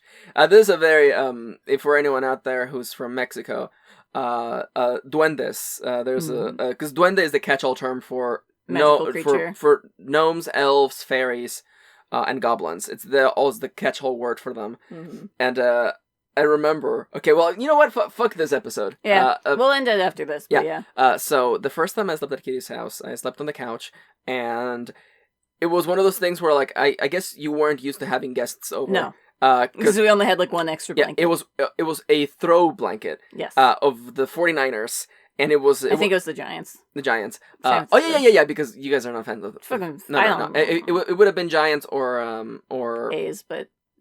Oakland A's. What's the fucking baseball team? Oh, the Oakland A's? No, the San Francisco baseball team. The San Francisco Giants. That's what you just said. See, I don't know jack shit about sports. So there's only two teams near us. See, in my brain, I was like, the ones that are orange and black and the white Giants. Sometimes. No, well, away games. Yeah, the one that had that guy who did the many home runs. Yep, that's the San Francisco Giants. Yep. You are thinking of Barry Bonds. Anyhow, sports. Sports ball. Sports balls is back. My sports. Yep. You know, my daughter, she loves broccoli. She loves sports, and that's why we're here. We go sports. So. Right. My memory. You had one. So I had one throw blanket, very thin throw blanket. Because listen, my dad before I moved in had been a single bachelor for since I was 4, and I moved in at 18. Yeah. So let me just say he was not equipped to handle me, let alone guests. Yeah. So and I believe this was during the winter. Probably. And we had a shitty heater at the time. Yeah, and that my dad would not turn on. The insulation in this house is zero. Is none. We basically live in a shack. That's not true. That's built like a shack. I guess everything's built like a shack though. It's 4 walls, a roof. Yeah, but modern houses have like insulation and like. Well, so I'm sitting on that couch, which is against the wall, by a window, so I have even less insulation than you think. And I have this blanket that does not cover my feet, and the whole night I'm having like the opposite of fever dreams. I'm having like cold dreams. I'm like shivering, and I am. What's that thing where you're hallucination? I must have been hallucinating. Night hallucinations. Because I remember coming in and out of dreams, and I remember hearing this and like under the sofa. This was before I had a cat. Yeah. So I mean, unless it was like a mouse, I don't know. Sometimes we had cats. Sometimes we break into the house. That's the word I'm looking for. It's not. Excuse me? A cat break into the house? Yeah, there was one time when I was really young and I stayed over here. There was like a fucking kitten in the screen porch. Oh. And I had no idea how it got there, but I woke up hearing little tiny meows and I was like, "What the fuck's happening?" Is this my birthday? I let him out because he wasn't our cat. That's fair. Anyhow, I was just like, I don't know where you came from. So I heard this tapping under the sofa, and I vividly remember imagining like a World of Warcraft gnome, like having their own recliner under the sofa and having like a TV, and then like I don't know if I remember them saying like it's like oh, hi there, and I remember just coming in and out of sleep. Yeah, they definitely said something. I remember it said something, and I remember the next morning I'm like, "Kitty, there's a gnome under your sofa," and I was like, "Excuse me." God, that was like The worst night. I was so cold. That was not the worst night sleep of your life, probably, but It's up there. I can't That's think fair. of. I can't think of anything else. that's fair. Anyway, let's talk about another episode. Another episode. Oh, I'm excited. Let's I bet talk it's gonna about be a great one. mega downer, boys. Episode 11, Adrift, written by Chris Chibnall, which originally aired March 19th, 2008. All Ooh, right. it's a downer, but it's a Gwen episode. It's a win episode. Oh my god. By which I mean is the rest of the cast doesn't show Doesn't. up except for Jack. And Owen. What does Owen do in this episode? He gets banged by Jack, and he helps Gwen find... Wait, Owen? Sorry, Yanto. Man, for Wow. a second there I'm like, spicy. You're like, whoa, what'd I miss? Whoa. So what did I miss? So in this episode, Gwen is investigating the mysterious disappearances that have been happening all throughout Cardiff. People just getting sapped out of existence. Yeah. And Gwen wants to find out what's going on, so she... Because this is an unusual amount of disappearances. disappearances per capita. Yeah. Like, that's way too many. And then when she's like, Jack, I'm gonna do this, and Jack is like, don't. No. But then Gwen, No. being But then Gwen, Gwen, she's very stubborn, full heart, she just goes on with the plan. Actually, I think Tosh helps her out at this point. But again, Tosh is like, hi, I'm here, bye. like she walks into screen, picks up her check, and then and then walks out. Yeah. So in this episode, again, Gwen is going around, looking for the people who have gone, connecting with the people who are related, the victims, the survivors of the people who have gone missing. Yeah. And she meets this mother of this young man who disappeared. Yep. And in what has got to be probably the creepiest possible way, we learn that this mom is kind of obsessed about her son. Finding her son. She has been watching tapes of just crowds. Yeah, trying to find her son. She's kept his bedroom pristine and smells it every night and sleeps in it. And sleeps in it and smells it. So, we're there. It's actually very creepy. Like, it's not endearing at all. It's presented like it's supposed to be, like a heartwarming thing, but it's a little weird. In fact, the most heartwarming thing that I found was when she creates that support group. Yeah. And the crowds of people come in, because at first, so basically Gwen's cop friend Andy, I think his name is. You reminded me that he exists and that he has a weird. He has a weird thing about Gwen. Yeah. Anyway, she leaves him at the dock in this episode, so it's fine. But at first it's just them who show up because he's the one who asked her to help out with this case. So at first it's just them who shows up, and then the crowds of people who are also missing, family members, children, loved ones all come in. And that was probably the most touching moment of this episode. It's all these, survivors coming together to share in a collective grief, essentially. I do definitely feel okay, I'm gonna take away credit from this episode. Oh, go for it. Because I feel like the moment where someone is holding a social event and you think, oh, no one's gonna show up. It's true. That's so sad. It's pretty cheap. And then that right there to me is it's not expensive. It's inexpensive. It's not cheap, as in it's playing with your emotions, but it's definitely, I feel like all of us can relate to, no one came to my birthday party. You're right. They did the exact same thing in Love, Life, Sunshine. Yeah. So it was effective, yes, but let's not, forget the fact that it's a trope. Yeah, yes. But yes, so the mother forms the support group, and it is here that Gwen realizes, there's a lot of fucking people missing. A lot more than I thought. And she connects the dots and says, we know that the rift, puts things here in Cardiff. What if it takes people from Cardiff? She connects the dots. She figures this all out. And then she's like, Jack, I've come up with a 5-point plan and a 5-step process in order to try to get these people back and help them out. And Jack's like, no. Also, Gwen's like, by the way, I have filled the interrogation room with shit on the floor and on the walls. And Jack's like, no, take it all down. You're off the case, Gwen. And then Owen sneaks her in, or excuse me, Yanto sneaks her a note, is like, hey, yo, go to this place. Clearly the viewers right now are listening to this and going, well, Jack sure is being shady. I wonder what Jack is all about. And, shouldn't Jack just tell Gwen what's going on so that maybe they don't waste end up at the end of this episode? Yeah, or, they don't waste a week of resources, because I'm sure someone's paying Gwen to not to not be looking out for aliens or something. Yeah, and also like all that paper and ink she used. Yeah, you know, Damn. and you know, she went through an entire stack of printer paper and ink, and you know, And we know like that shit's expensive. rolls of tape to put them all up on the walls and the floor. Like, and also, let's all be entirely honest. She used some push pins, and I'm like, now there's a hole there on the wall. yeah, and that's, we gotta get that fixed. Are we gonna get plaster now? Yeah. So clearly, the sensible solution would have been for Jack, as the boss and the person running Torchwood, to have just explained to Gwen what's going on. Especially before she got super invested. So we have a very artificial kind of plot. And again, for a good while, the show manages to kind of trick you into like, wait, is Jack doing something bad? Yeah. And the answer is no, because he's the main not. character. Of course not. And also, Jack is fucking amazing, and he is actually trying to help these people who have been displaced by the rift. Yeah. If they come back, to kind of help them. Yeah. Attempt to live normally somewhat. Yeah. So what has been going on the whole time is that yes, in fact, the rift drops things and also takes people away, and sometimes those people get dropped back in. Yeah. And what Jack has been doing is that he has a little island off the coast of Cardiff, and he has a little facility there where a group of people are taking care of those who have come back from the rift. With various things wrong, alien things wrong with now, them. A couple points.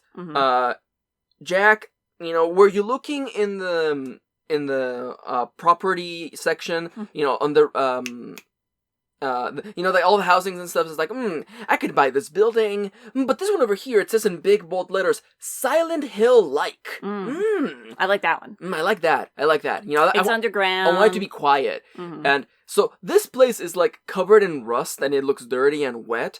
And to me, again, this is not how a mental health facility should look. Yeah. This is not what or any kind of hospital should look like to begin with. Like, it just looks gross and dirty. It looks more like a prison. It looks more like a prison, and I mean, I guess in a way it is. So Gwen learns that the boy she's been looking for is in fact there. Yeah. By the way, of all the people who have gone missing, only about like 21 have come back. Yeah. And there's like 21 people there. Yeah. And again, this is and Jack has been keeping this running and has been keeping it a secret. Yeah.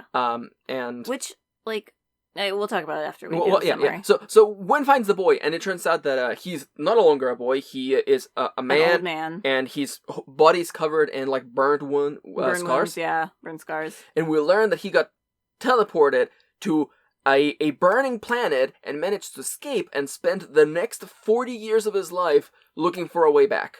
As a slave, I'm pretty sure. Yeah. So he's not the 17-year-old boy he was at the start of the episode. Literally months ago. Yeah, and he's, emotionally and physically scarred. And Gwen decides, you want to meet your mom?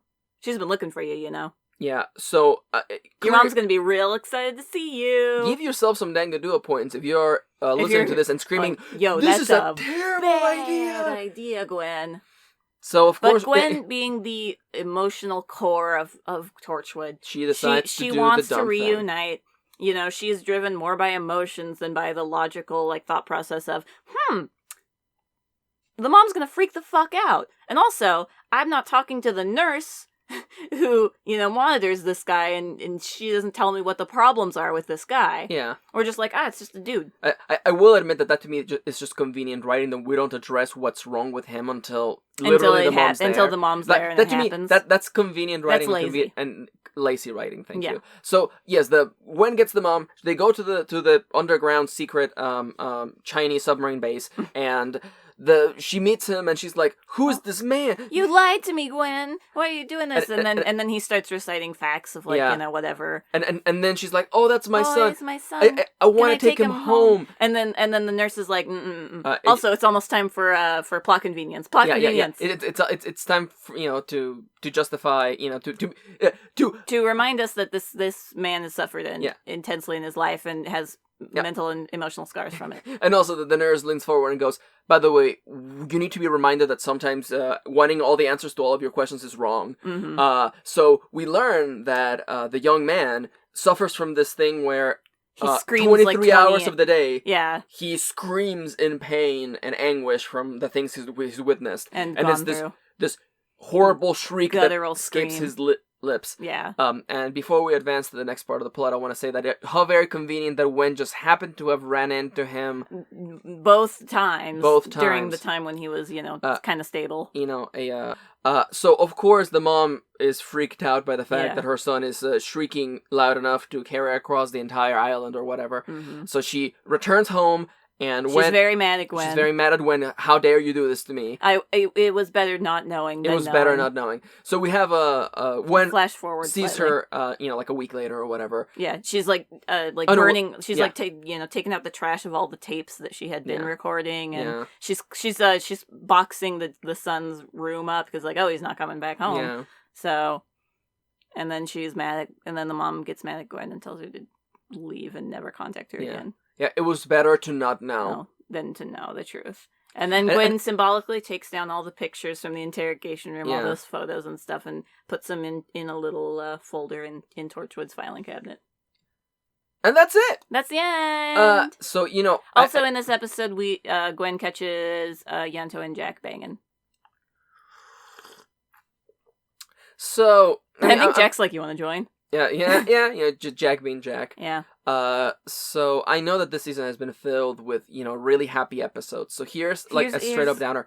To me, this one felt a little bit artificial. Because there's things that I like about this episode, but and even the way that it's handled, there are some things that make sense for how the characters would react. Gwen is this incredibly emotional person who doesn't think through a lot of her decisions. Yeah. She's driven more by, wanting to help people. Her modus operandi is genuine. She really just wants to help people, help them feel better. She says, oh, these people have lost somebody. If I can reconnect them, there's a chance that, they'll be happier. They'll be better off because of this. But she doesn't think through what that means for the people who have been taken from time and then brought back.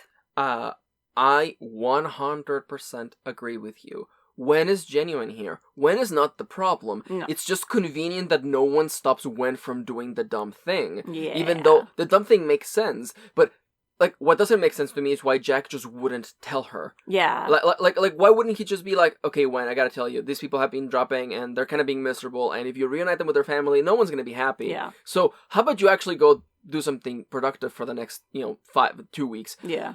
Why wouldn't Jack just do that? Yeah. And again, we know that it's not like a faux pas. It's we know that it's not the worst possible thing because Yanto ends up telling Gwen. Yeah, Yanto knows. Yeah, Yanto knows. So it's not that big of a deal. Yeah, I think, and it's a bit of a plot contrivance, I agree, but I think the reason, he doesn't tell her at first is because she doesn't bring it up at first. She brings it up only after she's invested. And he worries that, because she's invested, she's not going to let it go, essentially. But again, that's a plot contrivance. That is absolutely a plot contrivance. Because, from the instance... Because you've already written yourself into a hole, now you're trying to write yourself out of the hole, when you could just not write yourself in a hole. And remember, the thing that we've talked about is that a human being wrote this episode. Mm-hmm. And Chris Chibnall, unfortunately, wrote himself into a corner. And to me, this is the part where I get a little scared because, he's the showrunner for the 13th Doctor. And and the 13th Doctor is the whole reason we're doing this. I'm not going to lie. It was the 9th and the 13th Doctor. Okay, that's not true. I wanted to experience Doctor Who. Yeah. And part of it for me is the 13th Doctor in the distance. Mm-hmm. And if Chris Chibnall, as writer for these last 3 episodes and the start of this season, leans into these kind of contrivances, what do I have to look forward to? And again, I think it's very easy to say, well, Gwen is a woman and she reacts emotionally because she's a woman. But that's not true. That's her character. Yeah. So, it's not because she's a woman. But I wonder how much of Venn diagram. Actually, no, because Russell wrote the role for her. So I think Chris Chibnall is just following on how Russell wants Gwen to be. This is fine. This is fine. So I'm not super worried about that. But my concern is also why wouldn't Jack have just told her? We could have still had this episode with these things, but maybe it would have been less about the mystery and more about how do you actually take care of this problem? How do you deal with people who have been displaced from time? Yeah. And also the mom was just creepy from the start. Yeah, she's a little creepy. Yeah, the mom was just straight up creepy. Just smelling her son's stuff. It was never. I never felt for 1 second that it was endearing or touching it. Mm-hmm. I thought that it was just kind of straight and strangely. incestuous. Yeah, I guess. Yeah. Like it. I remember thinking of it more fondly when I first saw it, but watching it again, it's like awkward. And like her obsession with her son, like of course I understand, where this feeling comes from, Mm-hmm. but like we never really address what she's doing for a living. How is it that she's still she has a house and all these things in spite of the fact that she's spending every hour of the day looking at tapes? Yeah, am I getting this confused with Children of Earth, where she has another son? Or is it just her one son? No, she only has one son. Okay, yeah, I'm getting it confused with Children of Earth. Because she looks kind of like Yanto's sister. It does, yeah. It's a little weird.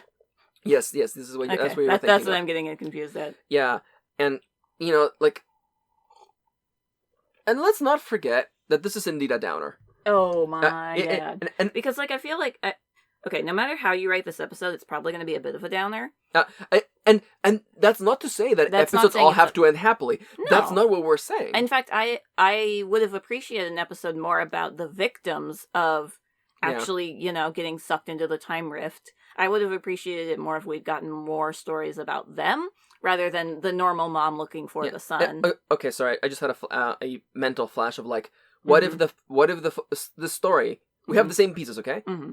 Instead of it being the mystery of what's happening to these people, it's like Jack is like, "Hey, Gwen, I need you to help me relocate this one person," and it's this boy. Yeah, and we see him as the man that he is, and Gwen struggles to not tell the mom. Yeah. Look, we just fixed your episode. We just fixed your fucking episode by one focusing on the victim. Yes. And making it less about. I mean, I guess that's not to say that the mom isn't a victim as well. That's not to say that the mom isn't a victim, but in terms of a show about aliens and alien technology and science fiction, I think focusing more on the victim of that technology rather than the victim of the victim. Yeah. In a way. And it's funny because now that you have reminded me of again. There isn't a lot of science fiction in this episode because it's kind of like something science fiction-y happened in the background at one time. Which I'm fine with. Like, the after effects of dealing with the science fiction, I think that's fine. And I think that's good that they talk about it. But I would have preferred they talked about it more. Because I like this idea. I like that there's this facility that tries to help take care of the people who have been taken from Cardiff in the space rift and then dumped back in. Yeah. I like that idea. I just think it's handled really badly. And again, Chris Chibnall, why does the facility have to look so miserable? Why does it have to look like what people think prisons look like? Mm-hmm. Like why does it have to look like everything looks broken and dirty and wet and rusted? I'm like, why does it have to look underneath the ocean? But and also, you chose to have it be underneath the ocean. Why couldn't it have been like a hospital or like the But it's a secret. It's in the this one hospital has like 3 basement levels that nobody knows about, and it's like it goes from floor 15 to floor 17th, and it's like, what's going on in there? Like, you could have had it be in a hospital. Yeah, because like I feel like, and what I'm getting at is that there is no dignity in that place, in that island. There's no dignity. No, and they are treated like they are victims of something horrible, which is true, but it's not in a flattering way. Yeah, it's not them trying to reclaim what they've lost. It's them living with what they have lost. Yeah. And basically just not like living through it, but learning to deal with it essentially. And that's not that doesn't also, what's the word that I'm looking for? It doesn't give them any agency. The victims any agency. And I was damn it.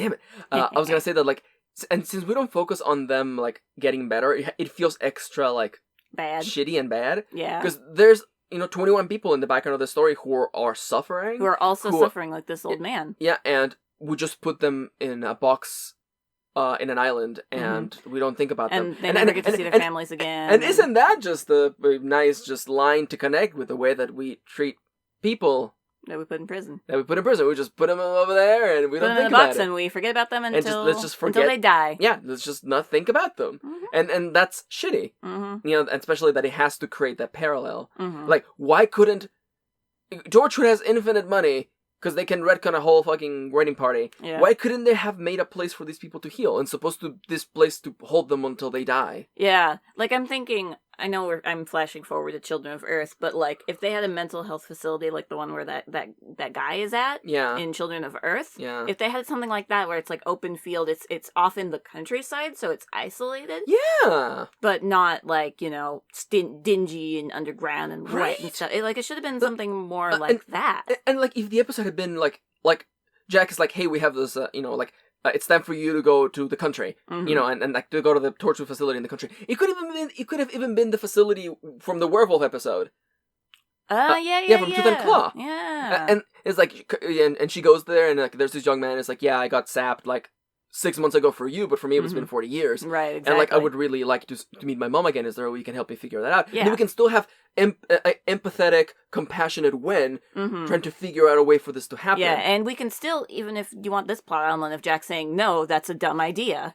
We can still have that kind of plot element. We can still have that plot. God, we just fixed this entire episode. And we could even have like the subplot be about like Jack is like, yeah, he's almost ready to go back into society again, you know, and this is his final test if he can, maybe like interact with his mother and rather than you're right. The way that they end it, where he screams for 20 hours, doesn't give him any dignity. No. There's no dignity in there. Yeah, you know, it's just like he is suffering, and there's nothing you can do to help, and no one's doing anything to help, and no one can do anything to help. We just have to deal with his suffering, and there's no way for us to help, and that's a fucking downer, man. And again, not every episode has to end with a happy ending. No. The ending of our imagined episode could still be son and mom meet, and the mom is terrified of what he's become, and rejects him. And rejects him, and the episode can still end with Wen being like it could still end in that same way of the mom being like, I wish I hadn't known. I wish I hadn't known.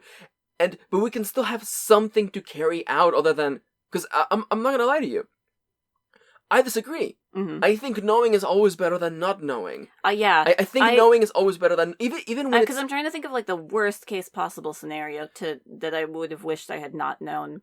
Like if somebody I loved had gotten tortured and I got to learn the horrible like things that they did specifically to that person, I think maybe that's the only time I could be like, I would rather not know. And I respect that you feel that way. Yeah. But for me, I've always very strongly respected the truth. Overall, I would rather know than not know. And I feel like, we're supposed to put ourselves in the mom's shoes. And I feel like even if my son is now a scarred, screaming man, 60-year-old or 50-year-old man who screams for 23 hours of the day, I'm glad that I at least know that somebody's trying to take care of him. That at least I know what happened, and I can have closure at last. But we don't touch that. We don't talk about that. Yeah, and it ends. No, you know what? It ends very much the way Final Fantasy VII ends, where the camera just the TV show and the game just ends, and then fuck you, deal with it. Yeah. You figure out the answers yourself, the reviewer. It's not like, the duty of the writer is to say something. You figure out what we're trying to say. You figure out our own meaning. And come back next week for another episode. Yeah, I feel like we are conflicted. We are very conflicted, because I like parts of this episode, but I can see the easy ways you can make it way better. Yeah, I definitely... For me, this episode is way more on the bad side. That's fair. Mostly because there are so many holes in this boat that it sank to me. And you got your lifesaver on, but I'm in the water. Yeah. And from our different points of view, I'm like, no, I don't think this was a good boat to begin with. That's fair. But that's not to say that there isn't a good idea in there's there. a good idea in there, and honestly, I really like the idea that we came up with. Yeah, it's way better. Because and maybe someone out there's like, no, that episode sounds lame as hell. And that's fine. Well, whatever, to each their own. To each their own. But this podcast is about how we feel about Doctor Who as a whole. Like, we're not here to give you objective, unbiased... Because that doesn't exist. Because that doesn't exist. We're human beings with tastes and desires. We and have we're innate biases. And we're also storytellers. And when we go into stories, we create what we want to see. And I think that you and I want to see, because this is very much close to, like, mental health. Yeah. It's basically the same. It's basically a parallel. It's basically a mental hospital. Yeah. And I very much would rather people in situations be displayed with a lot more dignity and agency. Than none at all. Then they are just victims. Yeah. And there's nothing they can do. There's nothing they can do to get themselves out of the situation. And I feel like what bothers me the most about that is that when the mentality becomes that person over there's a victim, they become othered. And I feel like our society does that a lot. It does that with incarcerated people. It does that with mental health. This is a murderer. This is, a kidnapper. This is, etc. And what gets me about that is that as someone who very much cares about character and when I write characters, what I'm writing about is humanity. Mm-hmm. The things that make us human, the things that... The various facets of our own humanity. Yeah, and when you reduce a person to a victim, it takes away so much of them, And that's why, I would have very much rather the story be told from the point of view of the son. Yeah, because then and it would have also given us a bunch of really cool science fiction scapes. Yeah, exactly. We would have even gotten to see the burning planet maybe. Yeah. And that would have been way more science fiction-y than what we got. Yeah. And does it hurt more when there's a good episode in there, but it didn't happen, versus a episode that's just bad? I think it hurts a little more for me. Because you can see so clearly how you can adjust it to make it even just a little bit better, and they didn't take those steps, so it hurts a little more. Yeah. Whereas a bad episode, the fucking fairy episode, you just scrap. The fairy episode is just a page 1 rewrite, and that there's no hurt feelings because it was all bad. That's true. Because and I think that's why we're so conflicted too. Yeah. And it's weird for me because I felt way more sympathetic for the son than I did the mother. Yeah. The mother, maybe it's just the direction or just the casting, but to me it felt so weird and off-putting that just the mother's relationship with the son was just so it had me on the back foot, just going am I supposed to empathize with how obsessed you are? Because that was not healthy. No. That was not healthy. And the fact that her takeaway from this whole episode for the mother is I was better off in that unhealthy, obsessive environment. Yeah. And that's a shitty message to leave people in. Mm-hmm. And I definitely don't agree that I think it's always better to know, even if it's shit and even if it ruins your life for a period of time, growth is always better than the absence of growth. Yeah. I agree. I was not expecting us to talk about Adrift for 27 minutes. This episode's complicated, honestly. And I think that's why we can talk about it for so long. And I guess that's signs that a good episode was in there. Yeah, that's because we have these agree. Moral questions, these debates over is it better not knowing. When was the last time we talked about this? Because I feel like we had a conversation like this a couple episodes ago.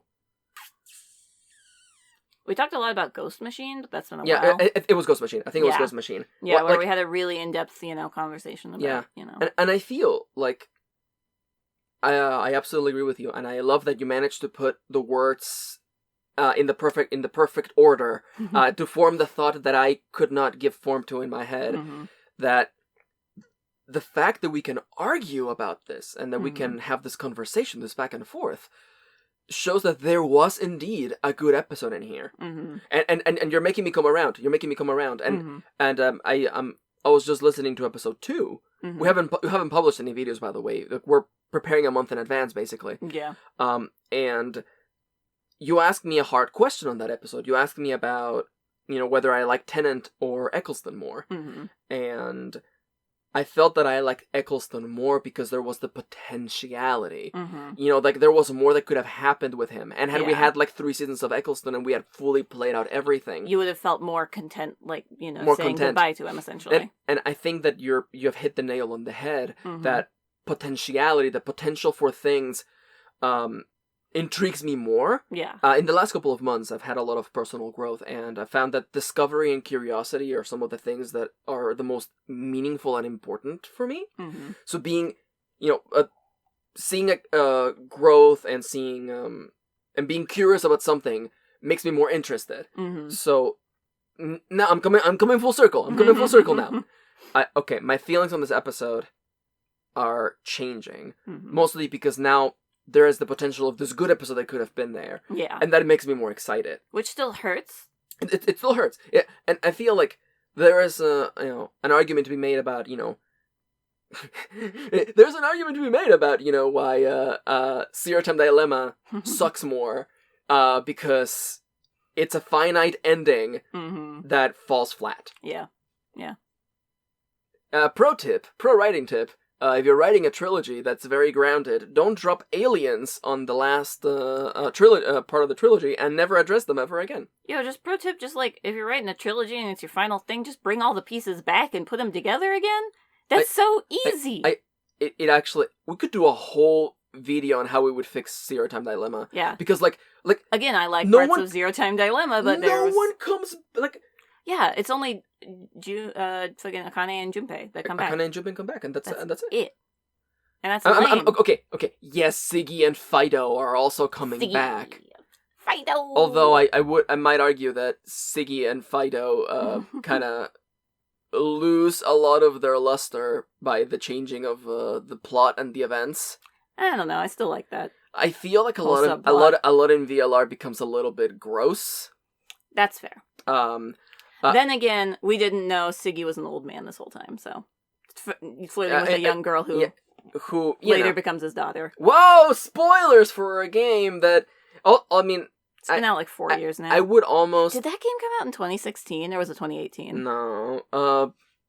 Because like I'm my brain is like, was that the cursed year of 2016? Yeah, I think it was 2018 actually. 2016. Oh my god, it was the cursed year of 2016. Worldwide release by Spike Chunsoft in June 2016. Zero Time Dilemma, by the way, in case you don't know, it is the final part of the Zero Escape series, which was 999, 9 doors, 9 hours, 9 people, followed by Virtue's Last Reward. 9 persons, 9 doors. 9 hours, 9 persons, 9 doors, whatever. Yeah. And then ZTD. And then CTD, Zero Time Dilemma. Which kind of, which pooped itself and then fell in its own poop. The worst part about Zero Time Dilemma is that it felt like it was like the whole game is like the prologue to the actual ending of the trilogy. And then it just ends. Like, everyone is like, oh man, I wish Lord of the Rings had ended like 30 minutes. The first time that we thought it was ending. Like 30 minutes before it actually ended. Mm-hmm. And Zero Time Dilemma is like the Return of the King. If it ended 30 minutes in. Yeah. Yeah, pretty much. Man, we could still do that RPG project we were thinking about, where we fix the plot of CTD. Mm-hmm. I'm just saying. A Snake would come, everyone would come back. Yeah, the fucking cult would actually have an appearance. We would actually have a payoff for the cult. For fucking Dio. Dio? Yeah. His name he was Dio. in fact called Dio, That's yes. fucking ridiculous. Yeah. Dio. Anyway, we should probably not talk about ZTD any longer and keep talking about Torchwood. I don't want to talk about Fragments. It sucks too. It only sucks for Tosh. No, it also sucks for. I mean, it's a downer for everybody. Oh, downers! But it sucks the most for Tosh. Downers? Do you mean this entire season? Hey, Chris Chibnall, what the fuck? Episode 12, Fragments, written by Chris Chibnall, which originally aired March 21st, 2008. What were you saying about it's better to know than not know, but then Toshko's, subplot comes in? I'm being roasted. I roasted you. You know that thing where you realize that you've been writing, you're writing a show for 2 seasons, and then you're gonna kill everyone in the next episode, so you might as well give their backstories 5 minutes before they die. Mm-hmm. I'm just gonna come out and say it. So in Fragments, we have we spent approximately 9 minutes on Owen, Tosh, and Yanto giving their backstories. And how they got recruited to Torchwood. Yeah. So I want you, if you have never seen Torchwood, I want you to just really quickly go into the comments and write down what you think each character's backstory is. Just give me like one sentence, like here's what it's not. Like, Owen ran into Jack and asked for a job. And I want you to just write down what you legitimately, honestly think the backstories are. And I am certain, after giving you like 5 seconds to pause the video and write those down, I'm certain that whatever you wrote for Tosh is way better than the bullshit she got. So remember us talking about lack of agency and lack of dignity? We will get to that, but first... No, I think Tosh was first. No, Owen is first. Yeah, I thought Tosh was first. I legitimately Can feel you open that. the episode? All right, all right. I am pretty certain Welcome back Tosh to is first. Married Couple Argues. Oh yeah, It's Jack first. Jack's first. Oh, I forgot. Fuck. And then it's Tosh. I completely forgot. You forgot about the lesbians that recruit Jack to Torchwood? I did. I did forget about the lesbians. Anyway, the setup for this episode is that there's been bombs planted around the city, or in this warehouse. Yeah. And the team minus Gwen. Minus one goes to find out. Because she's running late. Goes to find out about the bombs, and then it's they blow up, and thanks to Captain John Hart.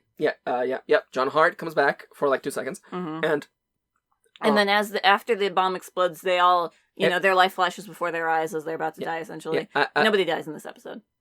Not yet. Like people are cutting the debris, and we're getting flashbacks. And yes, in fact, we do get Jack's backstory first as to why he ended up in Torchwood.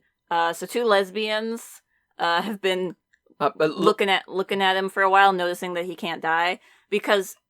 I like this little bit of connection. Like, this is where Jack ended up after the events of the parting of the ways. Like, he used his time thingy to get to that part of history in, like, Victorian era Wales. And that's where he ended up. And then that kind of connects to having to live through World War I and II into the 21st century, where everything changes. Yep. This is also the episode about... Yeah. Sorry, that's 1999. That's later. Oh, yes, that one's later. So Jack's story is that he did in fact meet 2 lesbian Torchwood ladies. Who saw that he couldn't die and were like, yo, you want to work for us? And he's like, nah. And then they... And then he's like, money can be used for goods and services. For goods and services. Yep. Yeah, and he stays at Torchwood. I believe that, and then later on we see Torchwood. Oh my god! Right? No, remember. This is where the tarot reader. Okay, just because the little girl shows up, that doesn't explain who she is. No, it doesn't. But she came back. And then like I hate that she gives a prophecy. Prophecies are fucking bullshit. They are a lame plot device. Don't use them. Come up with another way to have Jack stay in there or have the will to live, something that actually has him grow as a character, other than a girl told me that I would meet the Doctor in 100 years. That's fucking stupid. Also, the tarot doesn't work like that. Yeah, that's not how the tarot works. That's not how tarot works. But we get another scene in 1999 where Jack comes back to Torchwood and sees that one member has killed all the other ones, and he says the line... that's the man who says that the 21st century is when everything changes. Yeah, that's the line that we reference in the beginning of each opening bit. Yeah, that's his only significance. And it's also because of that man that Jack is going around recruiting people because he needs a new team. And in case you're wondering, the lesbian Torchwood ladies are going to come back referenced in the next part. In the next episode. That's true. They come back. Are going to be referenced, which is fine. It's cute. I like the way they come back. I just almost kind of wish that these 4 backstories had happened on their own episode, one at a time. So 100%. It's like we get a Jack episode and we get the backstory, and that way it isn't like those ladies we introduced an episode ago. Here they are again. Yeah, we were able to pay them for 2 episodes. Yeah, so back to back. I would have very much rather have had that, but we didn't. Instead, we got Jack and Tosh's first. This is Owen is last. Yeah, actually. I mean, Yento's story is literally fucking 2 minutes. Yeah. But Tosh actually, her mom appeared in the season 1 finale. Yeah. Some continuity. It's not much, but we got the same actress. We got the same actress to come back a season later. All right, so dear viewers, what did you think Toshko's origin story was? Did you think that she was being blackmailed by a mafia boss to create a cool sonic device, and then the big feds caught her and trapped her in jail, and then Jack offered her a job, and that was the only way she was ever going to get out of the prison? I feel like you walked over the years she spent in a little solitary confinement in the shoe. Yeah. The solitary confinement unit. Mm-hmm. You walked through it so fast that I feel that the viewers had no chance to understand that Toshko was being blackmailed to make basically a sonic screwdriver. Yeah. And once she, and to get her mom, by the way, because they had her mom and they were going to murder her mom. Yeah, so she's like, I did it, here you go. I did it. And then they were like, no, you're too smart, we're going to keep you around. Yeah, but then the feds come in. No, and UNIT shows up. Yeah, it's true, it's UNIT. UNIT, who we will learn in time are basically a fascist organization, show up. Mm-hmm. And then they're like, now we're going to lock you up. You have no right to a trial. You have no right to a trial. You're going to live here and die. You're going to be in this box. I don't know why we wouldn't just kill you, really. It seems like keep you alive. It seems like an awful lot of work to keep someone living in a box. It's because it feels Jack will mean-spirited. show up like a year later. Oh, sorry, I forgot. It's because Toshko has to live. Because she has plot armor for this segment, because it's in the past. Yeah, so, Toshko, years later, it has to be years later. At least a year. I don't know if it says. You know what? After living in solitary confinement for some time. Yeah. Yeah. So Jack visits her, and Jack is like, "You sure are damn smart there, Toshko. You want to join my scrappy little superhero team?" Mm-hmm. And then Toshko's like, "Do I have an option?" And then Jack is like, "No! I mean, you can live here and die in here for the rest of your life, or you can come work for me." That's not a choice. That's not a choice. Let's make this very clear right now. That's not a choice. If the option is you can die as low painful death or not, that isn't a choice. Survival instincts alone override any kind of thought process there. Yeah. I will definitely take the option that has me not die as low painful death. In solitary confinement. All of you would. Yeah. So this here is not a choice. And I fucking hate this because this is the entirety of Toshko's backstory. Yeah. Also that she never gets to see her mom again. She cannot see her mom ever again. Yeah. So someone out there is gonna say, Dango Duo, you're wrong. Toshko had agency because she had to save her mom from being blackmailed. That whole thing lasts like 30 seconds before Toshko spends the rest of her backstory inside of the shoe, seeing time pass around in front of her eyes. And the fact that the only reason that she got out of that cage is because someone saw value in her. But it's not really framed like that. It's framed as in like, you are going to be stuck here forever unless you do this one thing. It felt very much like it was forced. Like, yeah. It felt like and I know that Jack wouldn't have done this, but Jack might as well have had a gun to her head. I feel like the way that they could have done this better, and I'm forgetting what show or something did this, but like if Jack had come a few times, like the first time he just introduced himself, he just visited, and he was like, "Hey, I'm Jack. I just wanted to say you're pretty cool. You're pretty cool, lady. You're really smart. You want to work for me?" And maybe the first time she said no. You know, like there is no way you can see value in me. Like maybe she's down on herself because she's been in the shoe for so long. And then he comes back and he asks her again. Yeah. And he's like, "Hey, do you want to come work for me?" And I like the third time she says yes. Yeah. And I would have rather had that because then she would have had more of a choice. Yeah. And we would have had more growth than her just first and only opportunity to get out of this slow, painful death, she says yes. That's to me, that's not a choice. I'm gonna tell you, I would have rather had nothing. I would have rather Toshko's part of the story is just blank. No, I would have rather seen 10 minutes of the screen black than having to sit through this otherwise strong female character who has powerful traits of being very intelligent, very clever. The smartest people in the entire team has to have all power robbed from her. Twice. Her family put in danger. Suffer injustice.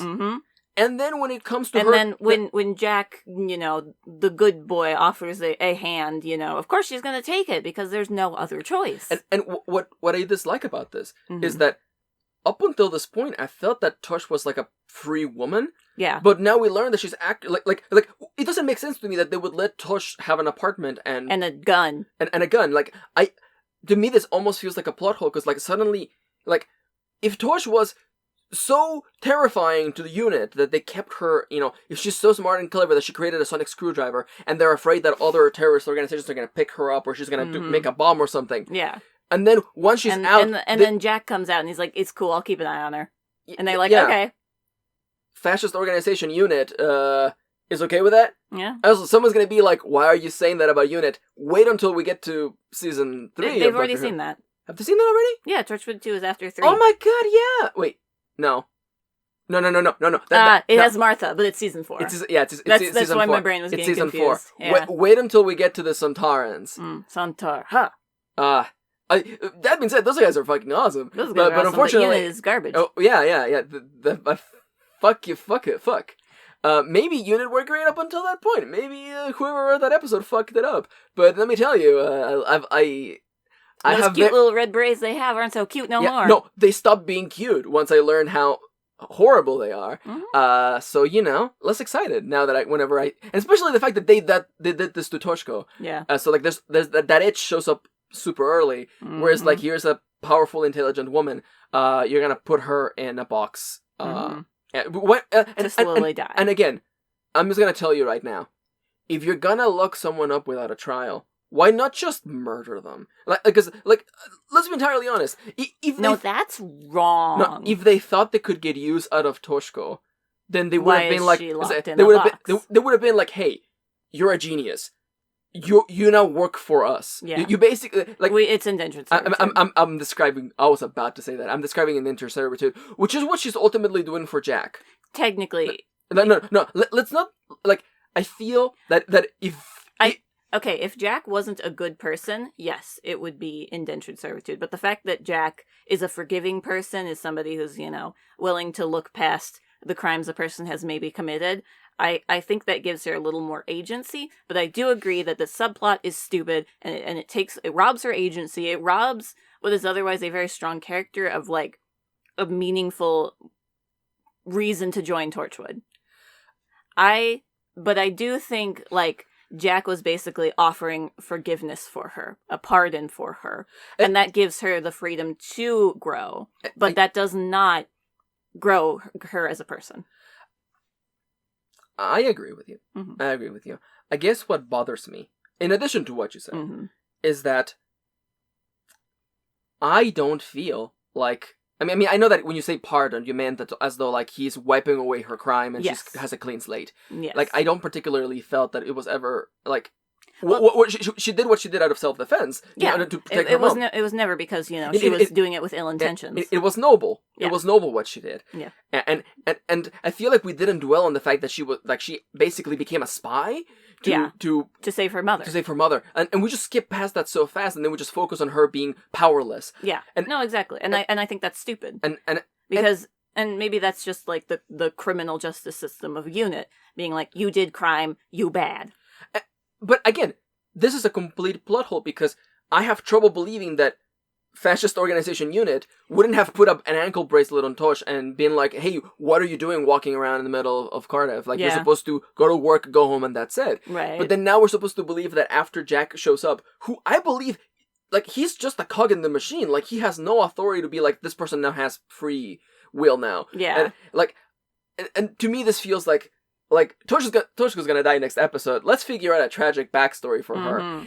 And what I hate the most about this is that Toshko's backstory inherently damages her character. Yes. While the backstories for Jack, Owen, and Yanto actually kind of lift them up. Add to their character. Even Yanto's story, which is so small, has 100-fold agency. Mm-hmm. He has so much agency in his backstory. He has so much agency. And is that what I'm thinking of? Where Yanto comes up to Jack and asks him for a job 3 times? Yeah, they could have paralleled that with Toshko, and it would have been really cool to see the opposite happen. Where Yanto asks for the job, and then before Jack is asking Tosh if she wants to join. And it would have actually made sense considering how... I mean, if they had put Yanto's story at the end, as opposed to Owen's story being kind of the ending one. Yeah, I do feel like they should have arranged them chronologically. Because Tasha's first, then Owen, then Yanto. And it would have actually been really, it would have been really sweet to have actually seen that growth for Jack. Yeah. Where he goes from, I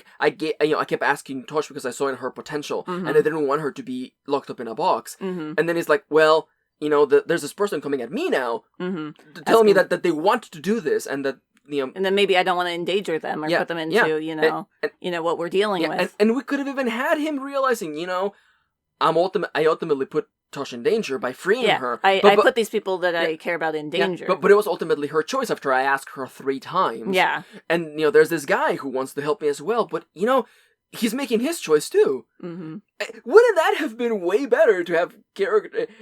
I hate that Torchwood's backstory is a non-choice. Yeah. Because, like, everyone would choose to join the superhero unit other than instead of being locked up in a box. Yeah, instead of solitary confinement for the rest of your life. That's such fucking bullshit. Yeah. And it has to be for Torchwood, the character who's gotten nothing this season. The woman of color. Yeah. Thanks, I hate it. I like that we're still in the summary part of this episode, but it's fine. So, I mean, it's because it's an episode in parts. It's in fragments. It's in fragments. Because once we talk about Torch, like, let's move over to Yanto's backstory is that after he comes back, he returns to Cardiff after the events of London, the Battle of Canary Wharf. Yeah. In which, as we remember from season 1, his girlfriend Lisa got half-turned. Season 1. She got half-turned into a cyber woman. Yeah. And so he's basically trying to get back into Torchwood because she had worked there. I think he had worked there too. Yeah, he worked there too. And he's trying to get back in there so that he can help support Lisa and try to get her back to normal, essentially. Yeah. We know how that works out. We don't know how that works out, but we know that he knows that Jack works for Torchwood. Yeah, so he goes up to Jack and he's like, I want a job. And Jack's like, no. I think Jack is like no because he thinks Torchwood London was corrupt, basically, which is true. They were using the time rift in like ways that it shouldn't really be used. So he's like, no, you worked for London, and then Yanto comes back again, and he's like, but there's a pterodactyl in this warehouse. Yeah, I got a job for you. And so Jack and Yanto spend like 2 seconds trying to catch a pterodactyl. And as it says in the Wikipedia page, they experience a moment of sexual tension. Yep. Even though at this point Yanto is in a committed relationship with his girlfriend Lisa, but it's fine. And we don't really know how he's keeping Lisa, like alive. Yeah. So, but then Jack gives him the job because Yanto proved himself that he was, smart enough to help take down a pterodactyl. That's way more agency than Tosh, and yet that's still it for Yanto. And I like that during this backstory, Yanto's wearing like everyday clothes. He's wearing like jeans. No, he's wearing a suit. No. At the beginning, he's wearing like the first time he talks to Jack, he's wearing like jeans. At the night scene where they go to the pterodactyl, he's wearing like casual clothes, and he's like, "You look good in a suit." And then that's why Yanto wears suits all the time. Yeah, because he's horny for Jack. And that's Yanto's backstory. Were you expecting more? Fuck you. Were you expecting that the pterodactyl would I love that this is Yanto's backstory featuring the pterodactyl. No, it's the pterodactyl's backstory featuring Yanto. Fuck, you're so right. Look at the pterodactyl. Yo, pterodactyl fucking... It's gone. It's gone, boys. Yeah. Rip. They don't know that yet. I don't know that yet. So, okay, now... Oh, man.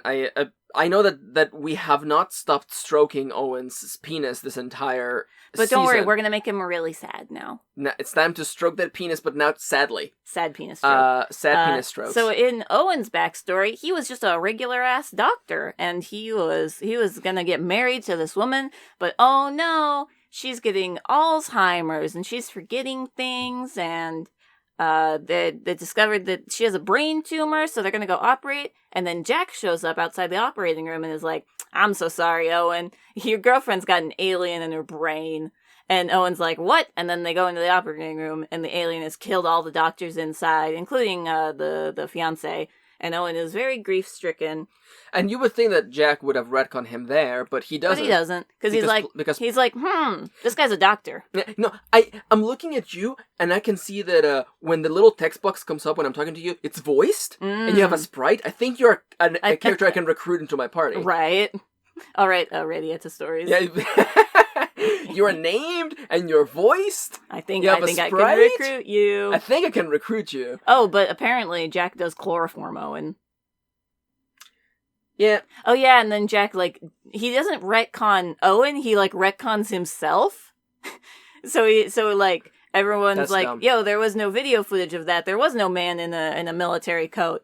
But then Jack goes to Owen's fiance's gravesite where he is, and then they fight, and then Jack's like, you want to work for me? And Owen's like, I don't know, fuck sure. I have nothing else to live for. How do you feel about...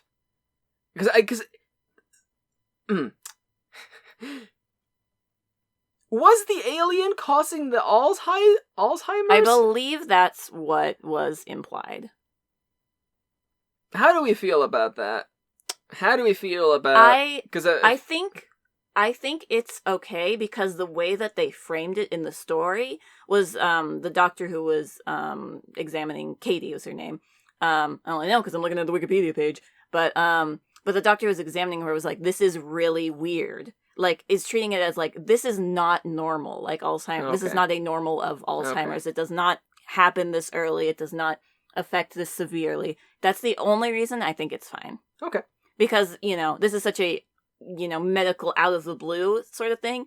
And also the fact that she has, like, multiple MRIs on her brain, and only the last one shows, like, a tumor. Like, the fact that there's, no growth present in the previous MRI scans, and then suddenly it shows up. I think that kind of, like, it makes it so that, like, Alzheimer's is not a disease caused by aliens. This Alzheimer's is not Alzheimer's. It was a disease caused by the alien. And I'm kind of okay with that. Yeah. I'm kind of okay with that. They didn't go all the way to draw that line. Yeah. And to step away from it being kind of uncomfortable. That's fair. But we do that, I guess... Okay, here we go. Mm-hmm.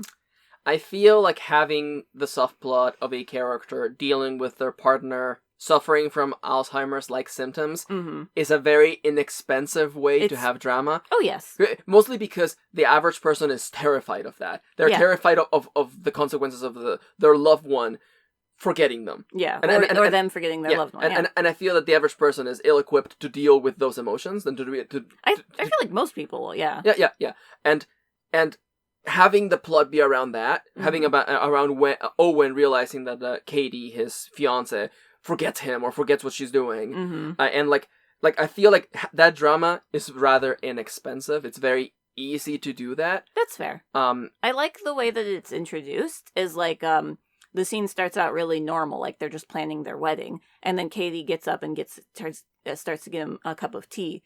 And then Owen gets up and follows her, and she's just standing there in the kitchen, not knowing what to do. I like that kind of just brings it in really slowly. Yeah, it's very what's the word for people living together? Domestic. It's very, because I like that it's grounded. It's very domestic. It's like it's not that like, oh, I forgot the date or I forgot, like it's not. No, like 1 minute they're having a normal conversation about planning.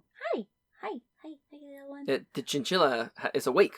She live, she wake. She perch. But I like that they're having this normal conversation that, everyday people can relate to in the show that's sci-fi about aliens, and then, and then the aliens come in. Yeah. How do you feel about Owen's backstory being about him becoming a cynical man? Well, it's not even that. It's that, like, I honestly, thinking back on the time that we spent with Wen, especially Owen, the first time that we see him in the first episode, where he's, putting on a sexy perfume to have a three-way with a man and a woman. What about that translated back to this? Yeah. Like I always felt that he was always a playboy asshole. Like, I never felt that, like, before he had an empty apartment, before he had his sexnasium, he was a normal guy living in a cute little quaint house. I never got that impression either, especially from Adam. Yeah, where he talks about like being like basically emotionally abused by his parents or emotionally neglected by his parents. Yeah, like I feel like that had always been part of him. Yeah, so I'm not gonna lie to you. Much like Toshko's backstory, this one feels stacked on. Yeah, this one feels like how can I make you sad because I'm about to kill him again? Yeah, because he's about to die again. And to me, it felt kind of tacked on. It felt kind of the opposite of genuine. Disgenuine? I don't know. Non-genuine. Disingenuous? Disingenuous, thank you. Yeah, because, like, it's either two things. Either A, we didn't think about this origin story before we decided to record the episode, or B, he was always this huge playboy man, but he happened to have almost gotten married, so he just reverted to being a big playboy man living in an empty apartment. Yeah, I mean, like, okay, here's the, like, trajectory I can see that they don't explore. Like, he's very, like, emotionally abused by his parents, so he moves out as soon as he can.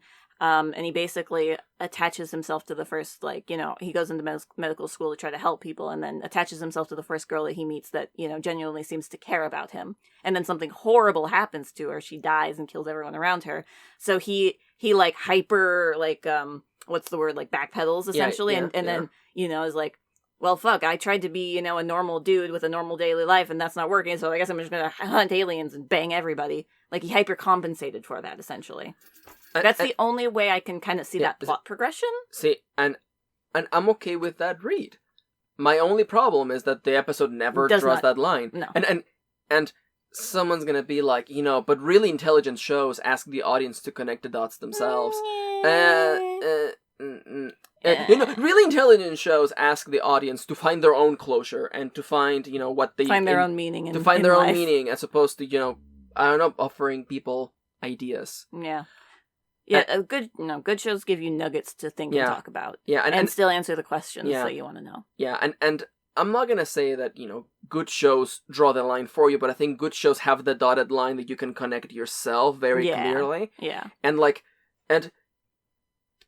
the way that you connect Oren's backstory is a convenient one, and it makes sense. And given the pieces that we have, but it's never outright stated, and because of that, like, because I drew a connection between his childhood and the part of the story, the other part of the story that we see, his flashback story where he gets recruited to Torchwood. There's that whole chunk that's missing that we don't know about. Yeah, and even his childhood we don't know much about. Yeah, and I guess like what. Like, I have trouble believing that, like, this man was, you know, in a committed, happy relationship for several years. You know, because, like, how long does it take to become a fucking doctor? You know, like, fucking 10 years. And he was used to living in a house with things in it other than, you know, like a bed. A giant bed for fucking. A giant bed for fucking. Like, I don't see the line where he goes from, I live in a house with a significant other, and then I just bang everyone. I live in a penthouse apartment now, with no furniture, no curtains, and I fuck everyone I can. Like, I don't... Yeah, the progression there is not linear. It almost feels like two completely different characters. You're not wrong. Yeah, and like, I almost preferred Owen when he was this crazy... ridiculous playboy. I almost liked him more as the Tony Stark kind of man. Oh, actually, before I was this, you know, I was achieving the ultimate goal of life, which is to be in a committed monogamous relationship with a prosperous career. Yeah, with a person of the opposing presenting gender as me, which is kind of lame. Yeah. I'm not gonna lie to you. Yeah, and I feel like a backstory should make you be like. Like, ooh, it should make you cool. Yeah, it should make you go, hey, that's cool. Or it should make you go, now I understand this thing about this character that's been going on the whole time. Yeah, exactly. Instead of being like, so wait, how'd this character end up like this if this is their backstory? And I feel like none of these backstories do it. Not even Jax. Like, Jax is like, you know, I do like making money. You know, I do like waiting for the doctor to come around and fix my problem. Right? Yeah. Even Yantos is like... Like Yanto, I feel like got more backstory in Lisa's episode. Yeah, and also like Yantos is kind of like, it's funny, but it's like funny goofy. Yeah. So like and it's weird. It really doesn't fit the tone of the rest of the shit. It doesn't fit the tone, you know, because it's sandwiched in between Toshiko being losing her entire losing agency. Yeah, and being removed of her humanity, and then Owen suffering a terrible loss, and also addressing the real life fears of, you know. Of you know, mental health, yeah, you know, and it's sandwiched right in the middle, and it's about a fucking pterodactyl in a warehouse. Like, I understand. This season is not a tight ship. No, there's holes everywhere. There's holes everywhere, and I feel that like, if you could rewrite this season. You would put these backstories earlier in there and spread them out into and make them more meaningful. Yeah, like at least like an episode per, or like, you know, one episode with 2 backstories, not like all 4 shoved in. And I'm gonna tell you, okay?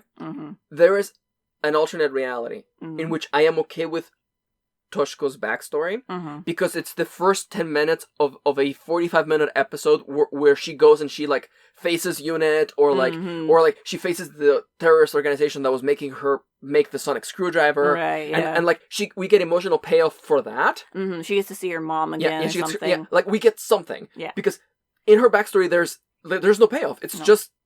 Now she worked for Torchwood. Yeah, there's no payoff there. And I would almost argue, like, there's no payoff in Owen's story either, because we know he's gonna end up at Torchwood. Yeah. So it's just a matter of... It's just connecting the dots that, but in a way that didn't make any sense. Yeah, it's like, okay, this is dumb. But it's the difference between seeing two objects pull towards each other, and then knowing that those are magnets. Yeah. Like, if you know they're magnets, of course they're gonna connect. Like, at the end of it all... Excuse the background noise. At the end of it all, Toshko's gonna end up joining Torchwood. So is Yanto, and so is Owen. Yeah. So we know this to be fact. We know this to be a fact. So because the name of the show is Torchwood, and they're all part of it. Yeah. So it's redundant. It's redundant. It's absolutely redundant.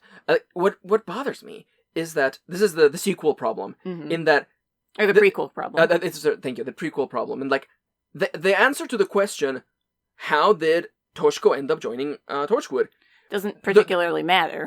Especially to me, I don't particularly care, because I know she ends up joining Torchwood. Yeah. So the mystery of how she ends up there... It's not really a mystery. It doesn't really matter. Like, honestly, I feel that Toshko can still have this backstory. Mm-hmm. But if you tell me in like 2 sentences in an episode, it's like, Wen's like, so how did you end up joining Torchwood, Tosh? Mm-hmm.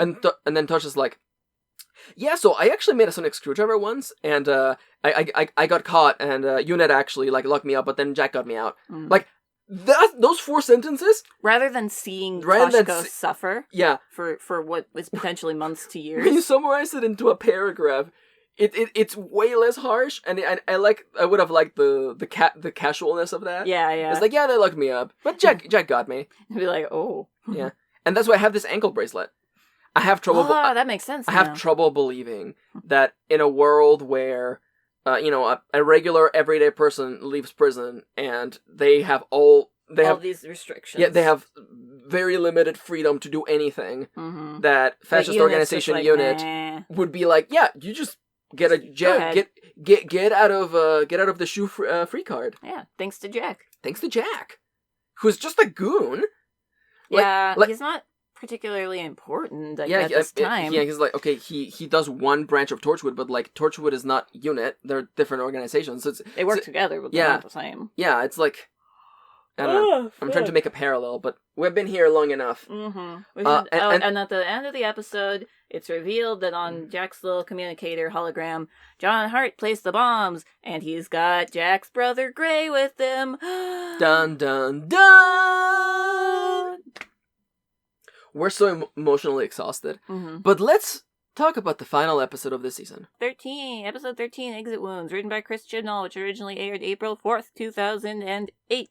So following the events of the previous episode that was actually like the first and last 2 minutes. Yeah. Gray's back. Captain John Hart's back. There's bombs all throughout the city. Yep. And the Torchwood team... my brain is trying to remember what's happening. The Torchwood team has to figure out how to do the thing before the thing happens. Before the city blows up. Yeah, so this episode is quite a bit of a chasing the MacGuffin. Yeah, we have Weebles running around the city. We have bombs happening everywhere. Entire parts of the city falling into darkness. The nuclear power plant that Cardiff has is going to explode. It's going to explode. Yeah.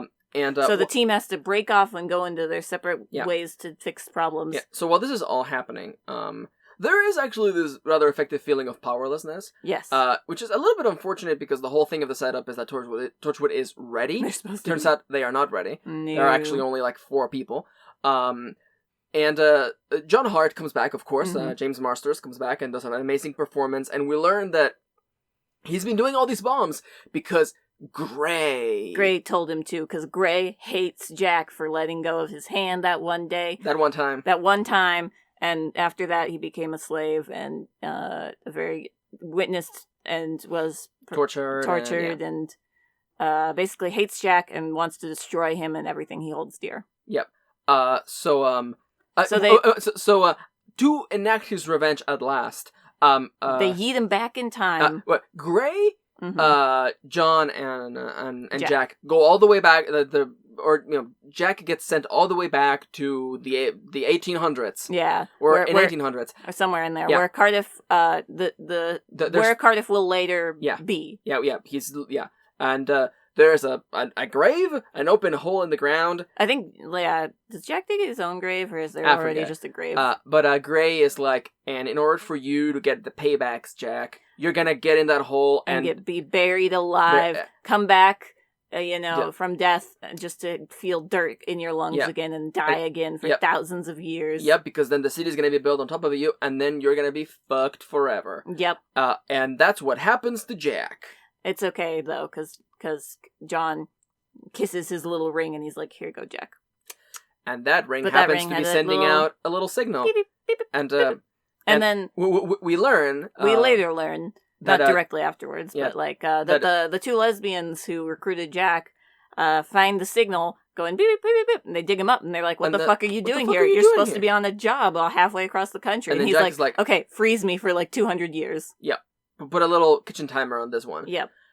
And so back in the present, and by the way, this there's a big mystery of what happened to Jack. Where'd he go? Oh no, we got a Torchwood all by ourselves. Yeah. And Reese is helping, and it's nice. But in the climax of the first climax of this finale, Jack steps out of the little freezer. Oh yeah, I think he knocks. Yeah. He knocks, and then he pulls a little chloroform out of his pocket that he had there the whole time, and chloroforms his brother so that he can kill. He freezes him. Yeah. Oh, he freezes his brother. Yes. And even everyone's like, "Why are you freezing him if he's bad? He's not gonna be not bad when he wakes up." I don't know. And then Jack's like, "I don't know. Tosh, it worked for me. Both of you have to die in 5 minutes. Get to the nuclear station." Oh yeah, because during that time when he was coming out of cryo sleep, Tosh was at Torchwood directing Owen how to disarm the nuclear power plant, essentially. Because since Owen is already a dead walking man, he doesn't radiation doesn't really matter to him. Don't worry about how does that work? Don't worry about it. We'll never explain how his powers except work. Then he dies, and then radiation really matters. Well, hold up. But anyway, Toshko gets shot. Gray shoots Tosh. Yeah, and she's trying to help direct Owen through the power plant, and then the power plant shuts down. Owen can't get out, and either the nuclear reactor is going to explode and have radiation all over Cardiff, or it can be contained in the exact room that Owen's in. Oh no! You know why Owen went to the power plant? Because the streets were flooded with weevils, and Owen's the king of the weevils. Yeah. Which is explained. But he ends up locked up in a room, and the only way to vent all the nuclear is to vent it into the room that he's in. Yeah. So Owen and Tosh, as Tosh is dying, she's bleeding out. They have their little an exchange. I don't think it was a good exchange. They have the exchange that explains episode. Oh my god! Of all things, yes, of Doctor Who, yes. World War.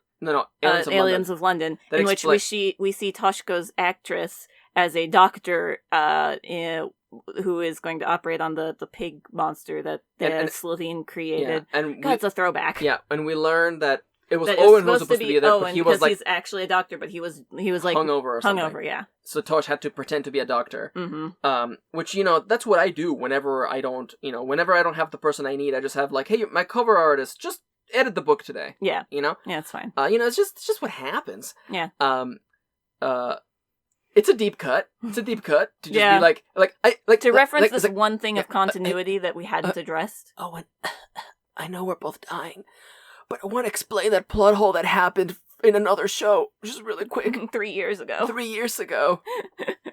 Fuck. Hey, don't worry. In the finale of season 4, we get to ask the question, "Hey, Gwen, do you have ancestry in Cardiff? Because you sure look like Gwyneth." And she's like, "I do." And then they're like, "That doesn't make sense because Gwyneth didn't have any children, or so we think." Hey, shut up. Shut up. Anyway, that's not this episode. That's not this episode. And then Jack holds Tasha's dying body. And then... in case you're wondering, Owen also is completely decimated by the radiation. Yeah, he's fucking dead.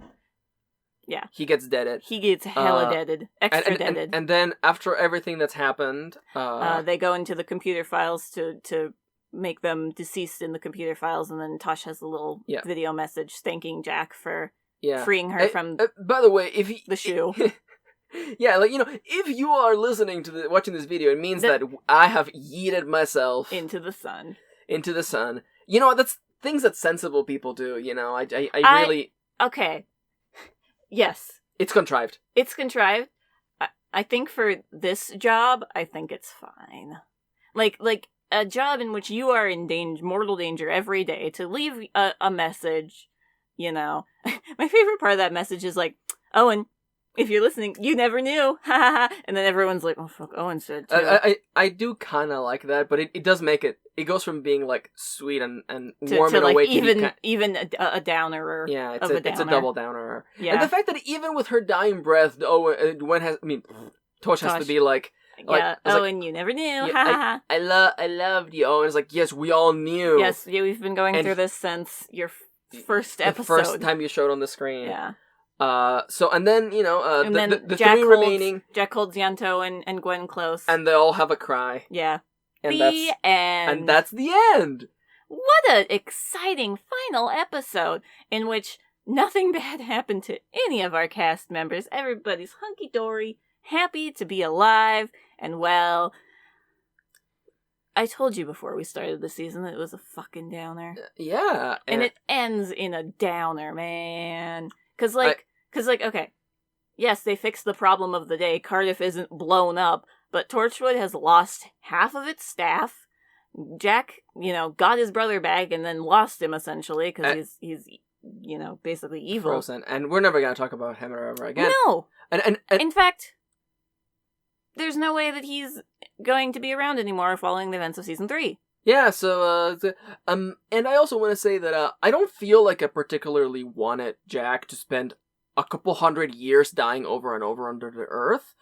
Because for us, it's like 2 minutes. Yeah, but for Jack, for him, that's an eternity. And that's kind of fucked up. Yeah, that's really fucked up. And also, now that we're going into final statements, because we're done talking about this episode. Was there something else you want to say? Can you open it and see, how long he actually was buried? I don't think it was, as long as, 300 years like he was supposed to, but I know that he was... You're gonna have to go scroll. Nope, too late. Mortally injuring her, weevils, what the hell? Oh, 27 AD. 27 AD! Is when they do it, and then when the fuck does the Torchwood team find him? I guess I can go to Fragments and see when No, because it should be in that episode, because they find him in that episode.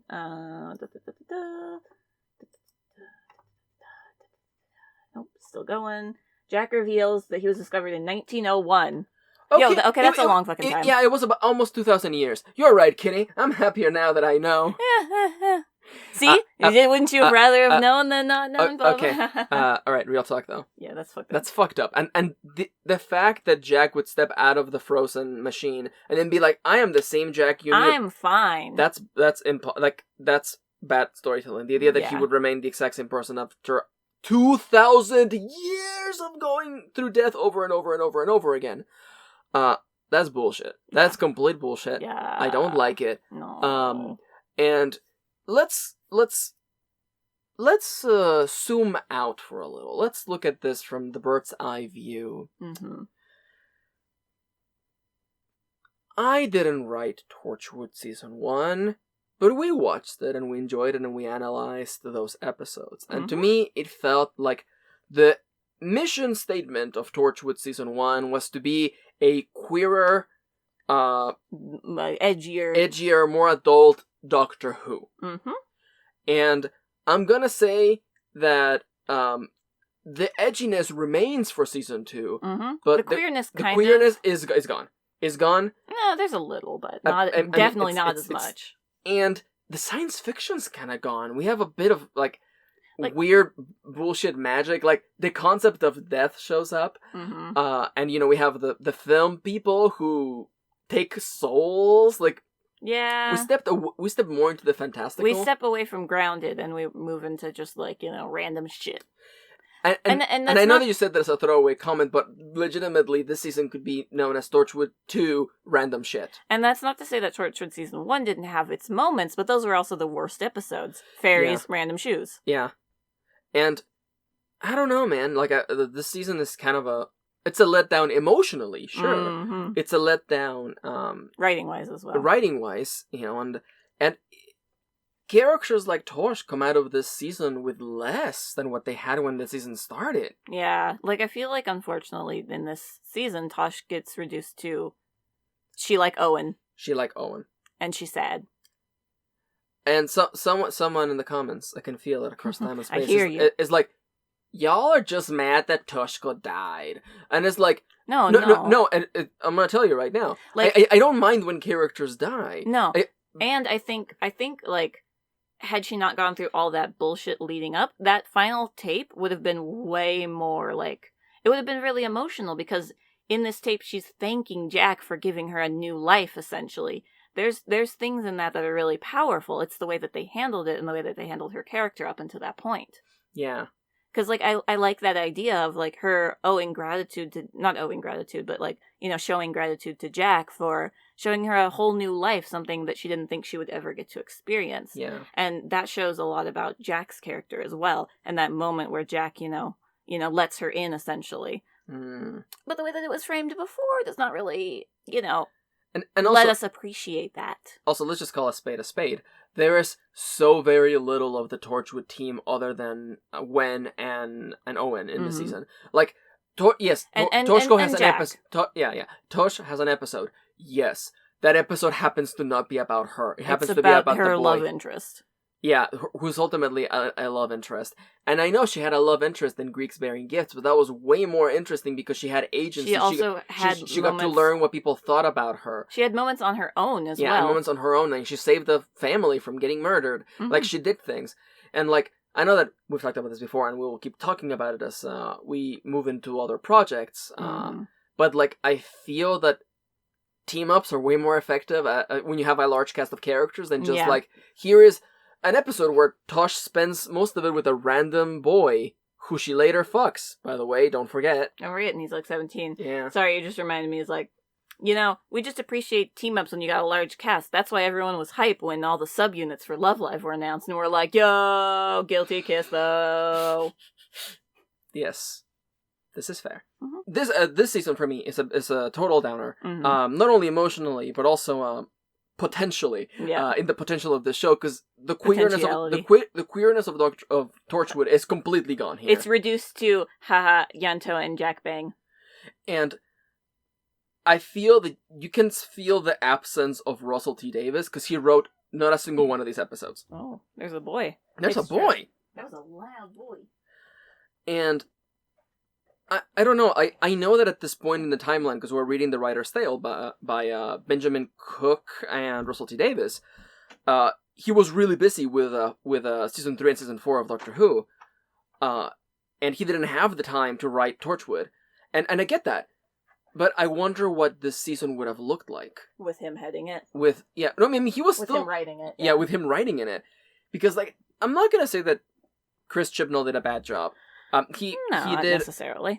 He dropped the ball at times. I mean, Russell's dropped the ball, so Russell dropped all of season 3. Let's not forget that Russell wrote Love and Monsters, which true. Might be one of the worst episodes of Doctor Who. So we're all human, and generally, this is the point where we do the Dango Duo turnaround, where we're like, it was a long journey, but at the end, I felt it was worth it.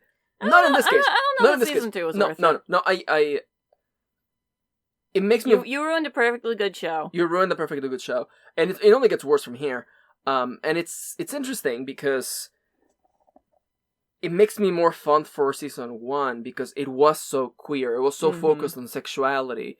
And we lost all of that. And a lot of, like, moral choices and decisions. Yeah, and most of the season was about Owen, and to me that just shows like the lack of creativity, the lack of imagination. Yeah. And to me this season feels a lot more corporate. It feels a lot more like, let's play it by the numbers, Our target demographic is male, so let's just fucking have episodes about Owen, because... Oh, don't worry. We'll get to season 4 of Torchwood. And what gets me, and you pointed this out, is that Dead Man Walking, which is the episode that follows Owen getting shot, Yeah. and that follows Owen being a dead man, Mhm. has had higher ratings than the finale. and Or higher viewership. no, also higher rating. Oh, that's production code. No. Never mind. But it had a higher viewer count than what the finale. hell is that production code? That must be an error. It says 4.4 for meat. That's got to be an error. Oh, that's totally an error. Yeah, that's totally an error. Yeah, it's supposed to be 2.4. Yeah. Anyway. Anywho's. It's. Yeah. You know what? You know what we're missing? It's time for the hardballs. Okay. Throw me your hardballs. You know I will. Hey, Yento. What did you think about Tosh and Owen dying? Do you think that was pretty not cool? Hey, Yanto. Oh, he yawn. Yeah. Yanto is like, Tosh dies, I sleep. Mm-hmm. It's true. Tosh gets a good episode, I wake. I wake. Hi. Can you say hi? He sleep. Can you say hi to everybody? No, he's sleepy. Yanto! I love you. No, he's sleepy. He just wants to be here with our voices. Yanto just wants to be present, and I Mhm. feel like that's an ideal we can all, Mhm. hold. Yeah. In this year of our Lord 2020, be present. Current year argument. Okay, I don't remember what questions I asked you at the beginning of this. Yeah, that was podcast. a week ago, so That was a week I don't ago blame for you. us. Okay, but we have an overall feeling. You would rather this season didn't exist? I feel like that's a bit Harsh. It's a bit harsh because there's season 3 of Doctor Who that I would rather it didn't exist. Mm-hmm. Mostly because when you look at the crappy treatment of Martha Jones in season 3 of Doctor Who, and then the flat, limp episodes of Torchwood season 2, Mm-hmm. they are more easily forgived. Yeah. And there's potential in here. There are good episodes in here somewhere beneath a few layers of dirt. I don't think it's all wasted. I love John Marsters. James Marsters.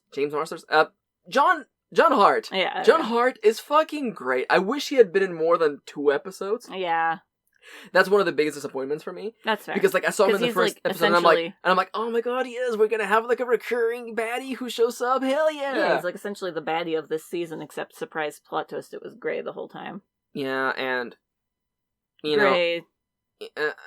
He exists. Grey is such a nothing antagonist. I feel like the caretaker from last season was a more iconic antagonist. Way more. Yeah. I also maybe they did this in casting so that you could look at Grey and go, that's Jack's brother. John Barrowman's brother.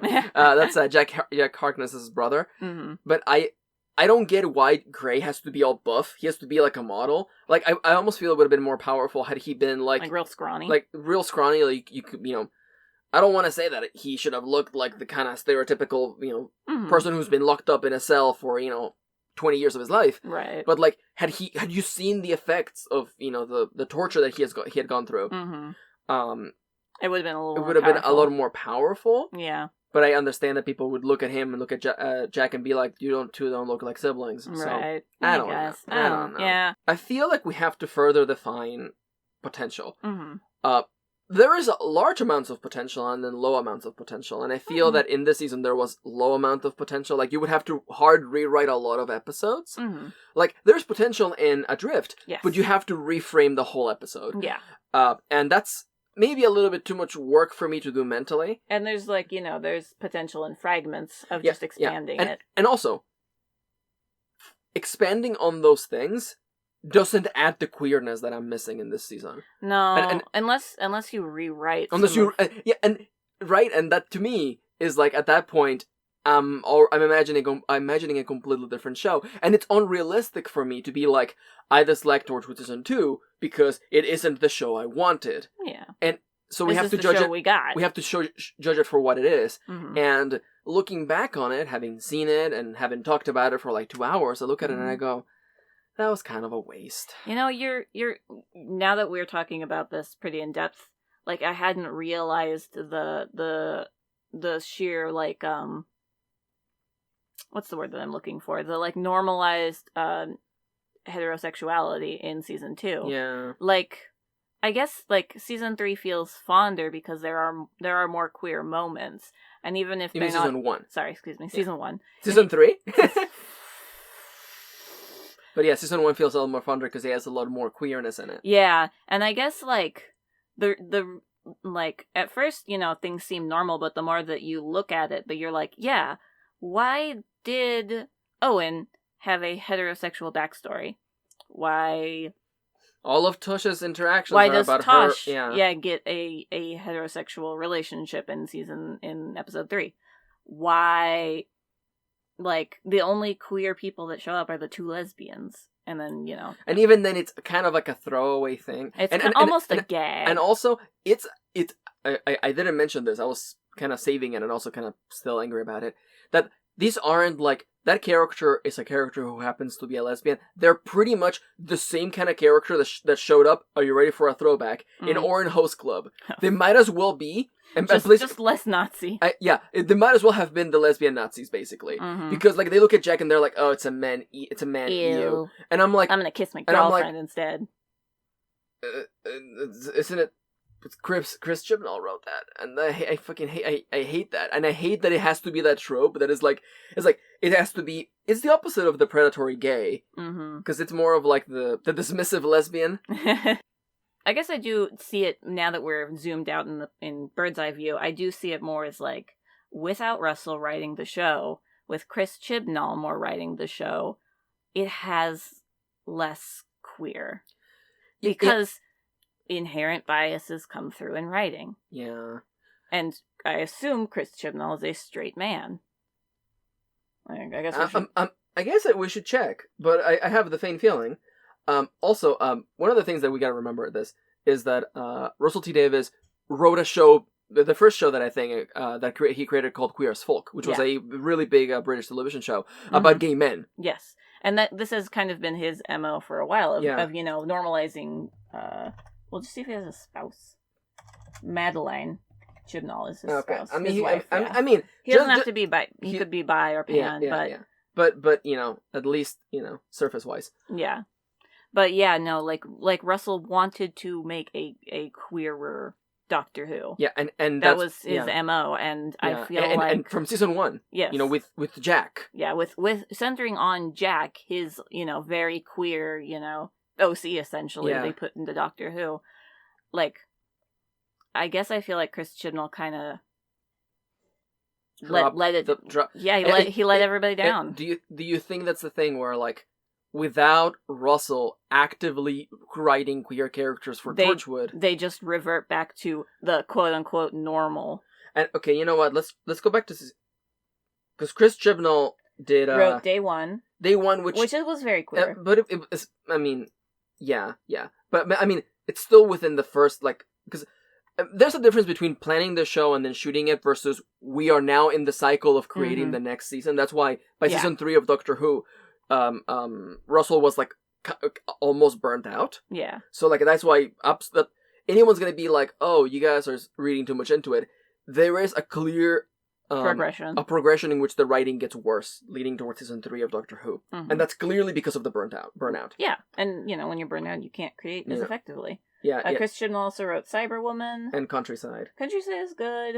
But and he wrote End of Days. Yeah, but like I wonder how much of Day One is Russell. Is Russell. Yeah, it's hard to know. And even then, it's still only just like Gwen kisses or like when Gwen makes out with makes out with the lady. That's true. The rest of it is straight sex. Yeah. So, and it's not played to be like.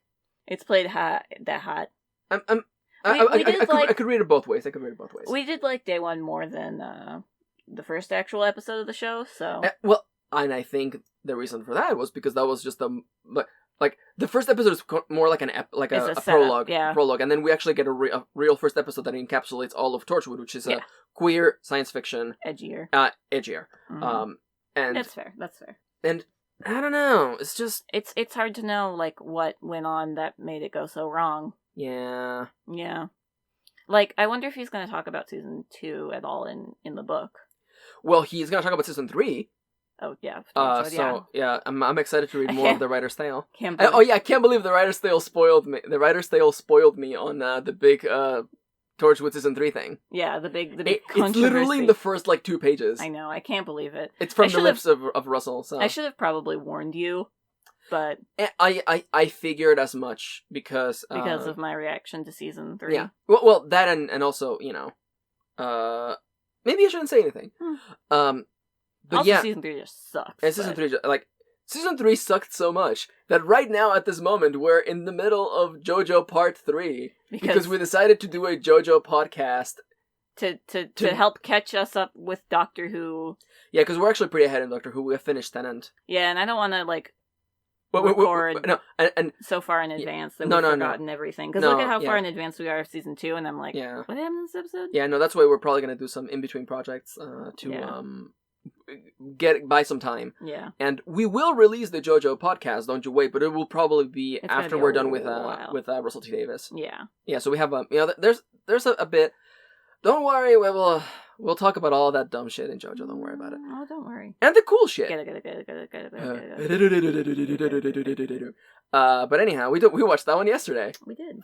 Anyhow, is there anything else you want to say about Torchwood Season 2 other than it was a letdown, and I would almost say that it failed to not exceed, just meet the expectations of what Torchwood should be. Yes, I 100% agree. Queer, edgy science fiction. I feel like it was just edgy and occasionally science fiction. Hardly science fiction. Yeah. I would say higherly science fiction. Yeah. And I guess it sucks more because, what they set up in Season 1 was interesting, was fun, was what we wanted, and then Season 2 comes along and... Yeah, but you know what? That's life. That's life. We deal with what we got. I'm sure that OwenFan1992.tumblr.com is really mad at us. Mm. But you know what? If you like Owen and you liked what you got, more power to you. Yo, you got a lot, so we're jealous. We liked Yunto and Tosh, and look what we got. Yeah. And it's funny because when we recorded the first podcast, you asked me who my favorite characters were, or to arrange them in a list. Mm-hmm. And there's no point doing that anymore because there's only 3 people. I don't know, who's your favorite, Gwen, Yunto, or Jack?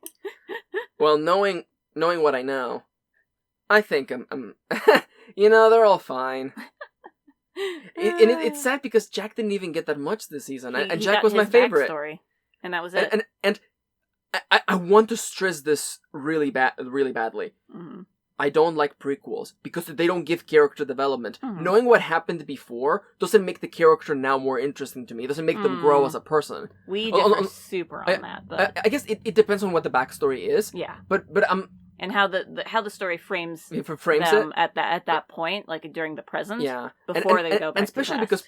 because prequels are often written after. Yeah. So if prequels are written during. Yeah. Or it's that's the first thing I wrote, and I'm gonna bring it back and actually have it be a thing that happens in the canon. Then yes. Yeah. But learning Jack's backstory didn't change Jack in the present as he is. No. So Jack hasn't grown. No. From the events, and he's not gonna have time to address the events with Grey, and we're never gonna talk about Grey ever again. Nope. So it's kind of fucking. Pretty sure it's never gonna get brought up in Season 4 either. It's pretty wasted. I'm just gonna flat out call it like it is. It's wasted.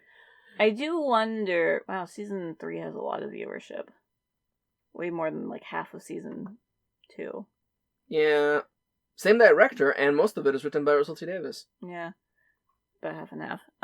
Russell comes back. It looks like Russell comes back for actually, he writes the first and last episodes of Miracle Day. Mm.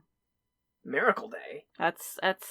I haven't told you the concept for Season 4 yet, and I won't. I don't tell me. I know. I like that. Torchwood Series 1, Series 2, random shit, Series 3, Children of Earth, Children of fucking Earth, and then Series 4, Miracle Day.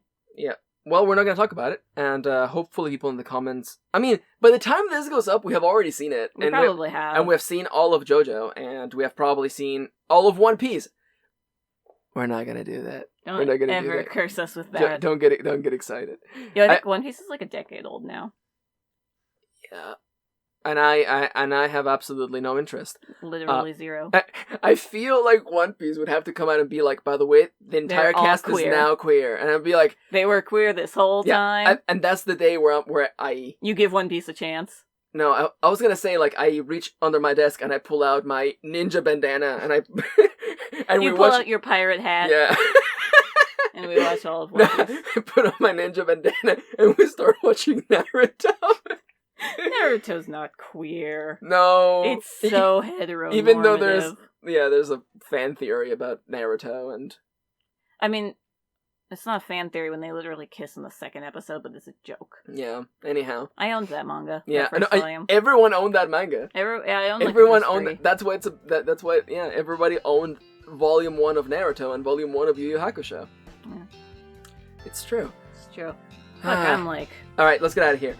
Hey, if you enjoyed listening to us ramble for approximately the entirety of the COVID-19 lockdown, please consider leaving a like. It tells the YouTube robot Algorithm. gods that you enjoyed it and that more people should watch it. And wouldn't it be cool if more people watched us rant? Leave a comment, let us know what you thought about this episode, your own personal experiences. Do you know more about Torchwood than we do? Did you buy the book where they talk about the writing of these episodes? Did you watch this coming out? Let us know. Yeah. Again, we are people. We're fallible. And if we are miss wrong something... many times. Yeah, we're wrong many times. And we're open to talking with people. Yes. And please, and this is a bad time to put this here, but like, don't take our opinions as a personal attack. If you really like Owen, that's cool. That's you cool, do man. you, man. You do you. I wish I liked Owen as much as you do, but I don't. Because that's the one thing about doing anime reviews is that people take your opinion as like a personal attack. Yeah, exactly. Like you are. You don't like a sentence of a bookworm, so you are a terrible person. Yeah, you are. Yeah.